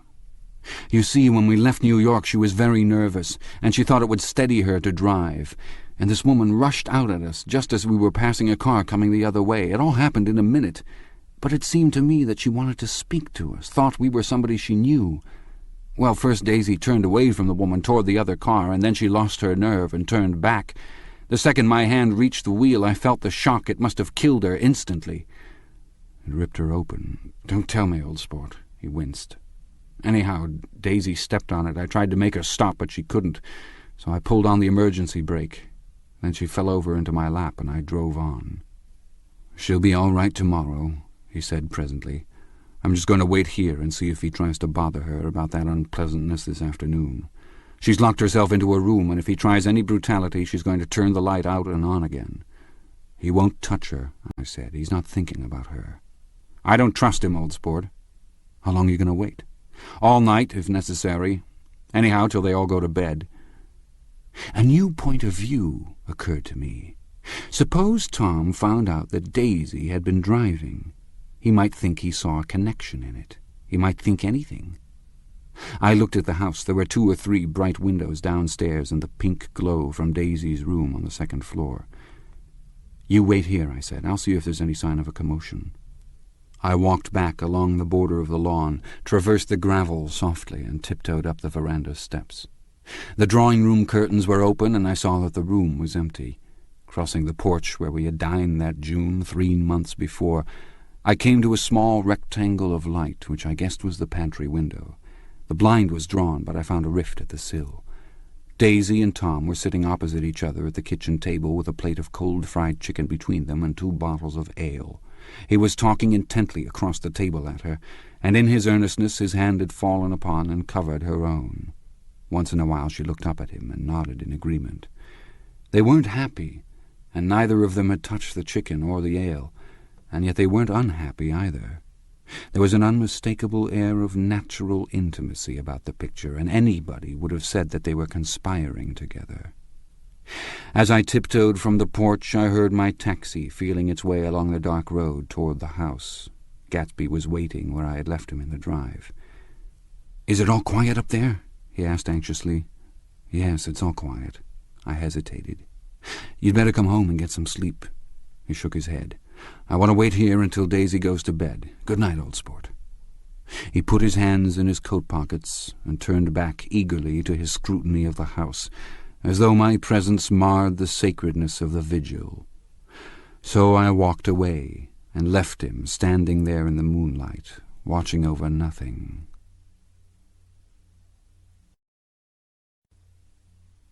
Chapter 8. I couldn't sleep all night. A foghorn was groaning incessantly on the sound, and I tossed half-sick between grotesque reality and savage, frightening dreams. Toward dawn I heard a taxi go up Gatsby's drive, and immediately I jumped out of bed and began to dress. I felt that I had something to tell him, something to warn him about, and morning would be too late. Crossing his lawn, I saw that his front door was still open, and he was leaning against a table in the hall, heavy with dejection or sleep. "Nothing happened," he said wanly. I waited. At about 4 o'clock she came to the window and stood there for a minute, and then turned out the light.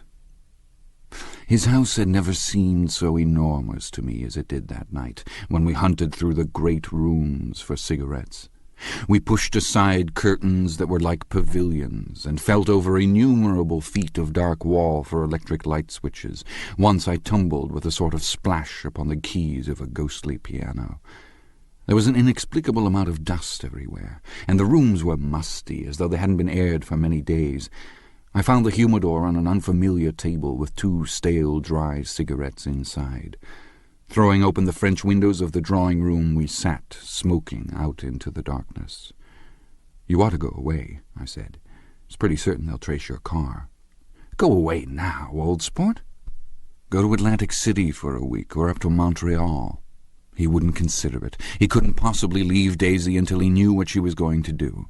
He was clutching at some last hope, and I couldn't bear to shake him free.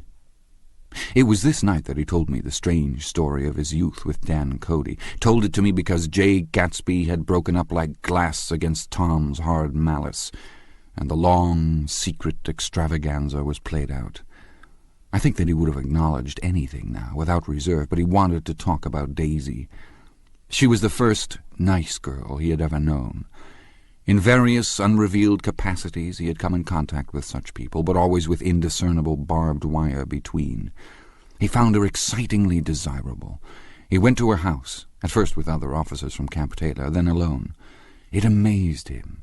He had never been in such a beautiful house before, but what gave it an air of breathless intensity was that Daisy lived there. It was as casual a thing to her as his tent out at camp was to him. There was a ripe mystery about it, a hint of bedrooms upstairs more beautiful and cool than other bedrooms, of gay and radiant activities taking place through its corridors, and of romances that were not musty and laid away already in lavender, but fresh and breathing and redolent of this year's shining motor cars, and of dances whose flowers were scarcely withered. It excited him, too, that many men had already loved Daisy. It increased her value in his eyes. He felt their presence all about the house, pervading the air with the shades and echoes of still vibrant emotions. But he knew that he was in Daisy's house by a colossal accident. However glorious might be his future as Jay Gatsby, he was at present a penniless young man without a past, and at any moment the invisible cloak of his uniform might slip from his shoulders. So he made the most of his time. He took what he could get, ravenously and unscrupulously. Eventually he took Daisy one still October night, took her because he had no real right to touch her hand. He might have despised himself, for he had certainly taken her under false pretenses.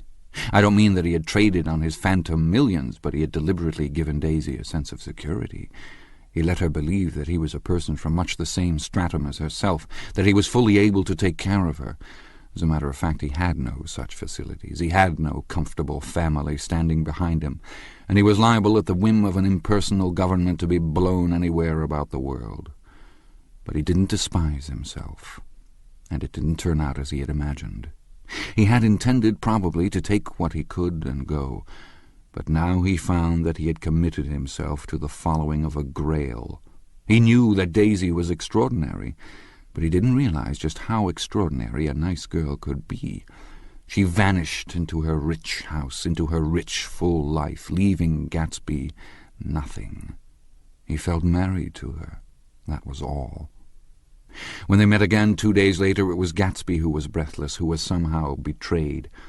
Her porch was bright with the bought luxury of starshine. The wicker of the settee squeaked fashionably as she turned toward him, and he kissed her curious and lovely mouth.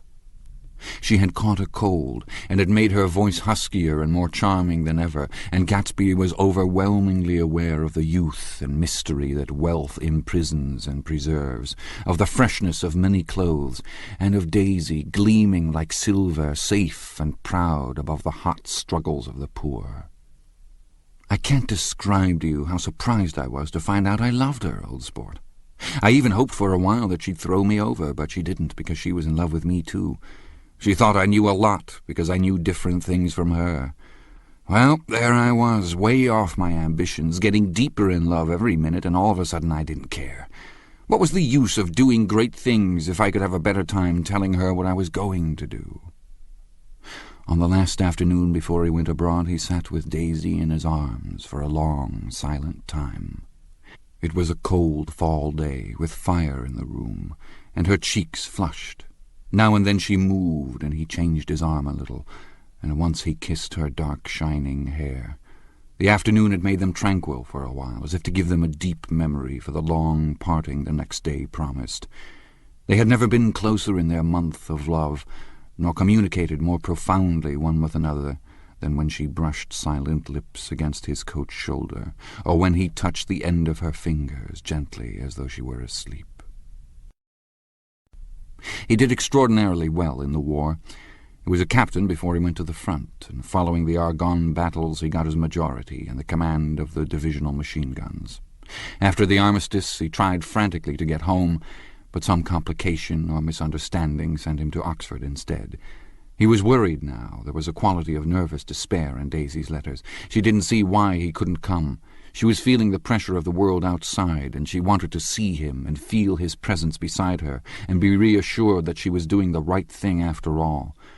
For Daisy was young, and her artificial world was redolent of orchids and pleasant, cheerful snobbery and orchestras which set the rhythm of the year, summing up the sadness and suggestiveness of life in new tunes. All night the saxophones wailed the hopeless comment of the Beale Street blues, while 100 pairs of golden and silver slippers shuffled the shining dust.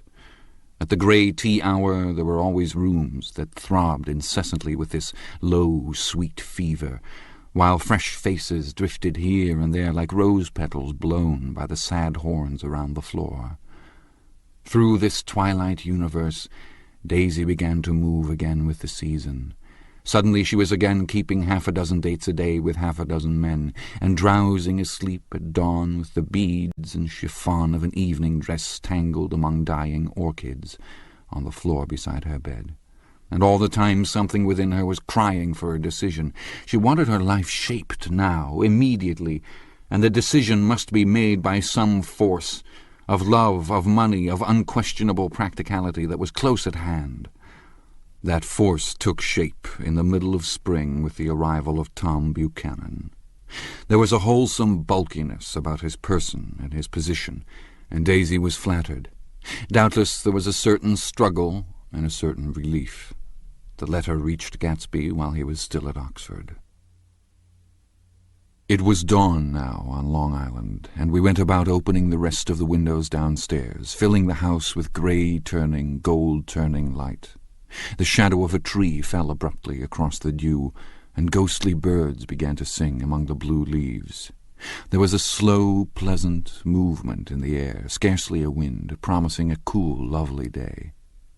"I don't think she ever loved him." Gatsby turned around from a window and looked at me challengingly. "You must remember, old sport, she was very excited this afternoon. He told her those things in a way that frightened her, that made it look as if I was some kind of cheap sharper, and the result was she hardly knew what she was saying."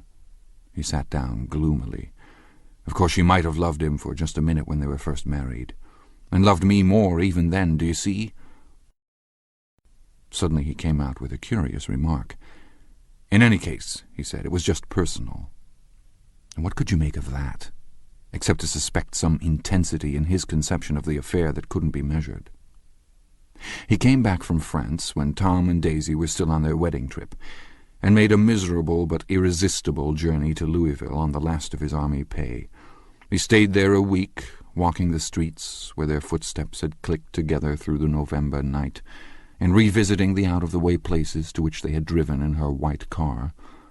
Just as Daisy's house had always seemed to him more mysterious and gay than other houses, so his idea of the city itself, even though she was gone from it, was pervaded with a melancholy beauty. He left feeling that if he had searched harder he might have found her, that he was leaving her behind. The day coach, he was penniless now, was hot. He went out to the open vestibule and sat down on a folding chair, and the stations slid away and the backs of unfamiliar buildings moved by. Then out into the spring fields, where a yellow trolley raced them for a minute, with people in it who might once have seen the pale magic of her face along the casual street. The track curved, and now it was going away from the sun, which, as it sank lower, seemed to spread itself in benediction over the vanishing city where she had drawn her breath.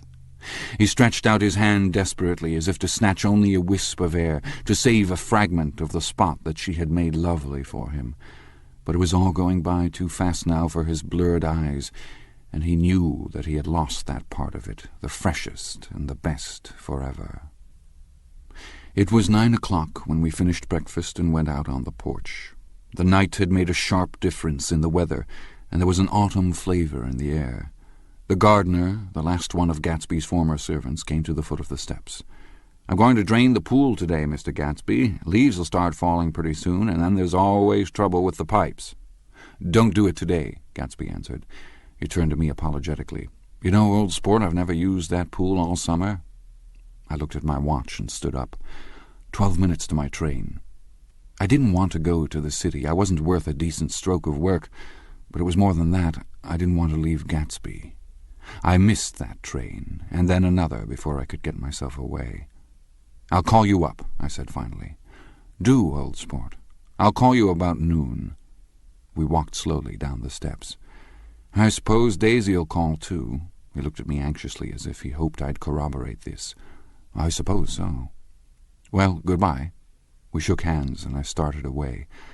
Just before I reached the hedge, I remembered something and turned around. They're a rotten crowd, I shouted across the lawn. You're worth the whole damn bunch put together. I've always been glad I said that. It was the only compliment I ever gave him because I disapproved of him from beginning to end. First he nodded politely, and then his face broke into that radiant and understanding smile, as if we'd been in ecstatic cahoots on that fact all the time. His gorgeous pink rag of a suit made a bright spot of colour against the white steps, and I thought of the night when I first came to his ancestral home 3 months before. The lawn and drive had been crowded with the faces of those who guessed at his corruption, and he had stood on those steps concealing his incorruptible dream as he waved them goodbye. I thanked him for his hospitality. We were always thanking him for that, I and the others. "Goodbye," I called. "I enjoyed breakfast, Gatsby." Up in the city I tried for a while to list the quotations on an interminable amount of stock. Then I fell asleep in my swivel chair. Just before noon the phone woke me, and I started up with sweat breaking out on my forehead. It was Jordan Baker. She often called me up at this hour because the uncertainty of her own movements between hotels and clubs and private houses made her hard to find in any other way. Usually her voice came over the wire as something fresh and cool, as if a divot from the green golf links had come sailing in at the office window, but this morning it seemed harsh and dry. "I've left Daisy's house," she said. "I'm at Hampstead, and I'm going down to Southampton this afternoon." Probably it had been tactful to leave Daisy's house, but the act annoyed me, and her next remark made me rigid. "You weren't so nice to me last night." How could it have mattered then? Silence for a moment. Then, "However, I want to see you. I want to see you, too. Suppose I don't go to Southampton and come into town this afternoon." "No, I don't think this afternoon." "Very well. It's impossible this afternoon. We talked like that for a while, and then abruptly we weren't talking any longer. I don't know which of us hung up with a sharp click, but I know I didn't care. I couldn't have talked to her across a tea-table that day if I never talked to her again in this world. I called Gatsby's house a few minutes later, but the line was busy. I tried 4 times. Finally, an exasperated central told me the wire was being kept open for long distance from Detroit. Taking out my timetable, I drew a small circle around the 3:50 train. Then I leaned back in my chair and tried to think. It was just noon. When I passed the ash heaps on the train that morning, I had crossed deliberately to the other side of the car. I supposed there'd be a curious crowd around there all day, with little boys searching for dark spots in the dust and some garrulous man telling over and over what had happened, until it became less and less real even to him, and he could tell it no longer, and Myrtle Wilson's tragic achievement was forgotten. Now I want to go back a little and tell what happened at the garage after we left there the night before. They had difficulty in locating the sister, Catherine. She must have broken her rule against drinking that night, for when she arrived she was stupid with liquor, and unable to understand that the ambulance had already gone to Flushing. When they convinced her of this, she immediately fainted, as if that was the intolerable part of the affair. Someone, kind or curious, took her in his car and drove her in the wake of her sister's body. Until long after midnight, a changing crowd lapped up against the front of the garage, while George Wilson rocked himself back and forth on the couch inside. For a while the door of the office was open, and everyone who came into the garage glanced irresistibly through it. Finally someone said it was a shame and closed the door. Michaelis and several other men were with him, first 4 or 5 men, later 2 or 3 men. Still later, Michaelis had to ask the last stranger to wait there 15 minutes longer while he went back to his own place and made a pot of coffee. After that, he stayed there alone with Wilson until dawn. About 3 o'clock, the quality of Wilson's incoherent muttering changed. He grew quieter and began to talk about the yellow car. He announced that he had a way of finding out whom the yellow car belonged to, and then he blurted out that a couple of months ago his wife had come from the city with her face bruised and her nose swollen. But when he heard himself say this, he flinched and began to cry, "Oh, my God," again in his groaning voice. Michaelis made a clumsy attempt to distract him. "How long have you been married, George? Come on there, try and sit still a minute and answer my question. How long have you been married?" 12 years. Ever had any children? Come on, George, sit still. I asked you a question. Did you ever have any children? The hard brown beetles kept thudding against the dull light, and whenever Michaelis heard a car go tearing along the road outside, it sounded to him like the car that hadn't stopped a few hours before. He didn't like to go into the garage because the workbench was stained where the body had been lying, so he moved uncomfortably around the office. He knew every object in it before morning, and from time to time sat down beside Wilson, trying to keep him more quiet. "Have you got a church you go to sometimes, George? Maybe even if you haven't been there for a long time? Maybe I could call up the church and get a priest to come over and he could talk to you, see? It don't belong to any. You ought to have a church, George, for times like this. You must have gone to church once. Didn't you get married in a church? Listen, George, listen to me. Didn't you get married in a church?" That was a long time ago. The effort of answering broke the rhythm of his rocking. For a moment he was silent. Then the same half-knowing, half-bewildered look came back into his faded eyes. "Look in the drawer there," he said, pointing at the desk. "Which drawer?" "That drawer, that one." Michaelis opened the drawer nearest his hand. There was nothing in it but a small, expensive dog leash, made of leather and braided silver. It was apparently new. "This?" he inquired, holding it up. Wilson stared and nodded. "I found it yesterday afternoon. She tried to tell me about it, but I knew it was something funny." "You mean your wife bought it?" "She had it wrapped in tissue paper on her bureau." Michaelis didn't see anything odd in that, and he gave Wilson a dozen reasons why his wife might have bought the dog-leash. But conceivably Wilson had heard some of these same explanations before from Myrtle, because he began saying, "Oh, my God," again in a whisper. His comforter left several explanations in the air. "Then he killed her," said Wilson. His mouth dropped open suddenly. "Who did?" "I have a way of finding out." "You're morbid, George," said his friend. "This has been a strain to you, and you don't know what you're saying. You better try and sit quiet till morning." "He murdered her." "It was an accident, George." Wilson shook his head. His eyes narrowed and his mouth widened slightly with the ghost of a superior, "I know," he said definitely. "I'm one of these trusting fellas, and I don't think any harm to nobody, but when I get to know a thing, I know it. It was the man in that car. She ran out to speak to him, and he wouldn't stop." Michaelis had seen this too, but it hadn't occurred to him that there was any special significance in it. He believed that Mrs. Wilson had been running away from her husband, rather than trying to stop any particular car. How could she have been like that?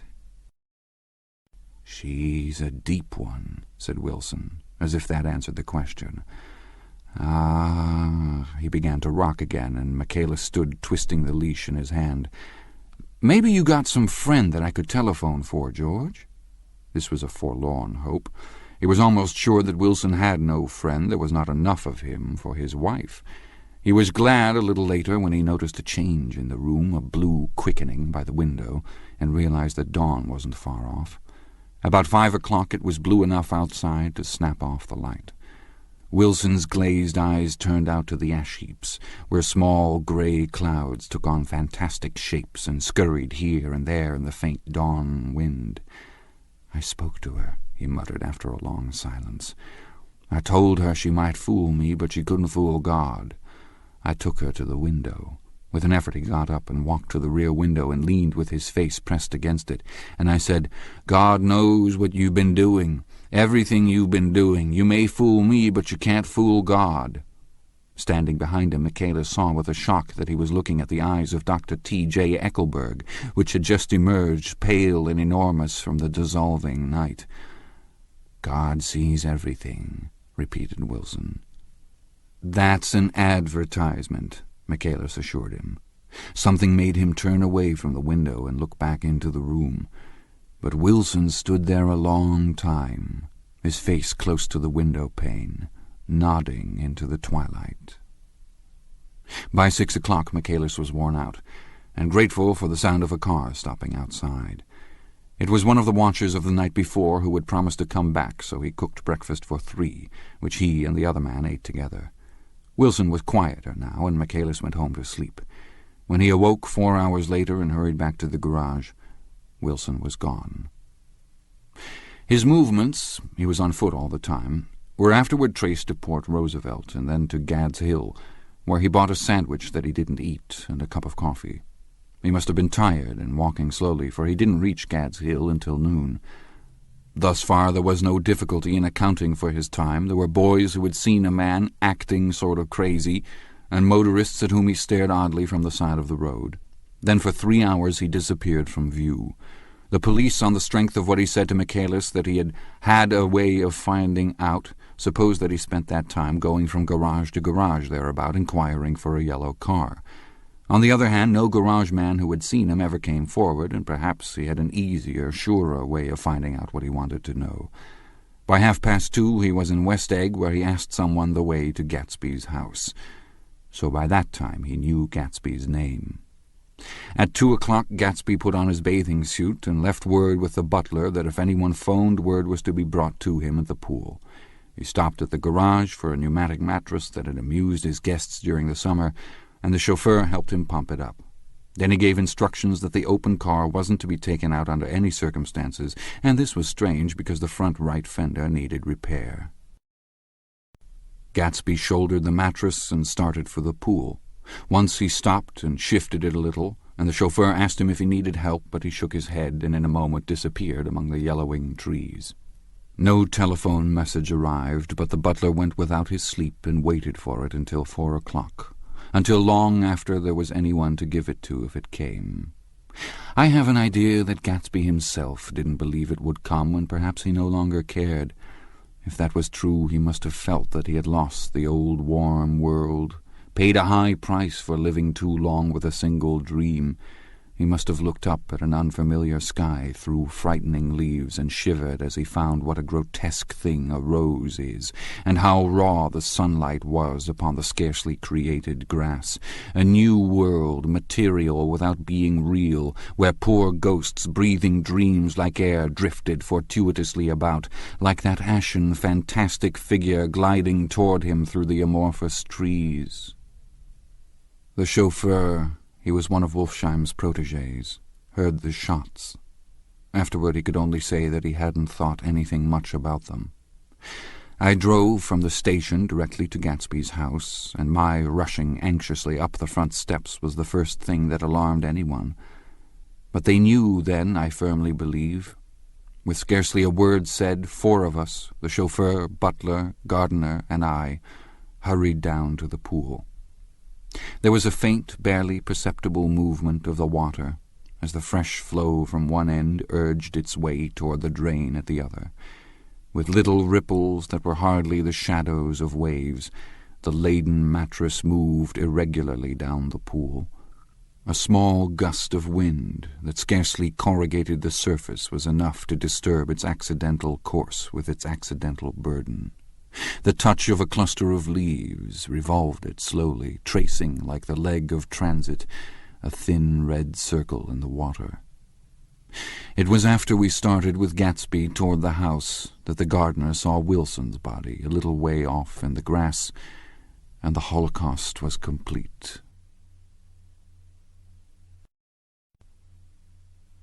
Chapter 9.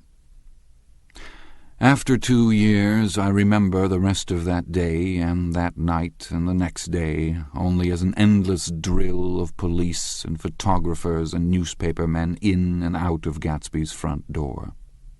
A rope stretched across the main gate, and a policeman by it kept out the curious, but little boys soon discovered that they could enter through my yard, and there were always a few of them clustered open-mouthed about the pool. Someone with a positive manner, perhaps a detective, used the expression madman as he bent over Wilson's body that afternoon, and the adventitious authority of his voice set the key for the newspaper reports next morning. Most of these reports were a nightmare, grotesque, circumstantial, eager, and untrue. When Michaelis's testimony at the inquest brought to light Wilson's suspicions of his wife, I thought the whole tale would shortly be served up in racy pasquinade. But Catherine, who might have said anything, didn't say a word. She showed a surprising amount of character about it, too, looked at the coroner with determined eyes under that corrected brow of hers, and swore that her sister had never seen Gatsby, that her sister was completely happy with her husband, that her sister had been into no mischief whatever. She convinced herself of it, and cried into her handkerchief as if the very suggestion was more than she could endure. So Wilson was reduced to a man deranged by grief, in order that the case might remain in its simplest form, and it rested there. But all this part of it seemed remote and unessential. I found myself on Gatsby's side and alone. From the moment I telephoned news of the catastrophe to West Egg, every surmise about him and every practical question was referred to me. At first I was surprised and confused. Then, as he lay in his house and didn't move or breathe or speak hour upon hour, it grew upon me that I was responsible because no one else was interested. Interested, I mean, with that intense personal interest to which every one has some vague right at the end. I called up Daisy, half an hour after we found him, called her instinctively and without hesitation. But she and Tom had gone away early that afternoon and taken baggage with them. Left no address? No. Say when they'd be back? No. Any idea where they are, how I could reach them? I don't know, can't say. I wanted to get somebody for him. I wanted to go into the room where he lay and reassure him, "I'll get somebody for you, Gatsby. Don't worry, just trust me and I'll get somebody for you." Meyer Wolfsheim's name wasn't in the phone book. The butler gave me his office address on Broadway and I called information, but by the time I had the number it was long after 5 and no one answered the phone. "Will you ring again?" "I've rung them 3 times. "It's very important." "Sorry, I'm afraid no one's there." I went back to the drawing room and thought for an instant that they were chance visitors, all these official people who suddenly filled it. But as they drew back the sheet and looked at Gatsby with unmoved eyes, his protest continued in my brain. "Look here, old sport, you've got to get somebody for me. You've got to try hard. I can't go through this alone." Someone started to ask me questions, but I broke away and going upstairs looked hastily through the unlocked parts of his desk. He'd never told me definitely that his parents were dead, but there was nothing, only the picture of Dan Cody, a token of forgotten violence, staring down from the wall. Next morning I sent the butler to New York with a letter to Wolfsheim, which asked for information and urged him to come out on the next train. That request seemed superfluous when I wrote it. I was sure he'd start when he saw the newspapers, just as I was sure there'd be a wire from Daisy before noon. But neither a wire nor Mr. Wolfsheim arrived. No one arrived, except more police and photographers and newspapermen. When the butler brought back Wolfsheim's answer, I began to have a feeling of defiance, of scornful solidarity between Gatsby and me against them all. "Dear Mr. Carraway, this has been one of the most terrible shocks of my life to me. I can hardly believe that it is true at all. Such a mad act as that man did should make us all think. I cannot come down now as I am tied up some very important business and cannot get mixed up in this thing now. If there is anything I can do a little later, let me know in a letter by Edgar. I hardly know where I am when I hear about a thing like this, and am completely knocked down and out. Yours truly, Meyer Wolfsheim." And then hasty addenda beneath. "Let me know about the funeral, etc. Do not know his family at all." When the phone rang that afternoon and long distance said Chicago was calling, I thought this would be Daisy at last, but the connection came through as a man's voice, very thin and far away. "This is Slagle speaking." Yes, the name was unfamiliar. "Hell of a note, isn't it? Get my wire?" There haven't been any wires. "Young Park's in trouble," he said rapidly. "They picked him up when he handed the bonds over the counter. They got a circular from New York giving him the numbers just 5 minutes before. What do you know about that, hey? You can never tell in these hick towns." "Hello," I interrupted breathlessly. "Look here. This isn't Mr. Gatsby. Mr. Gatsby's dead." There was a long silence on the other end of the wire, followed by an exclamation, then a quick squawk as the connection was broken. I think it was on the third day that a telegram signed Henry C. Gatz arrived from a town in Minnesota. It said only that the sender was leaving immediately and to postpone the funeral until he came. It was Gatsby's father, a solemn old man, very helpless and dismayed, bundled up in a long, cheap ulster against the warm September day. His eyes leaked continuously with excitement, and when I took the bag and umbrella from his hands he began to pull so incessantly at his sparse grey beard that I had difficulty in getting off his coat. He was on the point of collapse, so I took him into the music room and made him sit down while I sent for something to eat. But he wouldn't eat, and the glass of milk spilled from his trembling hand. "I saw it in the Chicago newspaper," he said. "It was all in the Chicago newspaper. I started right away." "I didn't know how to reach you." His eyes, seeing nothing, moved ceaselessly about the room. "It was a madman," he said. "He must have been mad." "Wouldn't you like some coffee?" I urged him. "I don't want anything. I'm all right now, Mr. Carroway." "Well, I'm all right now. Where have they got Jimmy?" I took him into the drawing-room where his son lay and left him there. Some little boys had come up on the steps and were looking into the hall. When I told them who had arrived, they went reluctantly away. After a little while, Mr. Gatz opened the door and came out, his mouth ajar, his face flushed slightly, his eyes leaking isolated and unpunctual tears. He had reached an age where death no longer has the quality of ghastly surprise, and when he looked around him now for the first time and saw the height and splendor of the hall and the great rooms opening out from it into other rooms, his grief began to be mixed with an awed pride. I helped him to a bedroom upstairs. While he took off his coat and vest, I told him that all arrangements had been deferred until he came. "I didn't know what you'd want, Mr. Gatsby." "Gatz is my name. Mr. Gatz, I thought you might want to take the body west." He shook his head. "Jimmy always liked it better down east. He rose up to his position in the east. Were you a friend of my boy's, Mr.?" "We were close friends." "He had a big future before him, you know. He was only a young man, but he had a lot of brain power here." He touched his head impressively, and I nodded. "If he'd have lived, he'd have been a great man. A man like James J. Hill. He'd have helped build up the country." "That's true," I said uncomfortably. He fumbled at the embroidered coverlet, trying to take it from the bed, and lay down stiffly, was instantly asleep. That night an obviously frightened person called up and demanded to know who I was before he would give his name. "This is Mr. Carroway," I said. "Oh," he sounded relieved. "This is Klipspringer." I was relieved too, for that seemed to promise another friend at Gatsby's grave. I didn't want it to be in the papers and draw a sightseeing crowd, so I'd been calling up a few people myself. They were hard to find.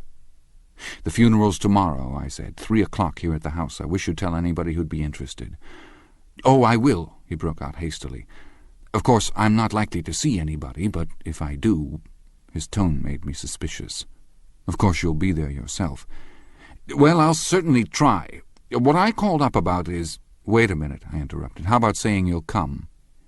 "Well, the fact is, the truth of the matter is that I'm staying with some people up here in Greenwich, and they'd rather expect me to be with them tomorrow. In fact, there's a sort of picnic or something. Of course, I'll do my very best to get away." I ejaculated an unrestrained, "Huh!" and he must have heard me, for he went on nervously. "What I called up about was a pair of shoes I left there. I wonder if it'd be too much trouble to have the butler send them on. You see, they're tennis shoes, and I'm sort of helpless without them. My address is care of B.F. I didn't hear the rest of the name because I hung up the receiver. After that, I felt a certain shame for Gatsby. One gentleman to whom I telephoned implied that he had got what he deserved. However, that was my fault, for he was one of those who used to sneer most bitterly at Gatsby on the courage of Gatsby's liquor, and I should have known better than to call him. The morning of the funeral, I went up to New York to see Meyer Wolfsheim. I couldn't seem to reach him any other way. The door that I pushed open on the advice of an elevator boy was marked the Swastika Holding Company, and at first there didn't seem to be anyone inside. But when I'd shouted "hello" several times in vain, an argument broke out behind a partition, and presently a lovely Jewess appeared at an interior door and scrutinized me with black, hostile eyes. "Nobody's in," she said. "Mr. Wolfsheim's gone to Chicago." The first part of this was obviously untrue, for someone had begun to whistle "The Rosary" tunelessly inside. "Please say that Mr. Carroway wants to see him. I can't get him back from Chicago, can I?" At this moment a voice, unmistakably Wolfsheim's, called "Stella" from the other side of the door. "Leave your name on the desk," she said quickly. "I'll give it to him when he gets back." "But I know he's there." She took a step toward me and began to slide her hands indignantly up and down her hips. "You young men think you can force your way in here any time," she scolded. "We're getting sick and tired of it. When I say he's in Chicago, he's in Chicago." I mentioned Gatsby. "Oh," she looked at me over again. "Will you just... What was your name?" She vanished. In a moment Meyer Wolfsheim stood solemnly in the doorway, holding out both hands. He drew me into his office, remarking in a reverent voice that it was a sad time for us all, and offered me a cigar. "My memory goes back to when I first met him," he said. "A young major, just out of the army and covered over with medals he got in the war. He was so hard up he had to keep on wearing his uniform because he couldn't buy some regular clothes. First time I saw him was when he come into Weinbrenner's pool room at 43rd Street and asked for a job. He hadn't eaten anything for a couple of days. 'Come on, have some lunch with me,' I said. He ate more than $4 worth of food in half an hour." "Did you start him in business?" I inquired. "Start him? I made him." "Oh." "I raised him up out of nothing, right out of the gutter.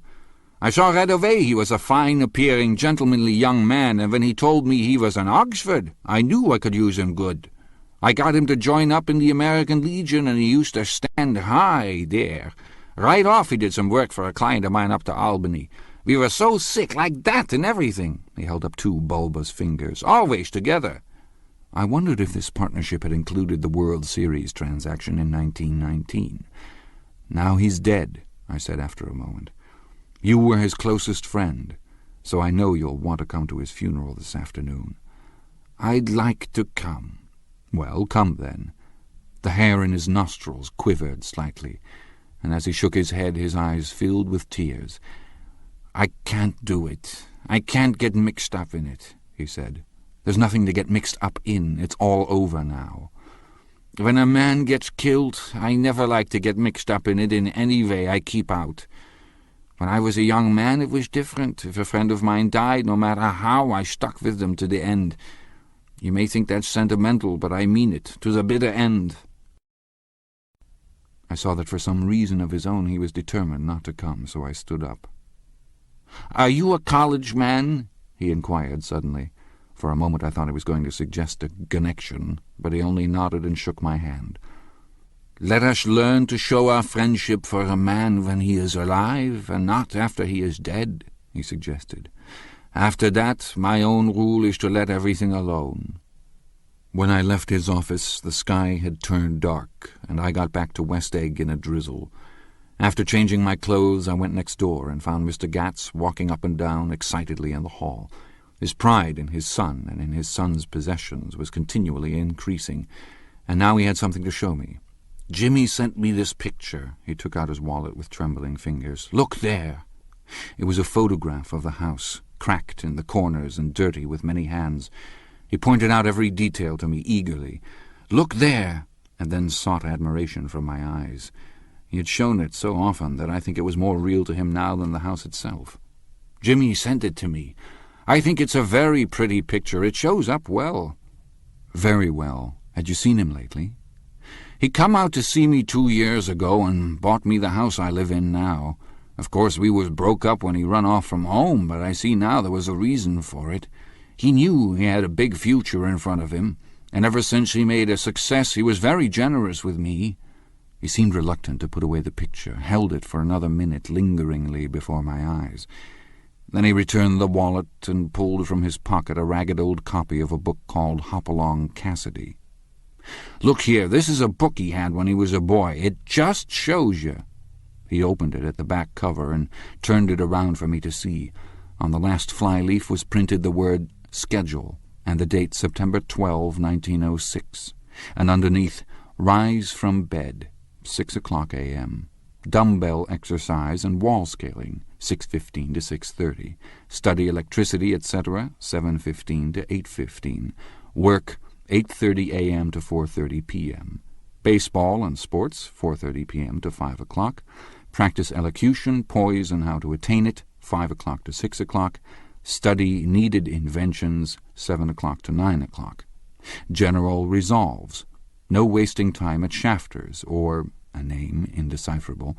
No more smoking or chewing. Bath every other day. Read one improving book or magazine per week. Save $5, crossed out, $3 per week.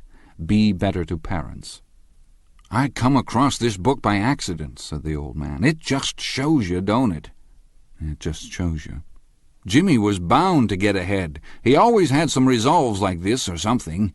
Do you notice what he's got about improving his mind? He was always great for that. He told me I ate like a hog once, and I beat him for it."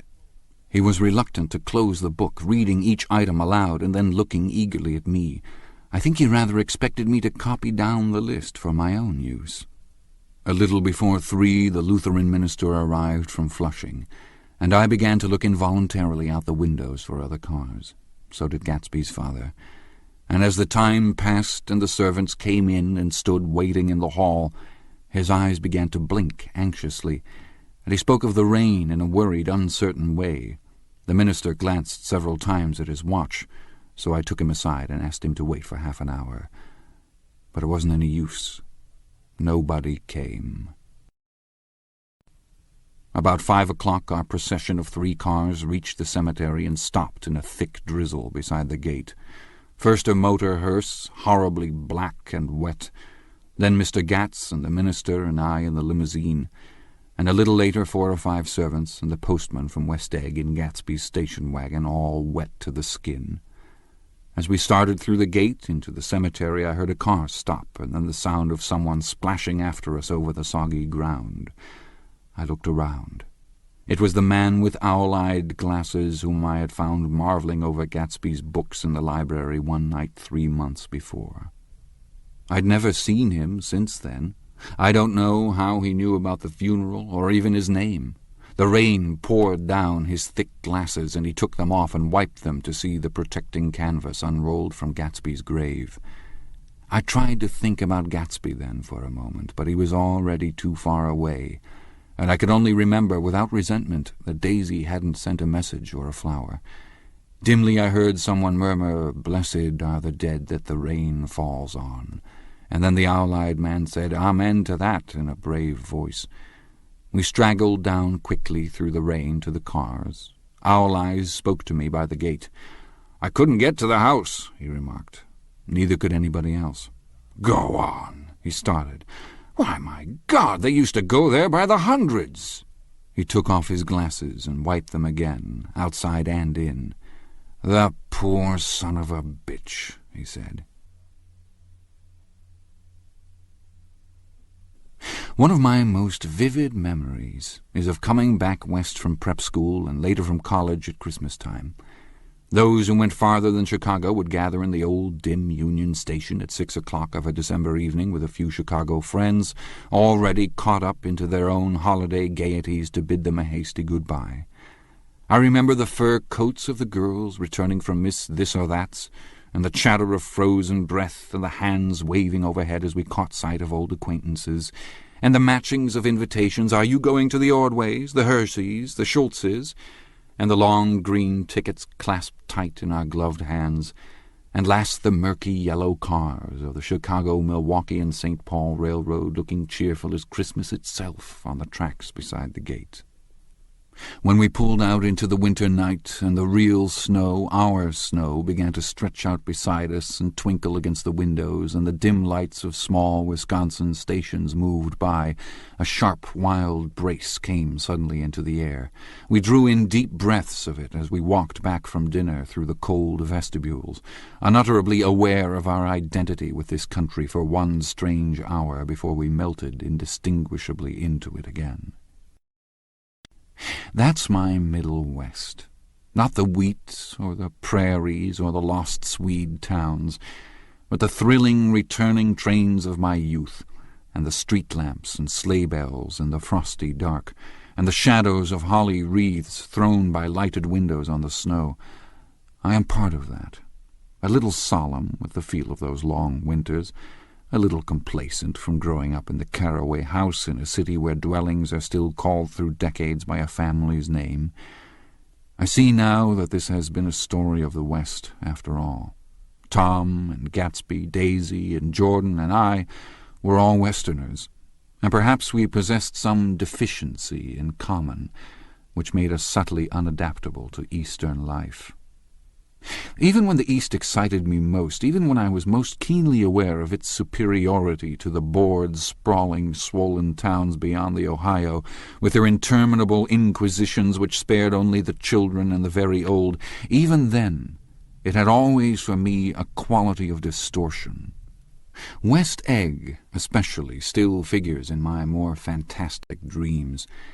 I see it as a night scene by El Greco, 100 houses, at once conventional and grotesque, crouching under a sullen, overhanging sky and a lustreless moon. In the foreground, 4 solemn men in dress suits are walking along the sidewalk with a stretcher, on which lies a drunken woman in a white evening dress.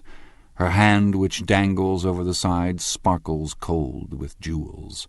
Gravely the men turn in at a house, the wrong house, but no one knows the woman's name, and no one cares.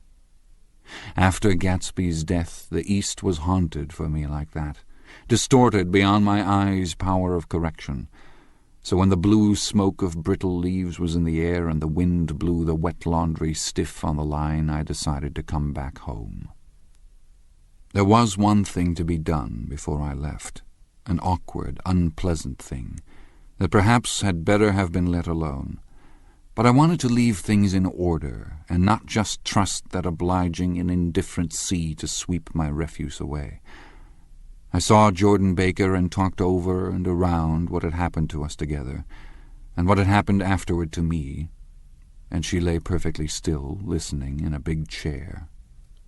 She was dressed to play golf, and I remember thinking she looked like a good illustration, her chin raised a little jauntily, her hair the color of an autumn leaf, her face the same brown tint as the fingerless glove on her knee. When I had finished, she told me without comment that she was engaged to another man. I doubted that, though there were several she could have married in a nod of her head, but I pretended to be surprised. For just a minute I wondered if I wasn't making a mistake. Then I thought it all over again quickly and got up to say goodbye. "Nevertheless, you did throw me over," said Jordan suddenly. "You threw me over on the telephone. I don't give a damn about you now, but it was a new experience for me, and I felt a little dizzy for a while." We shook hands. "Oh, and do you remember," she added, "a conversation we had once about driving a car?" "Why, not exactly." "You said a bad driver was only safe until she met another bad driver." "Well, I met another bad driver, didn't I? I mean, it was careless of me to make such a wrong guess. I thought you were rather an honest, straightforward person. I thought it was your secret pride." "I'm 30, I said. "I'm 5 years too old to lie to myself and call it honor." She didn't answer. Angry and half in love with her and tremendously sorry, I turned away. One afternoon late in October I saw Tom Buchanan. He was walking ahead of me along Fifth Avenue in his alert, aggressive way, his hands out a little from his body as if to fight off interference, his head moving sharply here and there, adapting itself to his restless eyes. Just as I slowed up to avoid overtaking him, he stopped and began frowning into the windows of a jewelry store. Suddenly he saw me and walked back, holding out his hand. "What's the matter, Nick? Do you object to shaking hands with me?" "Yes. You know what I think of you." "You're crazy, Nick," he said quickly. "Crazy as hell. I don't know what's the matter with you." "Tom," I inquired, "what did you say to Wilson that afternoon?" He stared at me without a word, and I knew I had guessed right about those missing hours. I started to turn away, but he took a step after me and grabbed my arm. "I told him the truth," he said. "He came to the door while we were getting ready to leave, and when I sent down word that we weren't in, he tried to force his way upstairs. He was crazy enough to kill me if I hadn't told him who owned the car. His hand was on a revolver in his pocket every minute he was in the house," he broke off defiantly. "What if I did tell him? That fellow had it coming to him. He threw dust into your eyes just like he did in Daisy's, but he was a tough one. He ran over Myrtle like you'd run over a dog and never even stopped his car." There was nothing I could say, except the one unutterable fact that it wasn't true. "And if you think I didn't have my share of suffering... Look here, when I went to give up that flat and saw that damn box of dog biscuits sitting there on the sideboard, I sat down and cried like a baby. By God, it was awful." I couldn't forgive him or like him, but I saw that what he had done was to him entirely justified. It was all very careless and confused. They were careless people, Tom and Daisy. They smashed up things and creatures and then retreated back into their money or their vast carelessness, or whatever it was that kept them together and let other people clean up the mess they had made. I shook hands with him. It seemed silly not to, for I felt suddenly as though I were talking to a child. Then he went into the jewelry store to buy a pearl necklace, or perhaps only a pair of cuff buttons, rid of my provincial squeamishness forever. Gatsby's house was still empty when I left. The grass on his lawn had grown as long as mine. One of the taxi drivers in the village never took a fare past the entrance gate without stopping for a minute and pointing inside. Perhaps it was he who drove Daisy and Gatsby over to East Egg the night of the accident, and perhaps he had made a story about it all his own. I didn't want to hear it, and I avoided him when I got off the train. I spent my Saturday nights in New York, because those gleaming, dazzling parties of his were with me so vividly that I could still hear the music and the laughter, faint and incessant, from his garden, and the cars going up and down his drive. One night I did hear a material car there, and saw its lights stop at his front steps, but I didn't investigate. Probably it was some final guest who had been away at the ends of the earth and didn't know that the party was over. On the last night, with my trunk packed and my car sold to the grocer, I went over and looked at that huge, incoherent failure of a house once more. On the white steps, an obscene word scrawled by some boy with a piece of brick stood out clearly in the moonlight, and I erased it, drawing my shoe raspingly along the stone. Then I wandered down to the beach and sprawled out on the sand. Most of the big shore places were closed now, and there were hardly any lights except the shadowy, moving glow of a ferryboat across the Sound. And as the moon rose higher, the inessential houses began to melt away, until gradually I became aware of the old island here that flowered once for Dutch sailors' eyes, a fresh green breast of the New World. Its vanished trees, the trees that had made way for Gatsby's house, had once pandered in whispers to the last and greatest of all human dreams. For a transitory, enchanted moment, man must have held his breath in the presence of this continent, compelled into an aesthetic contemplation he neither understood nor desired, face to face for the last time in history with something commensurate to his capacity for wonder. And as I sat there, brooding on the old, unknown world, I thought of Gatsby's wonder when he first picked out the green light at the end of Daisy's dock. He had come a long way to this blue lawn, and his dream must have seemed so close that he could hardly fail to grasp it. He did not know that it was already behind him, somewhere back in that vast obscurity beyond the city, where the dark fields of the Republic rolled on under the night. Gatsby believed in the green light, the orgiastic future that year by year recedes before us. It eluded us then, but that's no matter. Tomorrow we will run faster, stretch out our arms farther, and one fine morning... So we beat on, boats against the current, borne back ceaselessly into the past.